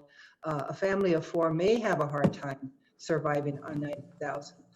So I think that by moving forward on this ordinance, if we can get, even if it's 10, 15 people, families in these homes or in these apartments, I think we're moving in the right direction. And I understand where Pastor Donner was speaking about in that one area. That's in District 4. I know that we're going to have some very nice accommodations there, but I'm also saddened about the people that are living there right now.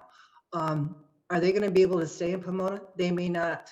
They may have to be relocated into another city, and that's unfortunate because these have been their homes, you know, and I'd like to know how we can help them in the process. I know that they may have difficulty in getting into another area of our city, but if they want to stay in Pomona, what can we do as a city to help them stay? And I think that's a very important thing that we need to consider. And I think he mentioned several families are going to have to be relocated. So that's something that I'd like to see what we can do. Thank you. Thank you, Anna. Thank you, Councilmember. Councilmember Garcia. Thank you, Mayor. There's just so many thoughts swirling through my head. First of all, I can't believe we had an allusion to institutional bank racism when it comes to inclusionary housing. The reason that minorities are not a higher percentage of homeowners is because we don't have the college degrees. I'm lucky I have the college degrees. Most of our city right now is experiencing extreme financial distress because they're essential workers, they're service workers, because those are the jobs that people like my parents are able to get. And I'm still amazed that we're considering someone that makes $90,000 moderate to low income. And that's, there's just so many thoughts swirling through my head. But I'm going to focus on what matters, and that is getting as many people affordable housing in Pomona as possible. And that I'm very thankful to Ms. Kathy Head for letting us or telling us that we were okay in bringing up these numbers as high as 13, as high as 11, and as high as 7. I still want to see a 10, but I understand her hesitation and her firmness on that 7. So I appreciate her. I appreciate the work that's gone into this. My concern is the grace period. The grace period this is not a surprise. This is not a surprise at all. So I'm actually very surprised that we did not get the recommendation from staff about a phased-in approach. I was under the impression that that's what our planning commission had suggested. Does anyone know what the recommendation was from our planning commission? Was it a phased-in, or what was their conclusion? They did not make a recommendation in that regard. They didn't make a recommendation about how it should be implemented? That's correct. All right, I guess I was misinformed by planning commissioner then. So I really would like the city to consider something less than 90 days. The way it's explained in the staff report, it's going to take until May for this all to be done. So that's not really 90 days. That's more like 5 months. So I would like to see this in a phased-in process if possible, so that we can capture as many units of affordable housing in the next year. We have been talking about this for a long time. As Councilmember Lustro said, we are one of the only cities in this area that does not have an affordable housing, an inclusionary housing policy. And we're probably one of the cities that should have had it from the very beginning, or a lot sooner than this. So I think everything is set in stone, and the only thing that we're really discussing tonight is this phased in or this grace period. And I'm really asking my fellow council members to support me in a phased in approach, so that we could capture as many affordable, as many units for our community as possible, because we do have people that are being displaced. We do have people who want to own their first homes. No family wants to be, there's a phrase in Spanish that would not make sense to many of you, but no one wants to bunk 2 or 3 families in an apartment, but it's what you do because you want your family to have shelter. And in my culture, in my community, you don't turn your back on your family members if they need help. Many of our commissioners, many of our council members, and our friends and our family have been in these situations where friends come to stay, family comes to stay, and there is no date when they leave. So I think it's very necessary and very crucial that we capture as much housing as possible. And so my only comment really is this: we need a phased-in approach, so that we can capture as much housing as possible for our families as quickly as possible. Thank you for your time, and I appreciate. All right, thank you. Councilmember Preciado. Man, this has been an item that I feel has been going on since I got elected 2 years ago. But I know that officially, like, we've started having conversations in September, and then more officially, it was first brought up to us in December as our study session, and we've had joint study sessions with our planning commission. So, you know, originally back in November, I remember that our original goal date to start was January 1st. And that would have been January 1st with some grace periods that were recommended back then. So I find it very difficult to agree with wanting to do 90 days and start in May. These aren't just units that we're speaking about. These are families, potential families that will be living here. And I know that we need to find balance in every decision tonight. Pretty much on our agenda has been about balance. And so I don't want to come off being too forceful and too one-sided, but I do want to be able to fight and talk about what it is that we deserve as a city and those that we represent. I feel like if we do a 90-day grace period and we miss out on some potential affordable units, it would be equivalent to giving subsidies to some of these developers. And so what are we getting in return?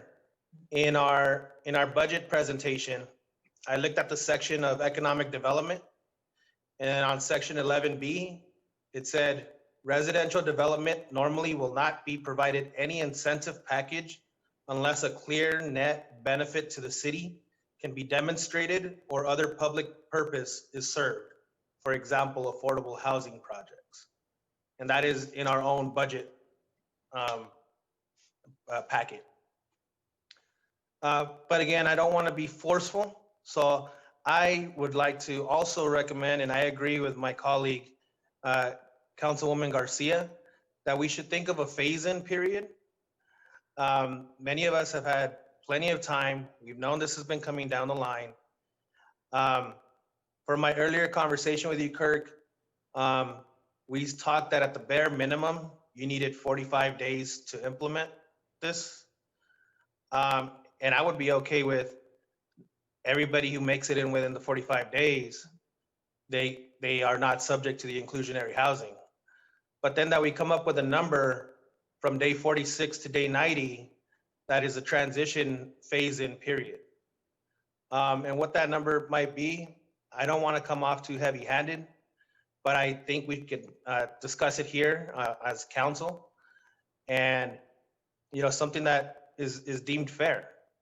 I don't know if you guys want to speak on a percentage, but maybe we talk about 25% during that phase-in period, which is much less than the total number that these that potential developers would have to do, but it also is something versus nothing, and it will keep some of these Pomona families in Pomona. I also want to bring up, thank you, Councilmember Nolte, when you mentioned the anti-displacement strategy, because that is something that I want to have more conversation about. I have some thoughts on. I know that we're not going to discuss that right now, but I do look forward to speaking on that. And I think we can find solutions to help both Pomona residents and developers and helping find people housing. So that's all I have to say. Thank you. Councilmember Nolte? Yes, thank you. Let's see, I want to start with just a question that Ms. Sheffield brought up about cities similar to ours, and maybe make it a little more specific, and a question I think to Ms. Head. And if you can't answer this, I would understand, but just in an attempt to see, like I'm looking at like pages 118 and 120 of the item, if that helps. But basically what I looked at two cities. One is Pasadena, that has that looks like requirements both for single family homes and apartments, and they have it looks like a 20% inclusionary housing requirement. And then just because Pasadena's nearby and relatively similar in size, although different, I know the market's different. And then the other one I looked at was Salinas, which also, it seems like they don't regulate or have a requirement related to apartments, but they also have a 20% requirement for homes. I just wonder, like, can you comment on that at all? Like why theirs would be so high, and do you know anything about the effects that had having a 20% requirement in Pasadena and or Salinas? Salinas is also a community that's roughly the size of Pomona, similar demographically. Is it even possible to comment on that? And Yeah. No, it absolutely is. Actually, I actually worked on Monterey County's inclusionary policy a couple years ago, so I'm very aware of Salinas's program. And I also helped with the original Pasadena inclusionary in 2001, which they recently changed to the 20%. They had been at 15% before that. Speaking to Pasadena first, the situation in Pasadena was they'd had inclusionary, as I mentioned, in place since 2001.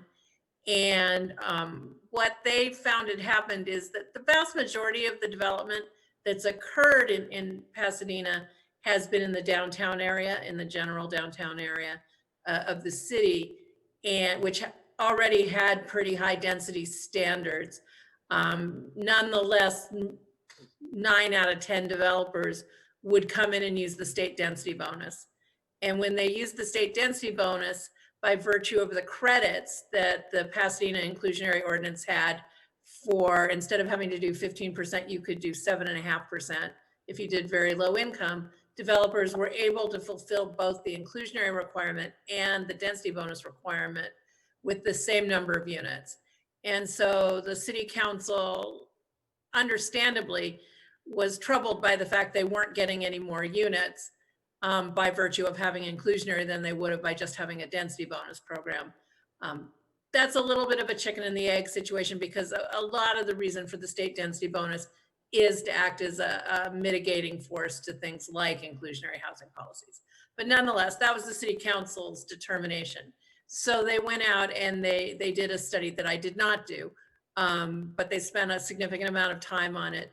And they made the finding, they went to 20%, but what they also did was they created a menu of density bonus incentives and concessions that if a developer stayed within that menu, then they didn't have to go through the extensive hearing processes that Pasadena had invoked. And so that was their trade-off for going to the higher percentage. So that's Pasadena. Salinas is a different story. The reason Salinas doesn't have an apartment requirement at all is because there hasn't been an apartment development, a market rate apartment development built in Monterey County in several market cycles. And the rents are simply not high enough to justify development. So that's why rental's not in the Salinas program. The 20% requirement was done based on a nexus study rather than on a financial study. And so it was supported by the unmet need for housing, but it wasn't necessarily supported by the financial considerations. And so if you look at Salinas and you look at the development that's actually occurred in Salinas, you'll see that most of the development has been of a subdivision variety and has basically been done under development agreements. And so you won't have seen a significant number of those projects done at a 20% requirement. Okay. If they had, I'm not sure if I'll add all of that, but I think most of it, if they had a lower percentage, do you think that, or are they getting inclusionary housing at lower than 20%? Or when you say they're not getting? Right. So what they're doing is they're doing development agreements to do either a lower percentage or allowing an in lieu fee payment to be made. Okay. So development agreement is something that like sidesteps their inclusionary housing ordinance? Is that right? Okay. So in other words, the idea is maybe that was too high, so they're having to go around it. It's absolutely, and I will tell you, having done Monterey County's inclusionary, because they have inclusionary in place as well, and working on their amended inclusionary, just given the demographics and the economic conditions in Monterey County in general, in that part of Monterey County, those kind of requirements act as a real constraint to development. Okay, thanks. I wanted to just, because I know a few people that I had talked to had questions about those kinds of comparisons, so hopefully. Oh, sure. No, it's perfectly appropriate. And it was handy. I happen to know a lot about both of them. Good, I guessed right. So I want to talk for a second about the 90-day wait. A couple of questions, probably for Kirk. Is it Mr. Hester who spoke, his project, is that the project with that's near the 7-Eleven on Dudley? Is that one, or is that a different project? No, the Crestwood Homes is currently engaged in 2 project entitlements. One is on Orange Grove, and I don't think they would be subject to the ordinance in any way. The other that he's referring to is up on, off of North of Highway, west of town. There's a vacant parcel that's been there for 30, 40 years. And they're proposing to build, I believe it is 38 single-family homes on that site. So that's a site that they're relatively early in on the process, and that might be impacted by this. So in other words, he could maybe finish it in the 90 days if it was there. Is that the idea? Yes. Okay, and then Not finish it, but get their application deemed complete and would not be subject to the ordinance. That's correct. do you have, I mean, I don't know if you even know enough about it, but he was talking about this ordinance. So let's say he wasn't able to do it, and he has $25,000 additional. It sounds like he was planning to pay the in lieu fee, or that's what he was assuming he would do. Is that the kind of thing that would sink the project, or are we talking about basically he's just saying, look, you're going to our homes will be more expensive when we sell them? So, well, it's a good question, and I don't want to presume to know their financial decision-making, but having worked in the industry for as long as I have, on a 38-unit home project, I think there's a high degree of probability that if they were subject to this ordinance, that it could tank the project. It would certainly force them to have to go back and evaluate the financial viability. They might have to renegotiate the land deal that they have. Those are the kinds of things that we were trying to avoid getting people caught up in. And I just want to speak, perhaps editorially for a minute, but, I think one of my roles here at the city is to be a bridge between the city and the business community and the development community, and to try and balance those needs. And, from a sort of good faith perspective, we have been telling developers all along that at a staff level, we're going to recommend this grace period. Now, I understand that our dates have been pushed out from what we had anticipated possibility last year. There's a lot of reasons for that on our side, but similarly, there's a lot of COVID-related reasons why developers have been slowed down in their due diligence and their pre-development stuff. And so I think, there's this reputational balance that I'm trying to recommend that we maintain. I think there's some, a good faith element to it. And I think it's just, we want to have these developers be successful because they are the provider of housing. These houses are not going to get built unless for-profit developers, for the most part, can find a way to build in Pomona. And one of the things we didn't get a chance to talk about earlier, and Kathy wasn't on when Ms. Sheffield's comment came originally, but I think it's important to point out for the council and the public that the analysis that was done for this ordinance is based on the market conditions in Pomona, based on projects that have recently been entitled. It's based on the rents that are projected that can be achieved from a rental project and the home sale prices that can be achieved from a home sale. And so it's with those dynamics and our land prices that we hone in on a set of percentages and recommendations that we believe will work for Pomona. So it's important not to look at other cities having a higher percentage and thinking that we can achieve that. There's reasons why these percentages are dialed in the way they have been. And it's reflective of real life conditions as best we know now and as best we can project.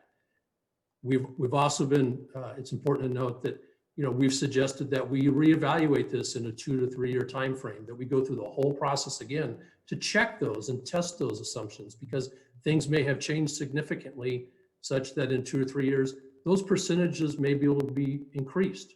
They may have to go down.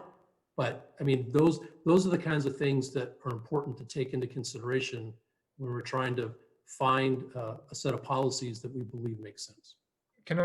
So I appreciate those comments. Can I ask another question just related to the 90 days? Do you have a way of estimating how many units, I don't know if you can split them, homes versus apartments, kind of would be grandfathered in, let's call it, by the 90 days? Like how much are we talking about? Do you have like even a ballpark of like protected units with the 90 days?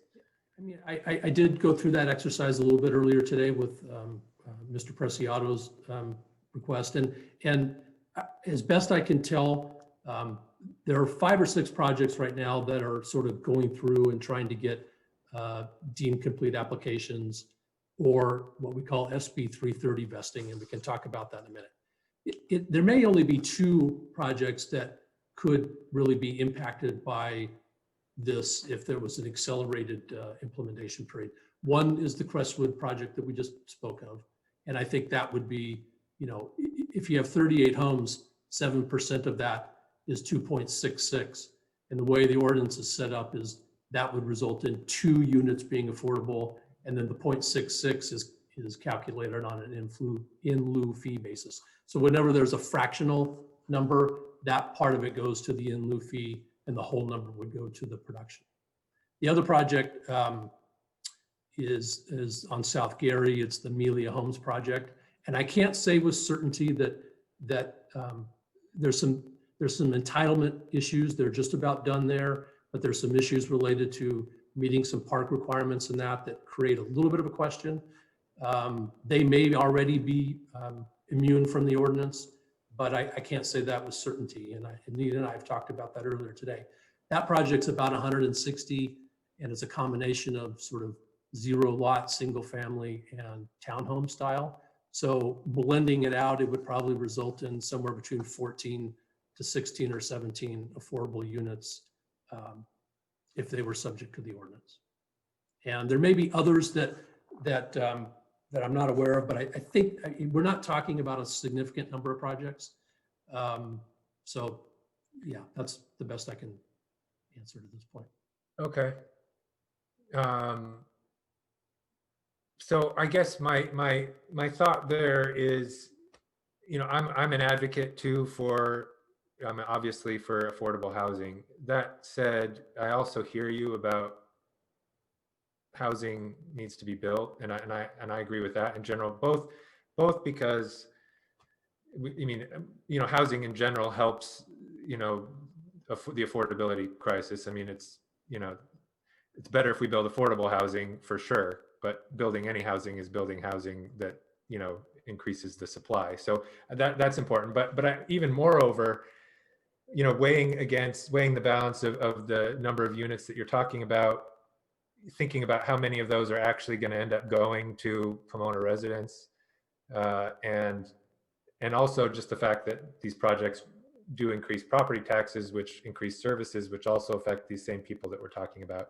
You know, I you know, I hear you about the reputation. I mean, if it's what we've been telling people, I am inclined to, you know, give on that. Although I would be interested to hear more about the phased-in approach and the recommendations of Nora and Victor.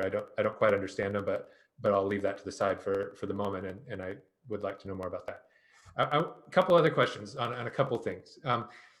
There's this end time, and maybe this is for Kathy, about 55 years, I think, is on the apartments and 45 years on homes. Why those? And is that like just a plain old policy decision? Could we say, no, we want these to be permanent? And what would be the effect of that? There's a couple things, and we discussed this a little at the last meeting, so I'll let Kurt jump in after I finish. 55 years and 45 years were actually the standards that were applied in the California Health and Safety Code when redevelopment was in place for affordable housing. So those are a commonly used number of years in programs. So if you look at the survey that's included in the report, you'll see that a significant, if not a majority, of the programs are based on those affordability standards. I'm not a huge fan of permanent because you never know what's going to happen to a neighborhood over the next 1,000,000 years. And so if a neighborhood suddenly isn't a residential neighborhood anymore, and then there's this covenant on running with the land that requires it to be housing when housing is no longer in that area at all, it just becomes problematic. West Hollywood, what West Hollywood does is they have a perpetual requirement for as long as the site is developed with residential. So that's a possibility for a tweak perpetual. But I think Kirk has an opinion on this too. Let me, before he comments, could it be that it's perpetual for at least 45, 55 years, and then like somebody can apply to the city council for a variance of that or something like that? Well, see, I think that it can. I mean, you can do it. There are programs that are perpetual. It's not my recommendation. I will say that. I think it puts a constraint on future development in your community that in my opinion, you don't want to impose on future councils. I think you can definitely say a minimum of 45 and 55 years because that's commonly done. And then say, or as long as the site is developed with residential, which is effectively the West Hollywood language. Okay. Well, because I don't want to get it, maybe I would put forth, maybe we could add that provision in, or like you're saying, or as long as it's developed residential, if that's the.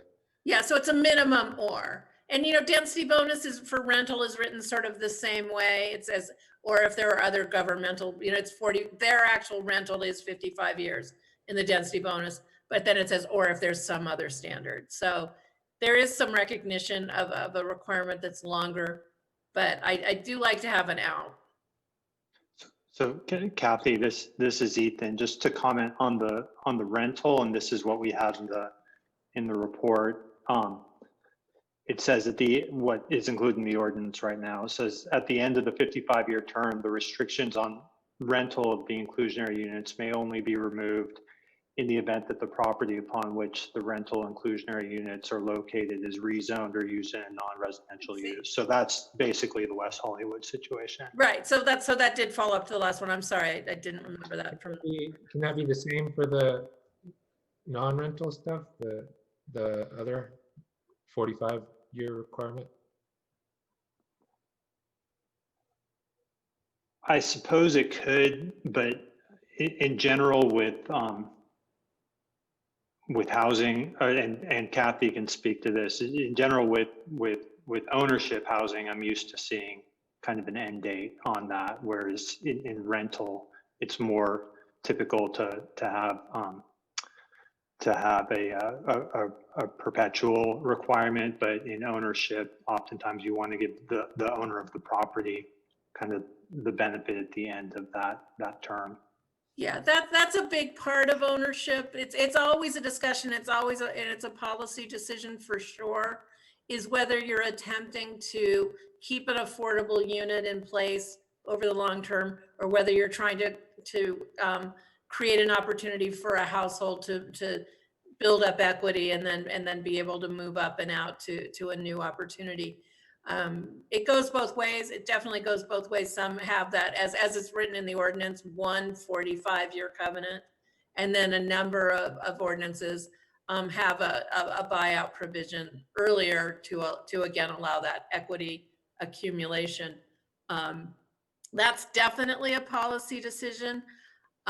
Moving beyond 45 years for ownership with an irrevocable affordable housing cost and resale restriction, one thing you tend to run into is that, especially in Los Angeles County, the median income doesn't increase that much from year to year. It's a pretty stable median. And so over time, as affordable housing costs go up in terms of expenses and maintenance and repairs and even interest rates over time, when new people are buying the units, is you start to run into an issue of deferred maintenance because of the fact that there's no opportunity to gain equity appreciation, really significant equity appreciation. And so there's not a lot of incentive to improve the property for sure, and to just maintain it at a level that the city would want to see it maintained. So that's the trade-off with irrevocable controls. And so the longer you impose them, the more that becomes a risk to the surrounding neighborhood. Okay, well, it's then, I had questions about that. I'm not going to propose anything right now about it, but maybe something I'll look into next time this comes up. Then I wanted to talk just for a second about the marketing on page 12 of 22 of the ordinance. You know, I see that you're, first of all, I'm wondering if we could add a word there. It's in section 74-356. It just says developer shall use commercially reasonable efforts. Can we say shall use all commercially reasonable efforts to market, just to make it a little stronger there? Sure, I think that's a fine add, yeah. My other question was, is it possible? So I don't. At some future point we can get into why we can't, you know, have Pomona residents be considered first. But could we have something like I just drafted this. Let me just read it. Something that says something like the developer shall submit a written plan to the city that is reasonably calculated based on experience of past offerings of low income and or inclusionary units in Pomona and other similar places to achieve at least, I wanted to say 80% occupancy of inclusionary units by people who were residents of Pomona at the time the housing was made available. So my idea would be that like pushing them to even like make, because I know that some of the low income housing in Pomona, we've been able to achieve 80% occupancy of residents. The difficulty I have with it is, you know, if we're talking about 3 units, 80% doesn't make sense. But could something like that be added, do you think? Like a requirement to submit a plan that has a specific goal in it for, you know, and, you know, we couldn't force them, but like it's reasonably calculated to achieve that. That's what their goal is. So Kathy should weigh in on this as well. But I mean, one of my thoughts with something like that is,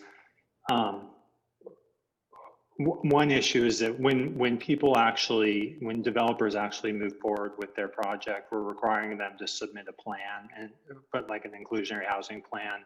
And then once we, you know, impose any requirements on them, they're going to enter into an agreement with us. And so in that agreement that we would develop, which, you know, I think Kirk has mentioned, once this is passed, we have to go through the process of putting together templates and the like. That agreement could have some language in there about selection procedures. And it seems what would make the most sense to address and to require them to comply with selection procedures developed by the city. And it seems like to get to the point that you are looking at, and I don't want to say we're, you know, precluded from, you know, giving some sort of preference to Pomona residents because it's more complicated than that.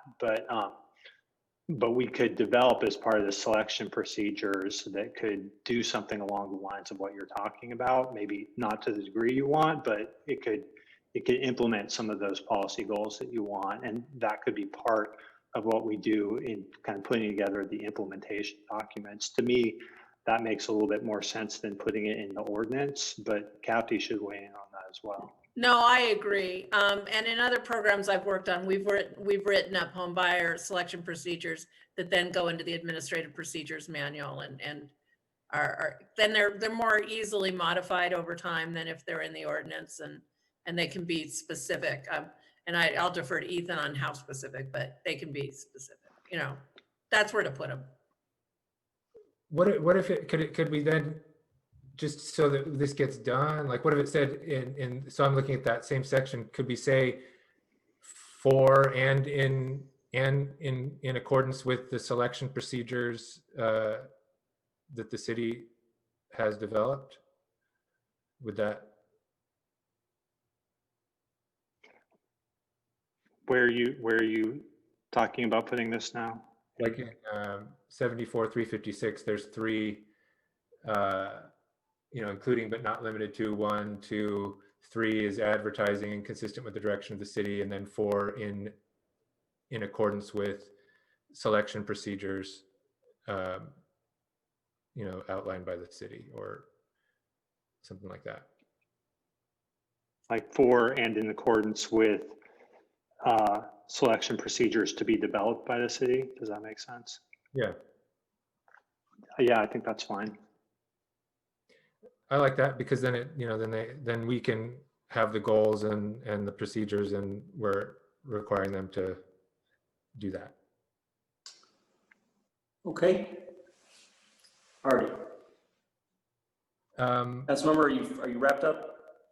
Yeah, one more comment and then I'm done. And that is that just based on the comments that Kathy made, we don't need to do this now, but I think eventually, I think we should look at downtown specific inclusionary policies.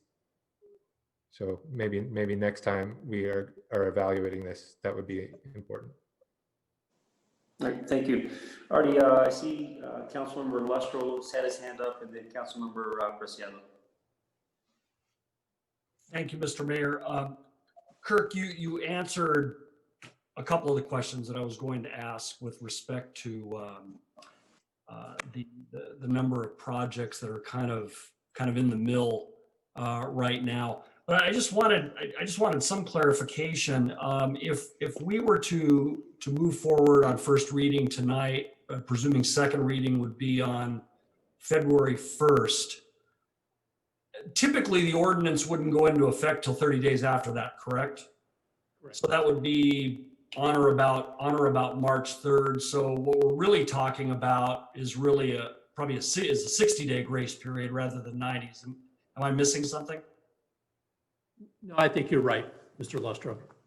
Okay, so the question I was going to follow that up with, and I think you answered it earlier. I think Councilmember Nolte was asking the same question that I was thinking about, and that is really in that 60-day period, how many units are we talking about?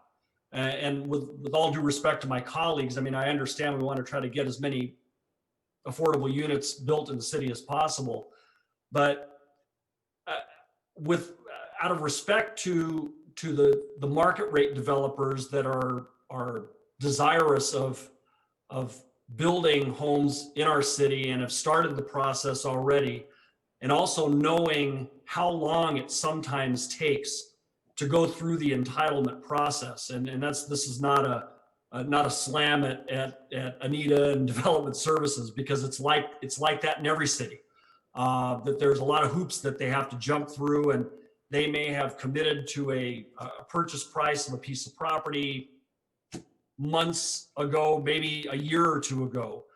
And so I don't feel that what really amounts to a 2-month grace period is unreasonable at all. Given the amount of time that they may have put into, and the amount of money that they may have put into trying to obtain their entitlements. So I mean, if we were talking about a 6-month grace period, then I would kind of take a step back and say, maybe that's pushing it a little bit. But if we're only talking about 60 days, just speaking only for myself, I mean, I don't have an issue with that. Thank you. Thank you, Councilmember Preciado.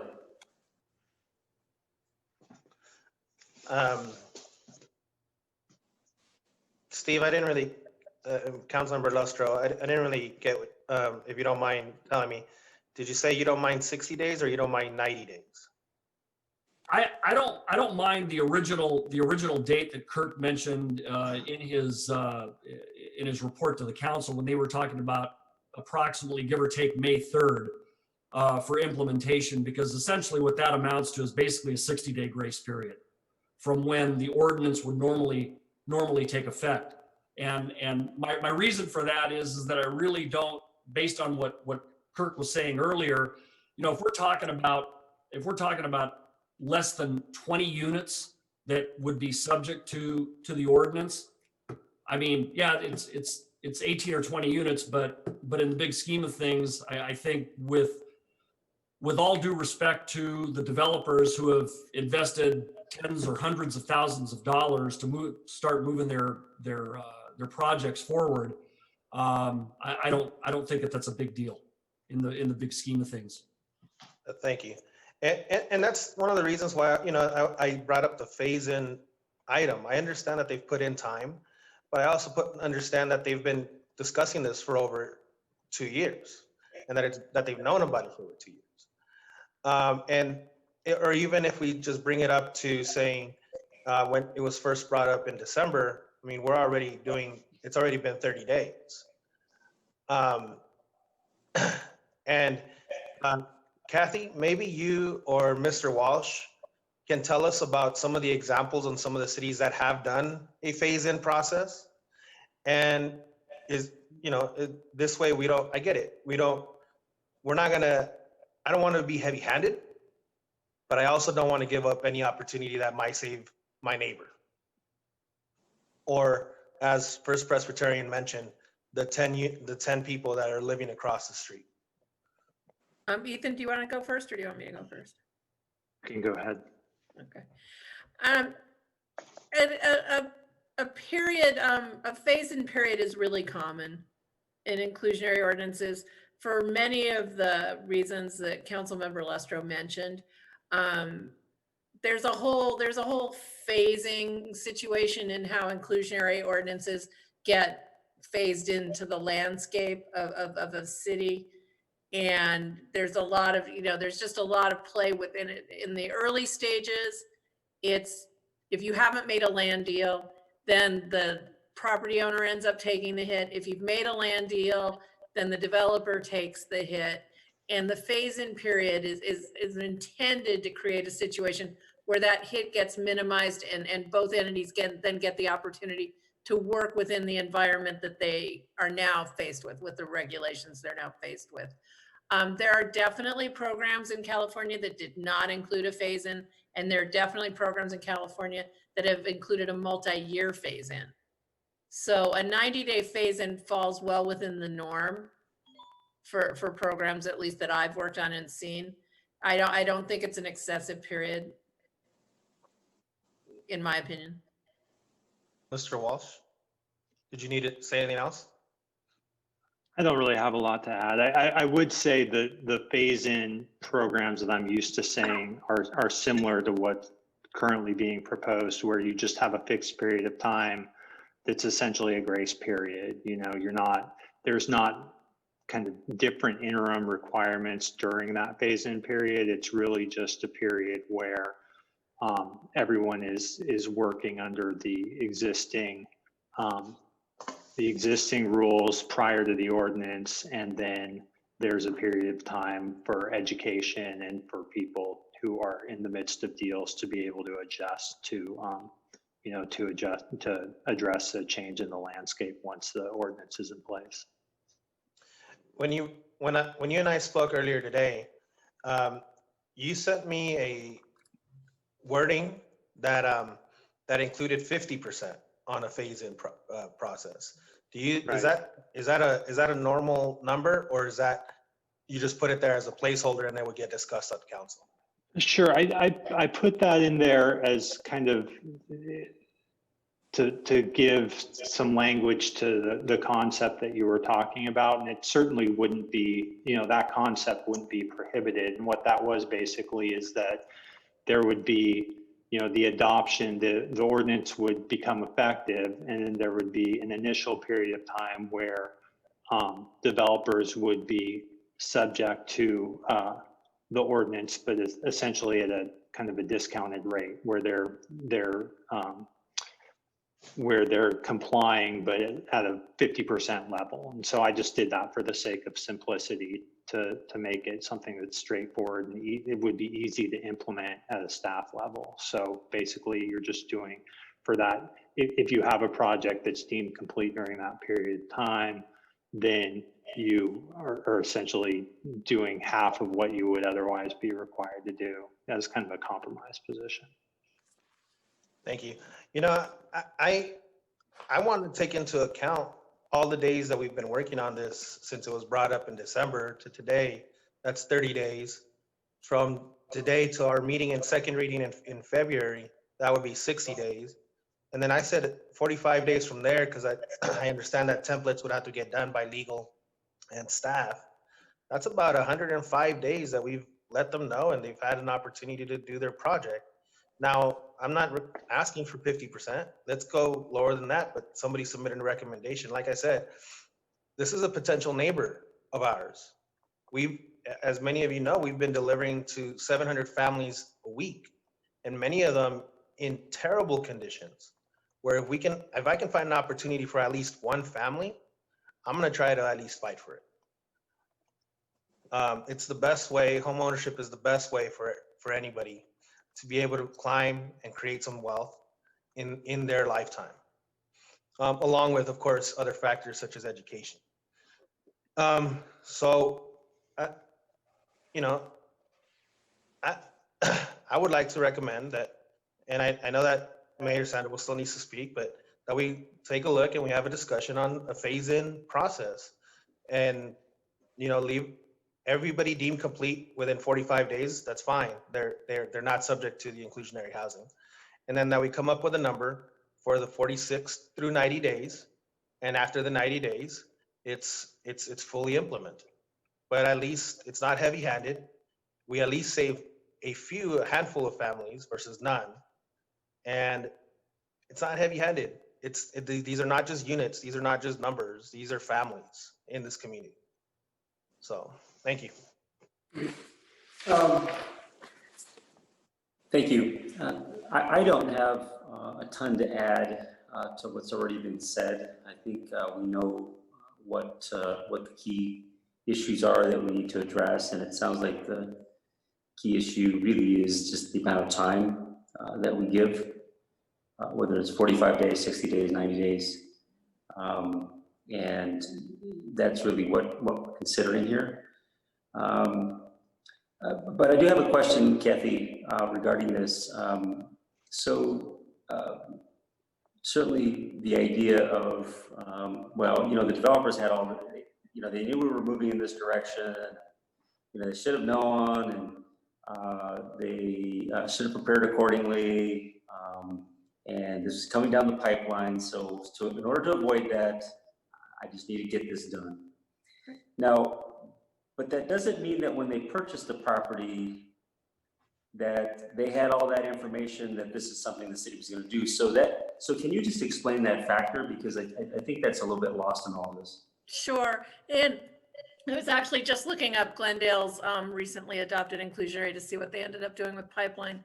I think a really good example is Pasadena in 2001. When Pasadena adopted their ordinance in 2001, we had started working on it in 1999. Pasadena at the time had something to the effect of 17 commissions, I'm not exaggerating, that it had to go through. We worked with developers, we worked with community members.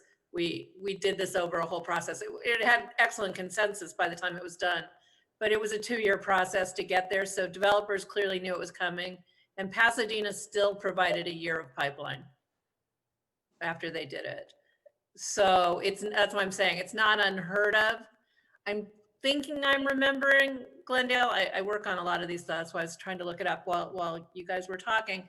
I think Glendale ended up doing no pipeline. So there's not a right or a wrong answer to this question, but I will say that to your point is folks have bought land a while ago in many instances.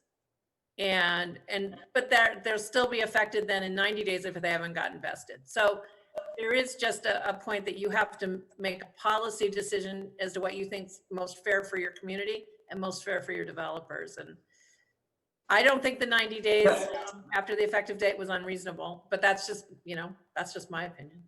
Yeah, no, thank you.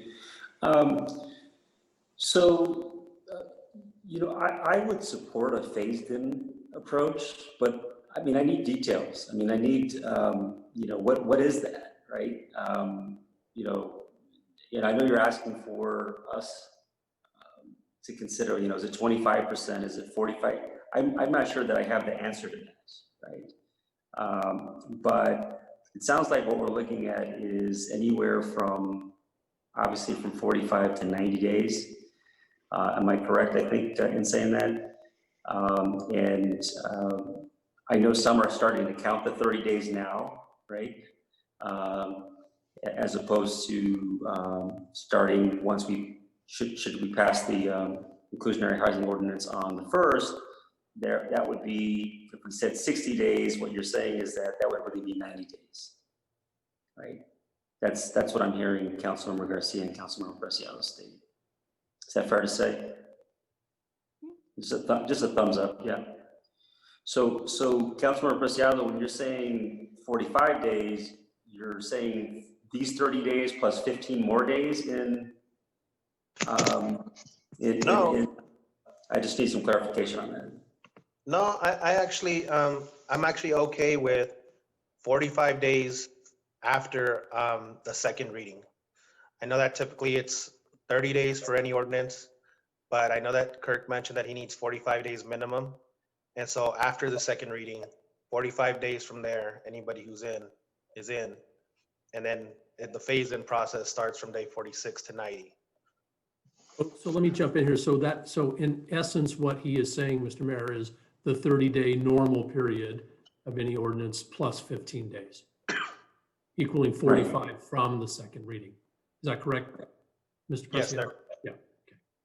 Right, and of course, the 30 days from here till the next, approximately the next meeting, I know we don't count those days, right? But that's, clearly we're moving in that direction. So how does that, just out of curiosity, Kirk, how does that impact you and getting this ready to go?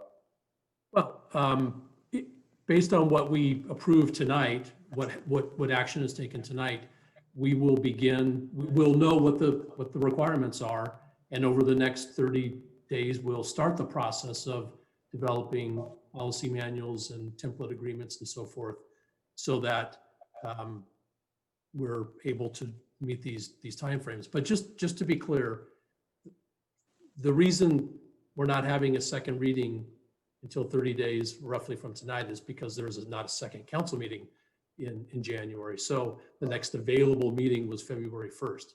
So that would be the second reading. And then typically you have a 30-day implementation period, effective period after that. So that would take us out to, say, roughly March 1st. And then another 15 days would be what Mr. Preciado is suggesting. So at that point, middle of March, any projects that weren't deemed complete between that point and 45 days thereafter would fall into this partial implementation period, if I understand. Yeah. Right, and so just so I understand the difference between what Councilmember Preciado said and Councilmember Lestro, because one said 45 days, and then the way I thought I heard Vice Mayor Lestro, I should say, and forgive me, Vice Mayor, it'll be an adjustment transitioning to your new role as Vice Mayor. But wouldn't that really just be 15 days more? Is what you're describing, Vice Mayor, which is, given the 30 days between now and the 1st, and then really 60 days versus 45 days, we're really talking about one option is mid-March and the other option is April 1st. Am I understanding that correctly? The option Councilmember Preciado was talking about would be roughly about mid-March, and the original option as proposed and described by Kirk would be the beginning of May. So you're talking about a 45-day difference. You're also talking about between mid-March and May having a 50% requirement, right? So that's what the phase-in is. That's what I understand. But the mayor was asking about the difference between the time frames, not necessarily a phase-in period. Yeah, so I would support a phased-in period with the 45 days, and then the next 45 days, just recommending a reasonable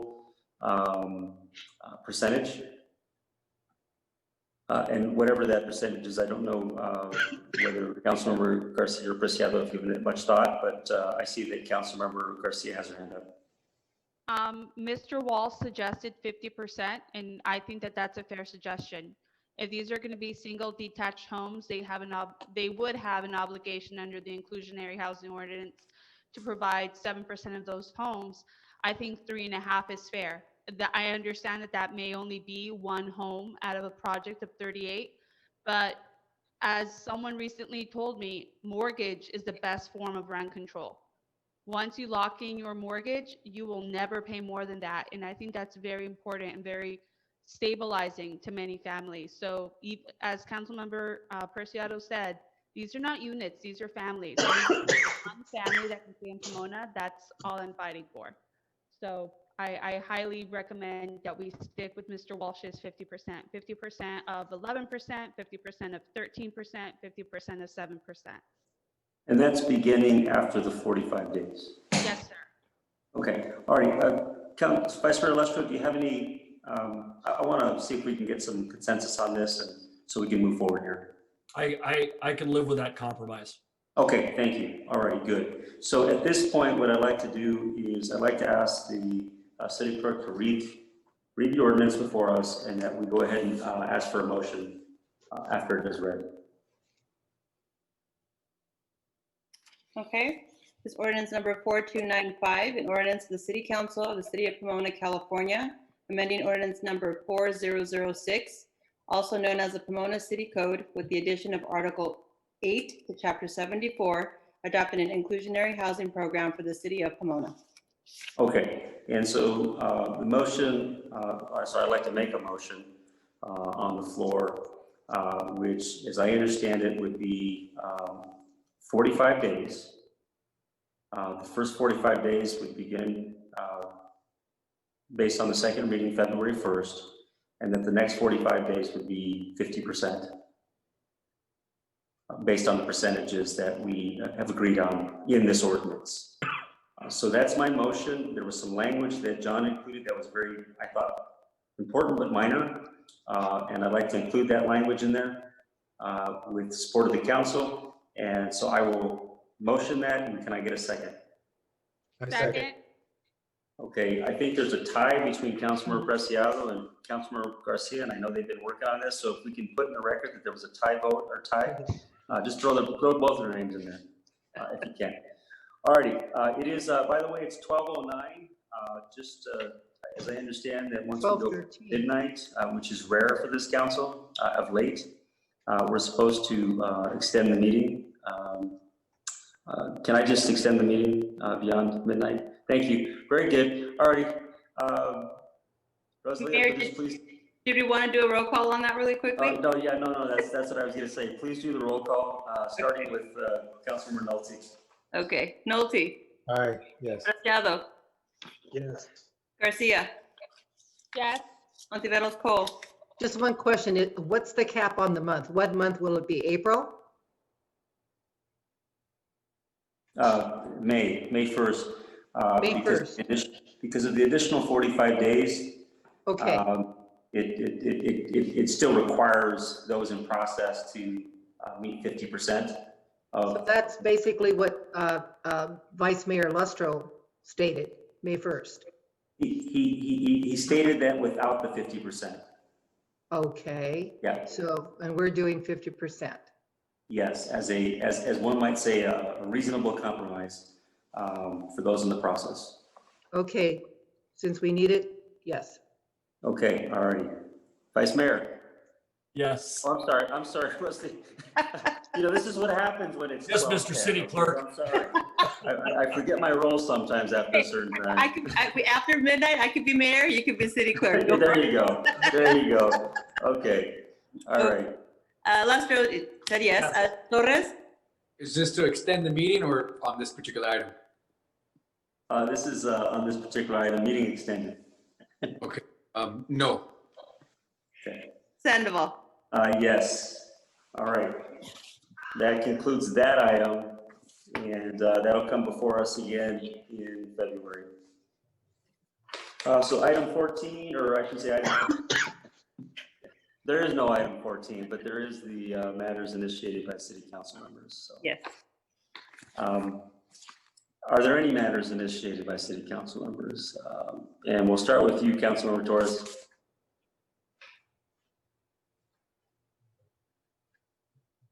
None at this time. Okay, thank you. All right, Vice Mayor Lustro. I will be very brief.